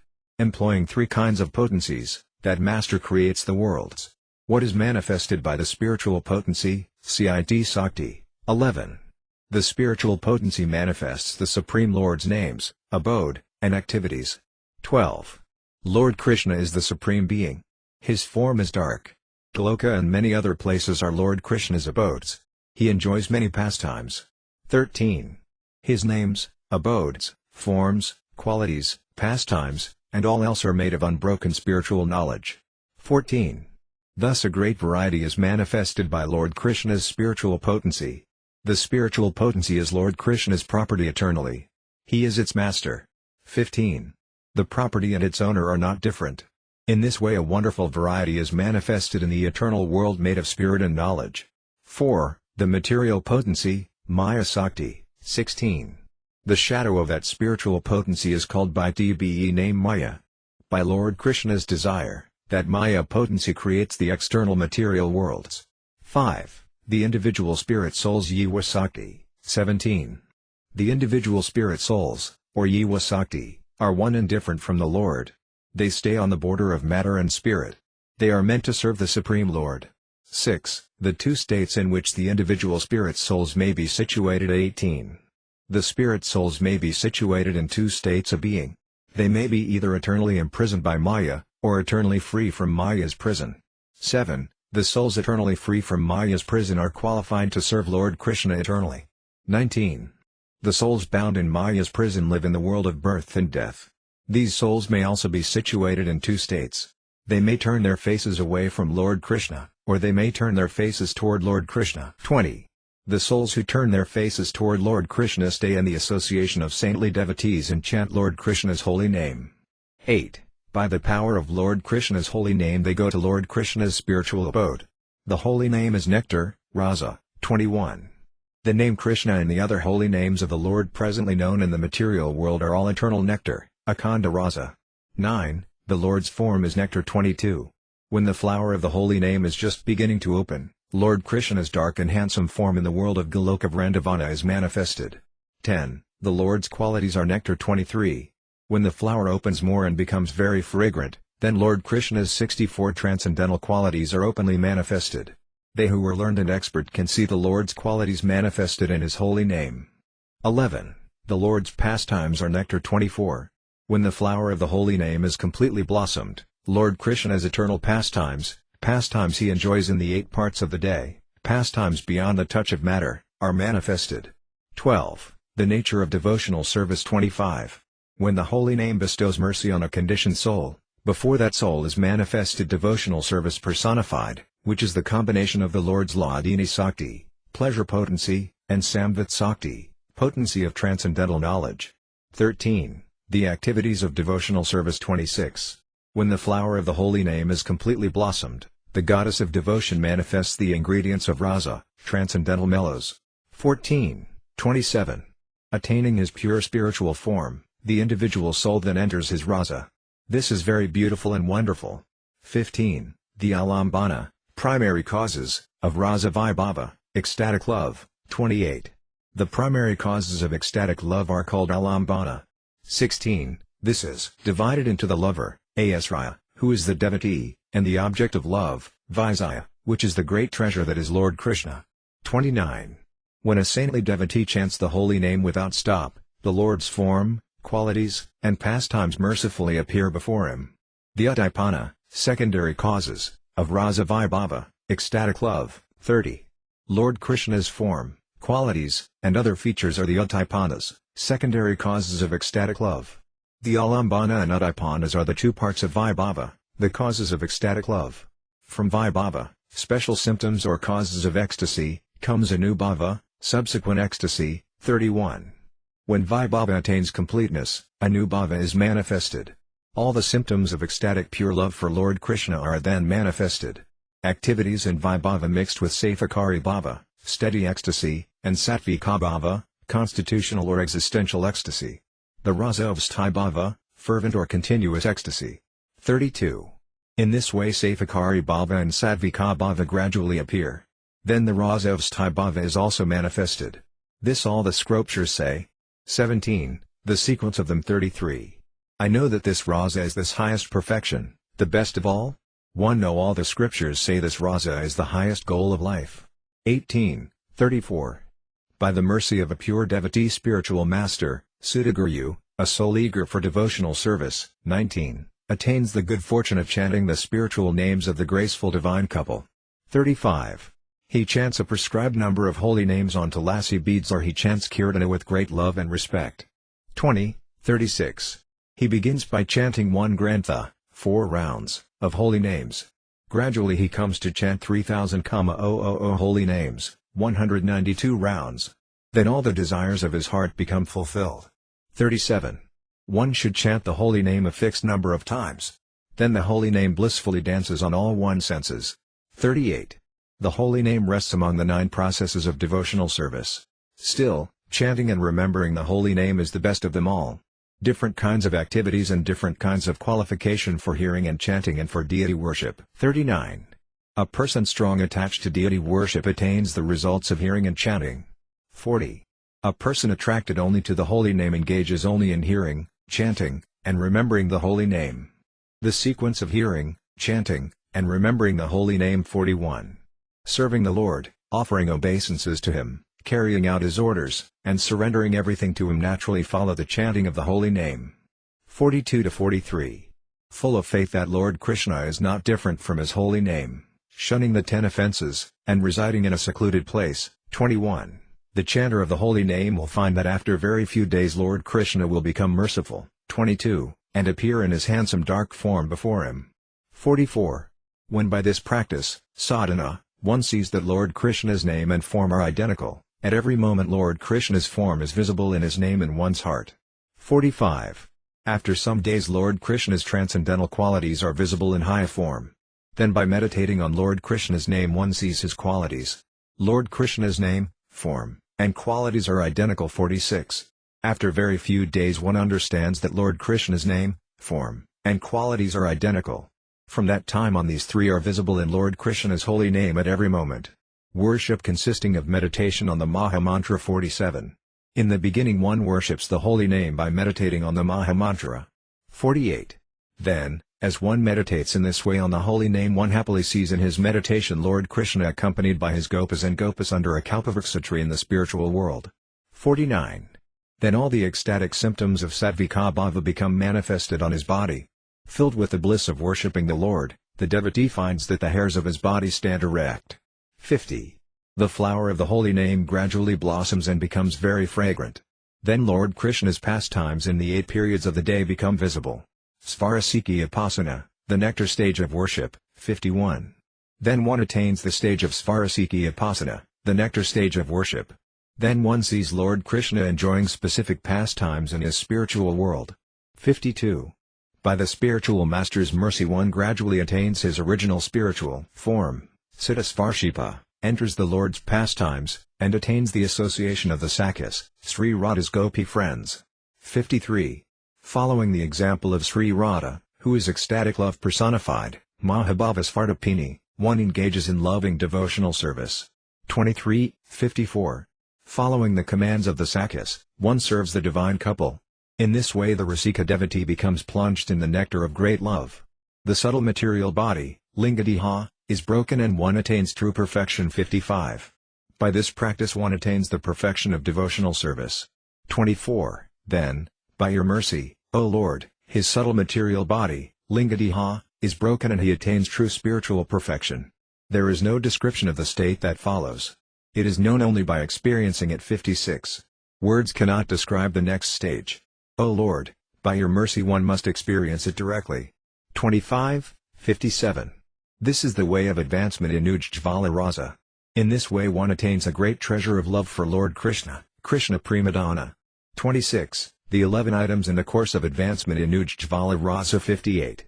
There are 11 items in the advancement of Ujjvala Rasa. There are, one's relationship, age, name, form, group, garments, command, home, service, highest aspiration, and gopi patroness. All these are wonderful and beautiful. 27. The 5 states of being in the course of advancement in Ujjvala Rasa. 59. In attaining these 11 items the aspiring devotee passes through 5 stages. 60.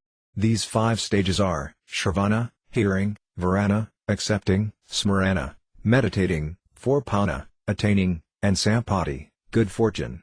Q8. The first state, Shravana Dasa. 61-62. Hearing from the mouth of a pure-hearted spiritual master about the path of ecstatic love, Bhavamarga, for Lord Krishna is called Shravana Dasa, the stage of hearing. The nature of ecstatic love, Bhavatattva. 63. Please know that the path of ecstatic love has 2 parts. The first part is the 11 items already mentioned. The second part is Lord Krishna's pastimes. Gradually one comes to Varana Dasa, the stage of accepting. 64. Hearing of Sri $11 Radha Krishna's pastimes in the 8 periods of the day, one comes to the stage where he yearns to join the Lord in these pastimes. 65. With this desire, he asks his spiritual master, O great soul, please say how I can attain these pastimes. 66. Then the spiritual master describes the 11 items in the Lord's pastimes. 67. Pleased, the spiritual master explains, with these items you may enter the Lord's pastimes. 29. 68. Hearing of the soul's original spiritual form and original nature, in his heart he accepts, Varana, his original spiritual identity.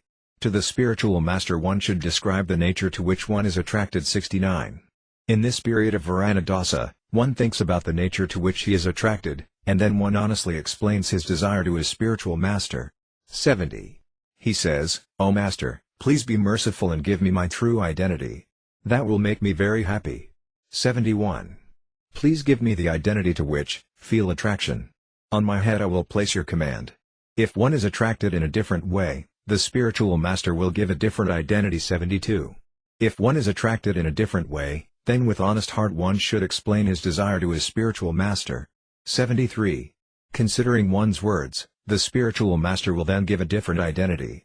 In this way he reveals the true identity to which the disciple is attracted. 30. One learns of his spiritual identity from the spiritual master. 74.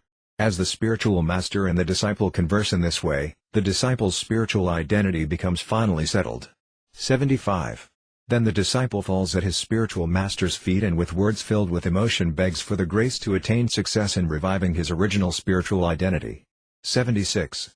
In this way the spiritual master mercifully gives instruction and the disciple enters his original spiritual identity. Firm acceptance. 77. Falling at his spiritual master's feet, disciple then says, I accept the identity you have given. 31. 78. Never will I renounce it. In life or death it is mine. Obstacles in this path of worship. 79. With a vow and with a determined heart one then meditates on his spiritual identity and its 11 items. 80. Meditating in this way, one becomes glorious. However, one should always meditate appropriately. 81. If one's meditations are not appropriate, one will not attain perfection even after many yugas. 32. The stage of attaining, Apanadasa. 82. By following this meditation with a vow, one soon comes to the very pure stage of apana, attainment. 83. Always meditating on one's original pure spiritual identity, one soon leaves all material thoughts far behind. The conditioned soul gradually regains his original identity. 84.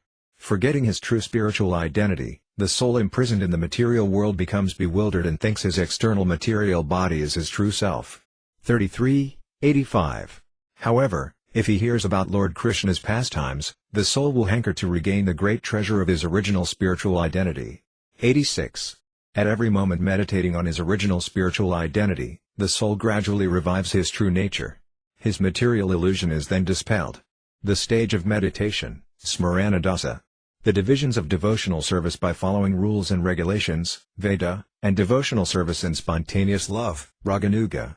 The need for the latter. 87. Meditation, Smarana, is of two kinds, Veda, following rules and regulations, and Raganuga, following the path of spontaneous love. Following the descriptions in the appropriate scriptures, one may attain Raganuga meditation. 88. Attracted by the mellow of Madhurya Rasa, and meditating in that way, one quickly attains that state, Apanadasa. How the devotee following the path of Veda Bhakti, devotional service, following the rules and regulations, gradually becomes elevated. 89. Following the descriptions in appropriate scriptures, the devotee following the path of rules and regulations, Veda Bhakta, may always become wrapped in constant meditation. 90. Then when he finally regains his original spiritual identity, the devotee turns away from the rules and regulations of scripture, knowing them to be only trouble at that stage. 91. One after the other, the devotee attains interest, faith, attraction, and attachment. Then his original identity is attained. That attainment is for Panadasa. G4. The followers of Raganuga and Veda devotional service do not attain different results, Apanadasa. 92. The followers of Ragnuga and Veda devotional service do not attain different results. This the Vedas and Samarthi Sastras say. 5 kinds of meditation. 93. Smarana, Dharana, Dhyana, Anusmriti, and Samadhi are the 5 kinds of meditation. 35. The time of attainment, Apanadasa. 94. When meditation reaches the stage of Samadhi, then the stage of attainment, Apanadasa, arises. The state of being at that time. 95. At that time one completely identifies with his original spiritual form. The idea of identifying with the dull and inert material body is completely vanquished. 36. 96. Moment after moment one resides in Vraya. In that stage of attainment one sees his original spiritual form in the forest of Vraya. 37. In the stage of attainment one regains his original spiritual form and identity, and his subtle material body is broken. 97. In the stage of attainment a fortunate soul regains his original spiritual form and identity, and his subtle material body is broken. He attains great good fortune. 38. The result attained by practicing sadhana devotional service. 98. Souls who were once conditioned but attain perfection in devotional service, sadhana siddha, are equal to souls who were always perfect, nitya siddha. Both serve Lord Krishna day after day. 39. Attaining perfection by chanting the holy name. 99. His devotional service is never broken. He always meditates on the glorious Ujjvala Rasa. 100. He takes shelter of the holy name and considers it his great treasure. He attains perfection. He is situated in spiritual goodness, Suddhasattva. A summary of the spiritual path 101. First one becomes eager to engage in devotional service, and then he associates with devotees. Gradually he comes to chant the holy name in a secluded place. He chants without stop. 102. Gradually, in a short time he attains perfection. Shunning bad association, he associates only with devotees. In this way the final result arises before him. 40. 1. Association with saintly devotees, 2. Staying in a secluded place, and 3. Determination 103. Association with saintly devotees, staying in a secluded place, and being determined, 41, are three things that make one glorious. This I say. 104. Tamafallen, petty, small-minded materialist. I never associate with devotees. Lama thief. I have robbed my own self. 42. 105. O Lord, without any reason please be merciful to me. 43. Please allow me to taste the nectar of devotional service. That is my prayer. 106. Speaking these words, Haridasa fell unconscious, overcome with ecstatic love. His body fell before Lord Chaitanya's feet. 107. Lord Chaitanya picked him up, embraced him, and, speaking words choked with love, related what was in his own heart. The Lord's command 108. Lord Chaitanya said, Listen, O Haridasa. In the future wicked people, 44, will use these confidential pastimes to fill the world with the blinding darkness of ignorance. 109. But even at that time some saintly devotees will properly understand these final teachings. 45, you have spoken. 210. Staying in a secluded place, taking shelter of the holy name, and Lord Krishna their only wealth, they will worship Lord Krishna. 46, 211. By the power of their good fortune, some souls attain devotional service. Not everyone has the power to attain devotional service. 212. To make pious persons become strong in devotional service have come to this Kali Yuga and taught the chanting of the holy name. 47. Haridasa Thakura helps the Lord in preaching the holy name 213. You help me in completing my mission. That is why I have heard from your mouth the truth of the holy name. Epilogue 214. By the power of Lord Krishna's mercy one attains the Cintamani jewel of the holy name, a jewel that comes from the ocean of nectar. A person who finds that jewel becomes saintly. His every desire is fulfilled. His life is a success. He is always filled with bliss. With ecstatic love he worships Lord Krishna. 215.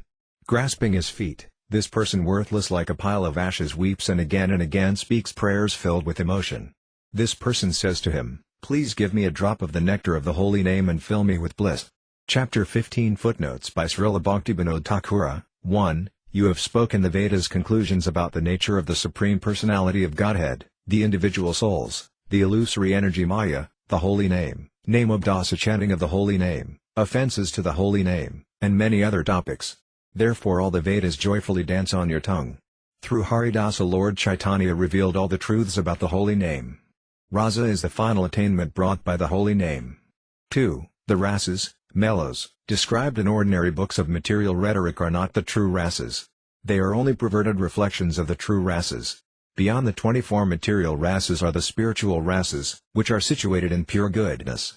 They are the true rasas. The transcendentalists who take pleasure in spiritual life relish only the wonderful variety of tastes in the spiritual rasas far beyond all that is material. Anything but the spiritual rasas they consider dry and tasteless. The spiritual rasas situated in pure goodness are the eternal rasas.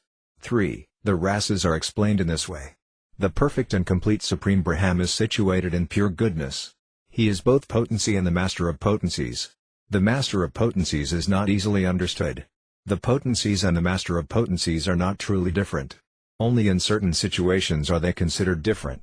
The master of potencies is the Supreme Personality of Godhead, whose every desire is at once fulfilled. His potencies manifest his glories. Spirit, the individual souls, and the Maya potency are all three manifested in this way. 4. Lord Krishna is the owner of the property herein the property is his, spiritual potency. The property and the owner of the property are not different. Still, a wonderful variety is seen in them. This variety is also present in the spiritual world. 5. The Maya potency is a shadow of the spiritual potency. Because it is a shadow, this potency is also called the Bahiranga Sakti, external potency.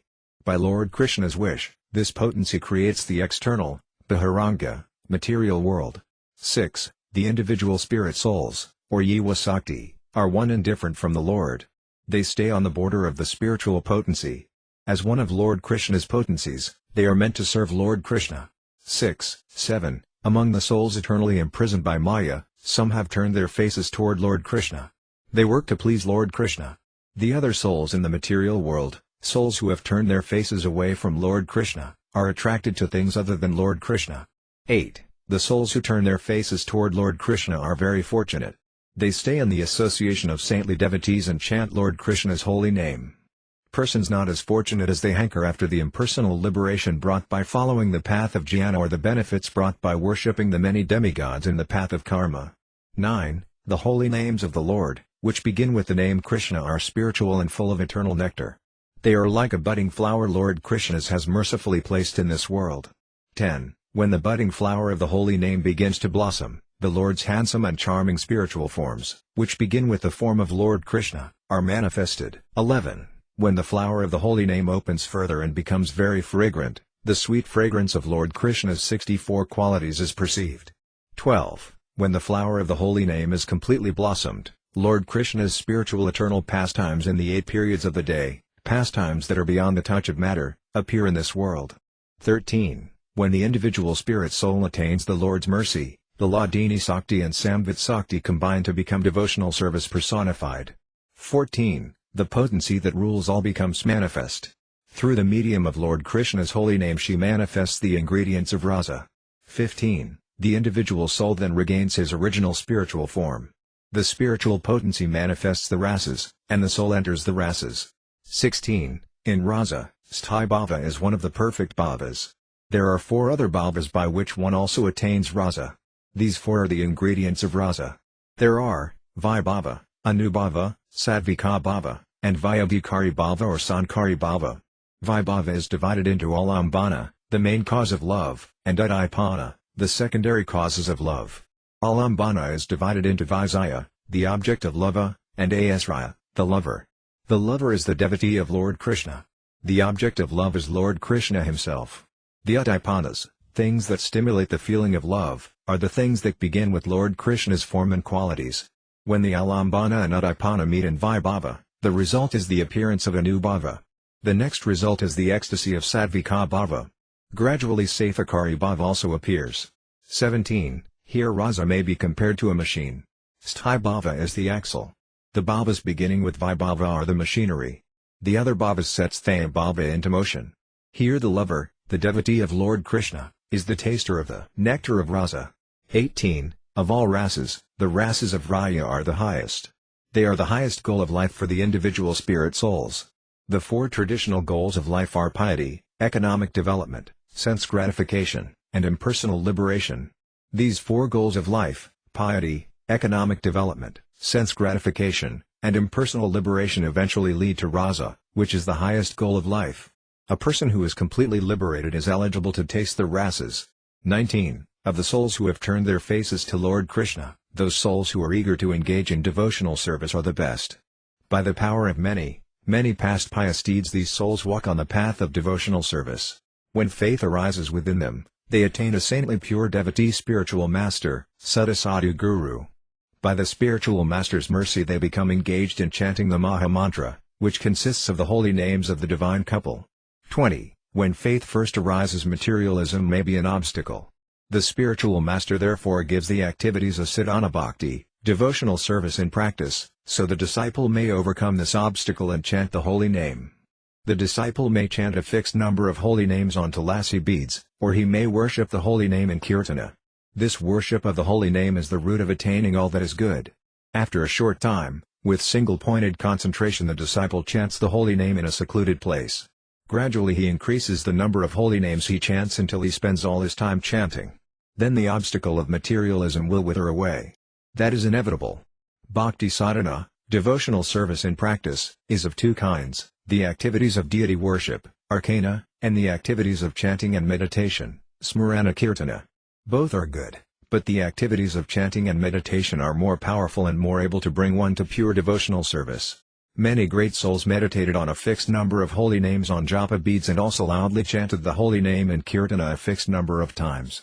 When chanting in kirtana, one simultaneously performs chanting, hearing, and meditation. 21. Hedonists, visayi, performers of pious deeds, karmi, and impersonalists, genie, are the three kinds of people who have turned their faces away from Lord Krishna. And why not? Overcome with illusion, they struggle to attain what they falsely think will be their own happiness. A person who works to please the senses of his material body is a hedonist. A person who tries to arrange that his material senses will be pleased at some future date is a performer of pious deeds. A person who tries to throw all his material sufferings far away is an impersonalist. Different from these three kinds of people are the people who have turned their faces toward Lord Krishna. Neophyte devotees, kanistha, intermediate devotees, madhyama, and advanced devotees, uttama, are the three kinds of persons who have turned their faces toward Lord Krishna. The neophytes who have turned their faces toward Lord Krishna have renounced the worship of the demigods and are engaged in the worship of Lord Krishna with the motive of fulfilling their own personal desires.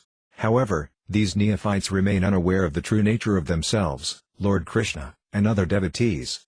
Still, they are neither fools nor offenders. But they are interested in their own personal benefit. They are not pure Vaisnavas, Sutta Vaisnava. Rather, they are almost Vaisnavas, Vaisnava Praya. The intermediate, Madhyama, devotees have turned toward Lord Krishna, but it cannot be said that they are pure Vaisnavas, Sutta Vaisnava, or very advanced and expert in devotional service. Still, the intermediate devotee is neutral and disinterested in material things, although he may not know much beyond the truth that Lord Krishna is not different from his holy name. A person who has turned his face toward Lord Krishna and who places all his faith in Lord Krishna is qualified to chant the holy name. 22. The stages of advancement in devotional service are as follows. First, a saintly soul who has turned his face toward Lord Krishna avoids the 10 offenses and always chants and meditates on the holy name. He clearly enunciates the syllables of the holy name and he also meditates on the holy name. Chanting the holy name, he becomes steady and happy. Then he meditates on Lord Krishna's handsome dark form.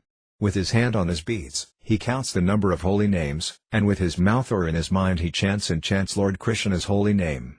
With spiritual eyes he sees the truth of the holy name.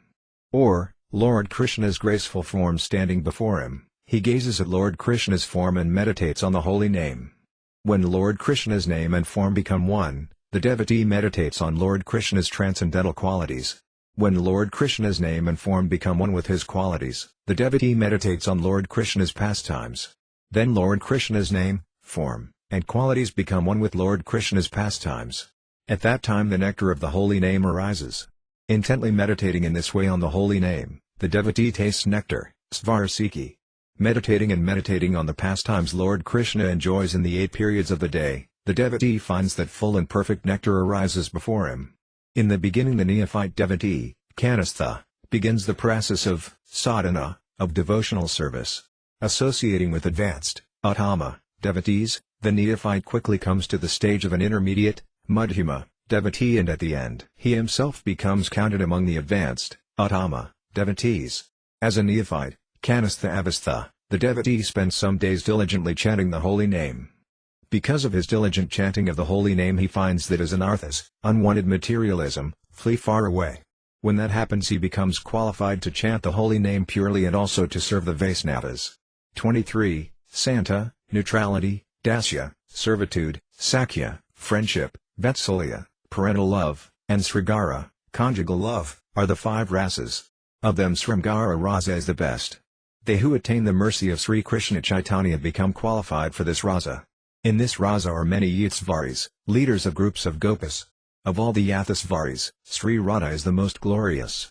She is the direct internal potency of the Lord. The other girls of Vraya are all expanded from her sweet transcendental form. The Rasika devotees aspire to join Sri Radha's group of gopas. Without following the gopas, one cannot serve Lord Krishna in this way. The Rasika devotees aspire to enter Sri Radha's group, where Lalita and many other gopas stay.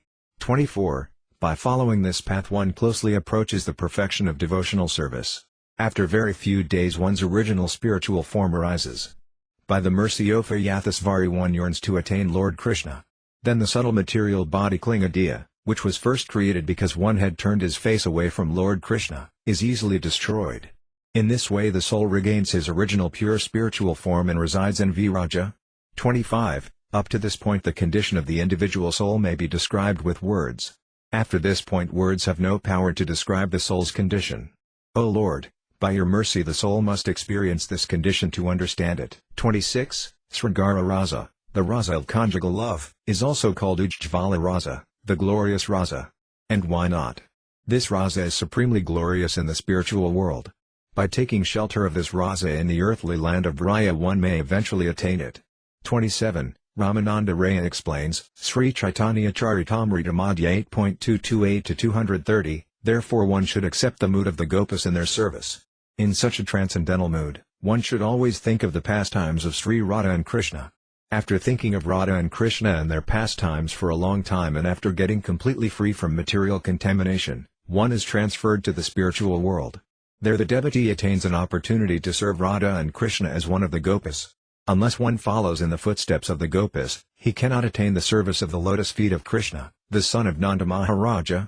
If one is overcome by knowledge of the Lord's opulence, he cannot attain the Lord's feet, even though he is engaged in devotional service. A devotee who aspires to attain the Ujjvala Rasa must follow the Gopas of Raya.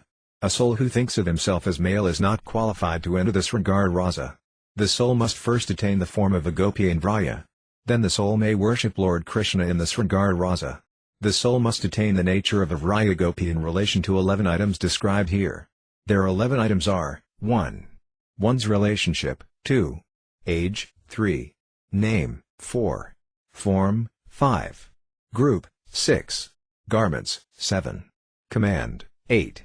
Home, 9. Service, 10. Highest aspiration, and 11. Gopi patroness. The aspiring devotee not attain this form even while he resides in the material world. Why not? In meditation considering himself a gopi according to these 11 items, he may worship Lord Krishna in his heart. 28. In striving to attain these 11 items the aspiring devotee passes through 5 stages. These 5 stages are, Shravanadasa, the stage of hearing, Varanadasa, the stage of accepting, Smaranadasa, the stage of meditating, Apanadasa, the stage of attaining, and Sampadidasa, the stage of good fortune. Ramananda Raya explains, Sri Chaitanya Charitamrita Madhya 8.220 and 222, one who is attracted by the ecstatic love of the Gopas does not care about the regulative principles of Vedic life or popular opinion. Rather, he completely surrenders unto Krishna and renders service unto him. In his liberated stage the devotee is attracted by one of the 5 humors in the transcendental loving service of the Lord. As he continues to serve the Lord in that transcendental mood, he attains a spiritual body to serve Krishna in Goloka Vrindavana. With these words Ramananda Raya teaches that the devotee who aspires to enter Ujjvala Rasa must attain the body of a gopi. Hearing about Lord Krishna's pastimes, one becomes attracted to them. One then approaches his bona fide spiritual master and from him learns about the ecstasy, bhava, of love for Lord Krishna. Hearing this from the spiritual master's mouth is called Shravanadasa, the stage of hearing. Excited, the devotee then yearns to attain that ecstatic love, bhava. That stage is called Varanadasa, the stage of accepting. Then he engages in regularly meditating on the nectar of the Lord's pastimes. This is called Smaranadasa, the stage of meditating. When he finally attains ecstatic love, that state is called Aforpanadaya or Praptidasa, the stage of attaining. When he becomes eternally situated in his desired spiritual form, a form different from the temporary body made of material elements, that is called Sampadidasa, the stage of good fortune. 29. First the spiritual master carefully examines the disciple's nature. If the disciple is qualified to enter Sringara Rasa, the spiritual master explains the disciple's perfect Malfichari form in the Lita's subgroup of Sri Radha's group of Gopas. Then the spiritual master explains the 11 items that describe the disciple's spiritual identity. Then the spiritual master explains the relationship the spiritual master and disciple have in their original spiritual forms in the pastimes the Lord enjoys in the 8 periods of the day, Astakalila Lila. In this way the spiritual master explains the name, form, qualities, a service of the disciple's perfect original spiritual body. Finally the disciple takes birth as a gopi in a home in Vraya and is eventually married to a gopa. The spiritual master explains all this. Rejecting the conventional morality of the Vedas, the gopi finds a gopi Itsvari, a gopi who leads a group of gopas, patroness and eternally serves the divine couple in the pastimes they enjoy in the 8 periods of the day. Accepting, Varana, this gopi identity, The disciple enters the stage of Smaranadasa, meditating. In this way the aspiring devotee takes birth as a gopi in Vraya. These words of Srimad Bhagavatam should be followed, Yasrudvatat Parabhavat. Hearing of the Lord's pastimes, one becomes attached to him. 30. If, when the spiritual master explains the disciple's original spiritual identity, the disciple feels attracted to that identity, then the spiritual master has genuinely helped his disciple. However, if the disciple does not feel attracted, then the spiritual master's explanations were not the pure truth. Because of past or recent pious deeds and purificatory rituals one feels attraction for spiritual things. That attraction is natural for the spirit soul. If the disciple is not attracted to Sringara Rasa, the disciple may be suited for Dasya Rasa or Sakya Rasa. Then the spiritual master will explain the disciple's identity in terms of one of those rasas. These rasas are not bad or unworthy. The great Saint Siamananda at first could not understand why he was not attracted to the gopi spiritual identity that was explained to him. He was not attracted because his true identity was in Sakya Rasa. Finally, by Srila Jiva Goswami's mercy, he attained the kind of worship that truly attracted him. His story is famous. In the time after Lord Chaitanya's descent to this world, this kind of analysis of the devotee's spiritual identity is both appropriate and glorious. 31. The aspiring devotee's previous identity then becomes distasteful to him. By the mercy of his pure devotee spiritual master, Sutta Guru Deva, he attains an spiritual identity to his liking and serves Lord Krishna in Parakya Rasa. Rasa is not complete without Parakya Rasa. Sri Krishna Chaitanya taught that Parakya Sringara Rasa is eternally glorious in the Lord's prakata, manifested, and aprakata, unmanifested, pastimes both. This kind of Sringara Rasa is not a material activity. The individual soul is spiritual, the rasas are spiritual, the gopas are spiritual, eternal service to Sri Sri Radhakrishna is spiritual, and Vrindavana is spiritual. Lord Krishna and the gopas are not a material man and material women. They are pure, spiritual, and glorious. This may be understood by studying under a pure devotee spiritual master, Sutta Guru. Without the mercy of such a pure spiritual master the truth of this will not become manifest. That truth is very confidential. It is not within the realm of things material logic has the power to see. 32. If one does not practice Smaranadasa properly, one will not gradually attain the perfection of Forpanadasa. A proud and pompous display of one's karma, jnana, yoga, or anything else will not bring one to the perfection of devotional service, a perfection that cannot be described in words. A person may externally put on a show of diligently chanting the holy name, but within his heart be always very proud. Externally one may make a proud display of how he is diligently engaged in the activities of devotional service, but in his heart he may not even be very interested in devotional service. The Smaranadasa meditation of such a person will not lead to Forpanadasa. After many births of sadhana devotional service that person will still not attain perfection. Outwardly he may engage in devotional service, but within he still identifies with the external material body and he really strives for something other than devotional service. He does not strive to attain the spiritual world of Vraya. Different from him is a sincere and honest person who approaches his spiritual master and purely worships the Lord in his heart. Aware of his true spiritual identity, he engages in devotional service. 33. The way the individual soul attains perfection is here described. The individual soul is a tiny particle of pure spirit. When he attains perfection, the soul manifests his original spiritual form. Committing an offense to Lord Krishna, and then forgetting his true spiritual identity, a rebellious soul is thrust into Maya's prison. Pushed into a material body, the soul becomes mad and thinks that external body is his true self. By the mercy of a pure devotee spiritual master, Sutta Guru, the soul can understand his original spiritual identity. It is a very easy thing. In this passage the soul's gradual attainment of his original form is described. The souls imprisoned by Maya may make gradual advancement in devotional service. One way of advancement is Veda Bhakti, devotional service in practice, and another is Raganuga Bhakti, devotional service in spontaneous love. In the beginning one thinks that Veda Bhakti and Raganuga Bhakti are different, but when one attains bhava, ecstatic love for Lord Krishna, one understands that they are not really different. By following the rules of the scriptures one makes gradual advancement in Veda Bhakti. Then, when one yearns to serve the Lord as his personal associates in Vraya serve him, one makes gradual advancement by means of Raganuga Bhakti. This means that in the beginning one engages in devotional service in a general kind of way, and at the end one engages in a rare and special kind of devotional service. 34. The word attainment here means the arrival of Forpanadasa. 35. Smarana is the initial stage of meditation where one meditates on his spiritual identity with its possession of the 11 items, and one also meditates on one's service to the divine couple as they enjoy pastimes in the 8 periods of the day. In this stage meditation is neither perfect nor uninterrupted, for the meditator may be distracted in various ways. Meditating and meditating, 1. Becomes steady in meditation. This is called dharana. When all one's limbs are wrapped in meditation, the state is called dhyana. When one meditates at every moment, the state is called anusmriti. When the meditation is perfect and uninterrupted, and one thinks only of Lord Krishna's pastimes and nothing else, that state is called samadhi. By meditating in samadhi in this way one attains 4 panadasa. People who are not expert may require many yugas to pass through these 5 stages of meditation, but an expert person may be able to pass through them in a few days and quickly attain apanadasa. 36. In apanadasa one throws far away the idea that the external material body is the self. Then the soul's understanding of his original spiritual identity and spiritual form becomes very strong. 37. Situated in one's original spiritual form, one resides in Vraya moment after moment. Situated in one's original spiritual form, one feels great pleasure in serving Sri Radha and Krishna. Situated in one's original spiritual identity, for many moments one gazes at the spiritual abode of Vraya. Then the spiritual pastimes of the divine couple become manifest. 38. When one worships and worships in this way, Lord Krishna personally reveals himself. That is inevitable. By one's own desire the gross and subtle material bodies become destroyed.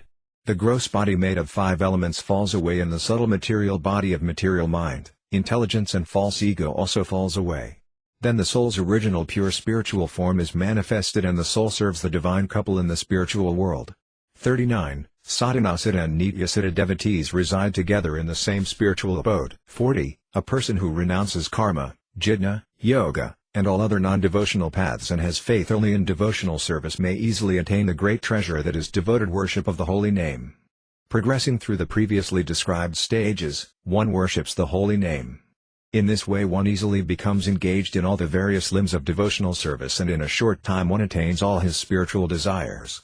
Expert in devotional service, one avoids non-devotees, stays in the association of devotees, and engages in devotional service.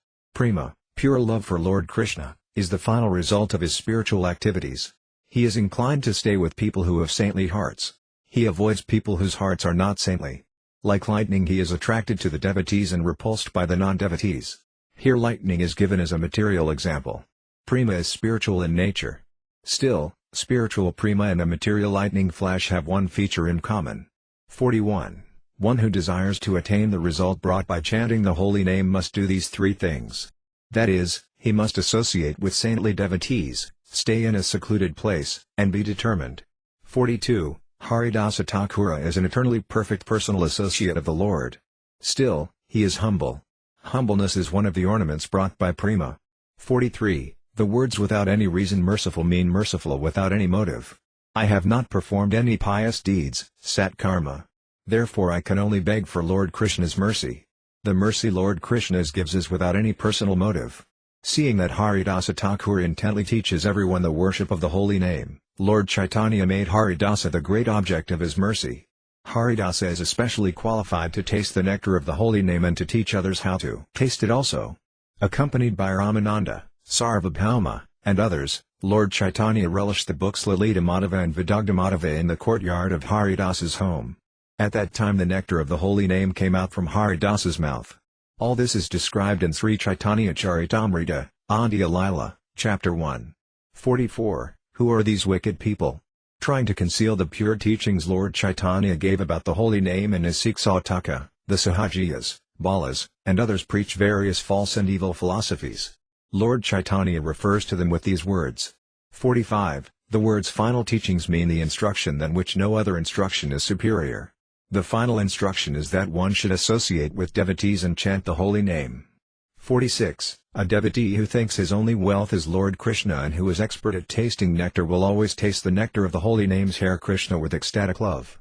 The holy names are described in the words given below, words that are a song in the 183rd part of the Padakalpataru, a part entitled Urdhva Bhayadasa Pralapam, words spoken while halfway in external consciousness, Suhayi Ragahi Harmadurya Gunhari Labane Netra Main Mohana Marati Darastai Krishna Ananda Dhamma Mahkar Sakathamatug Bindakite Napayo Sweet and glorious Krishna, you have stolen my eyes and my heart.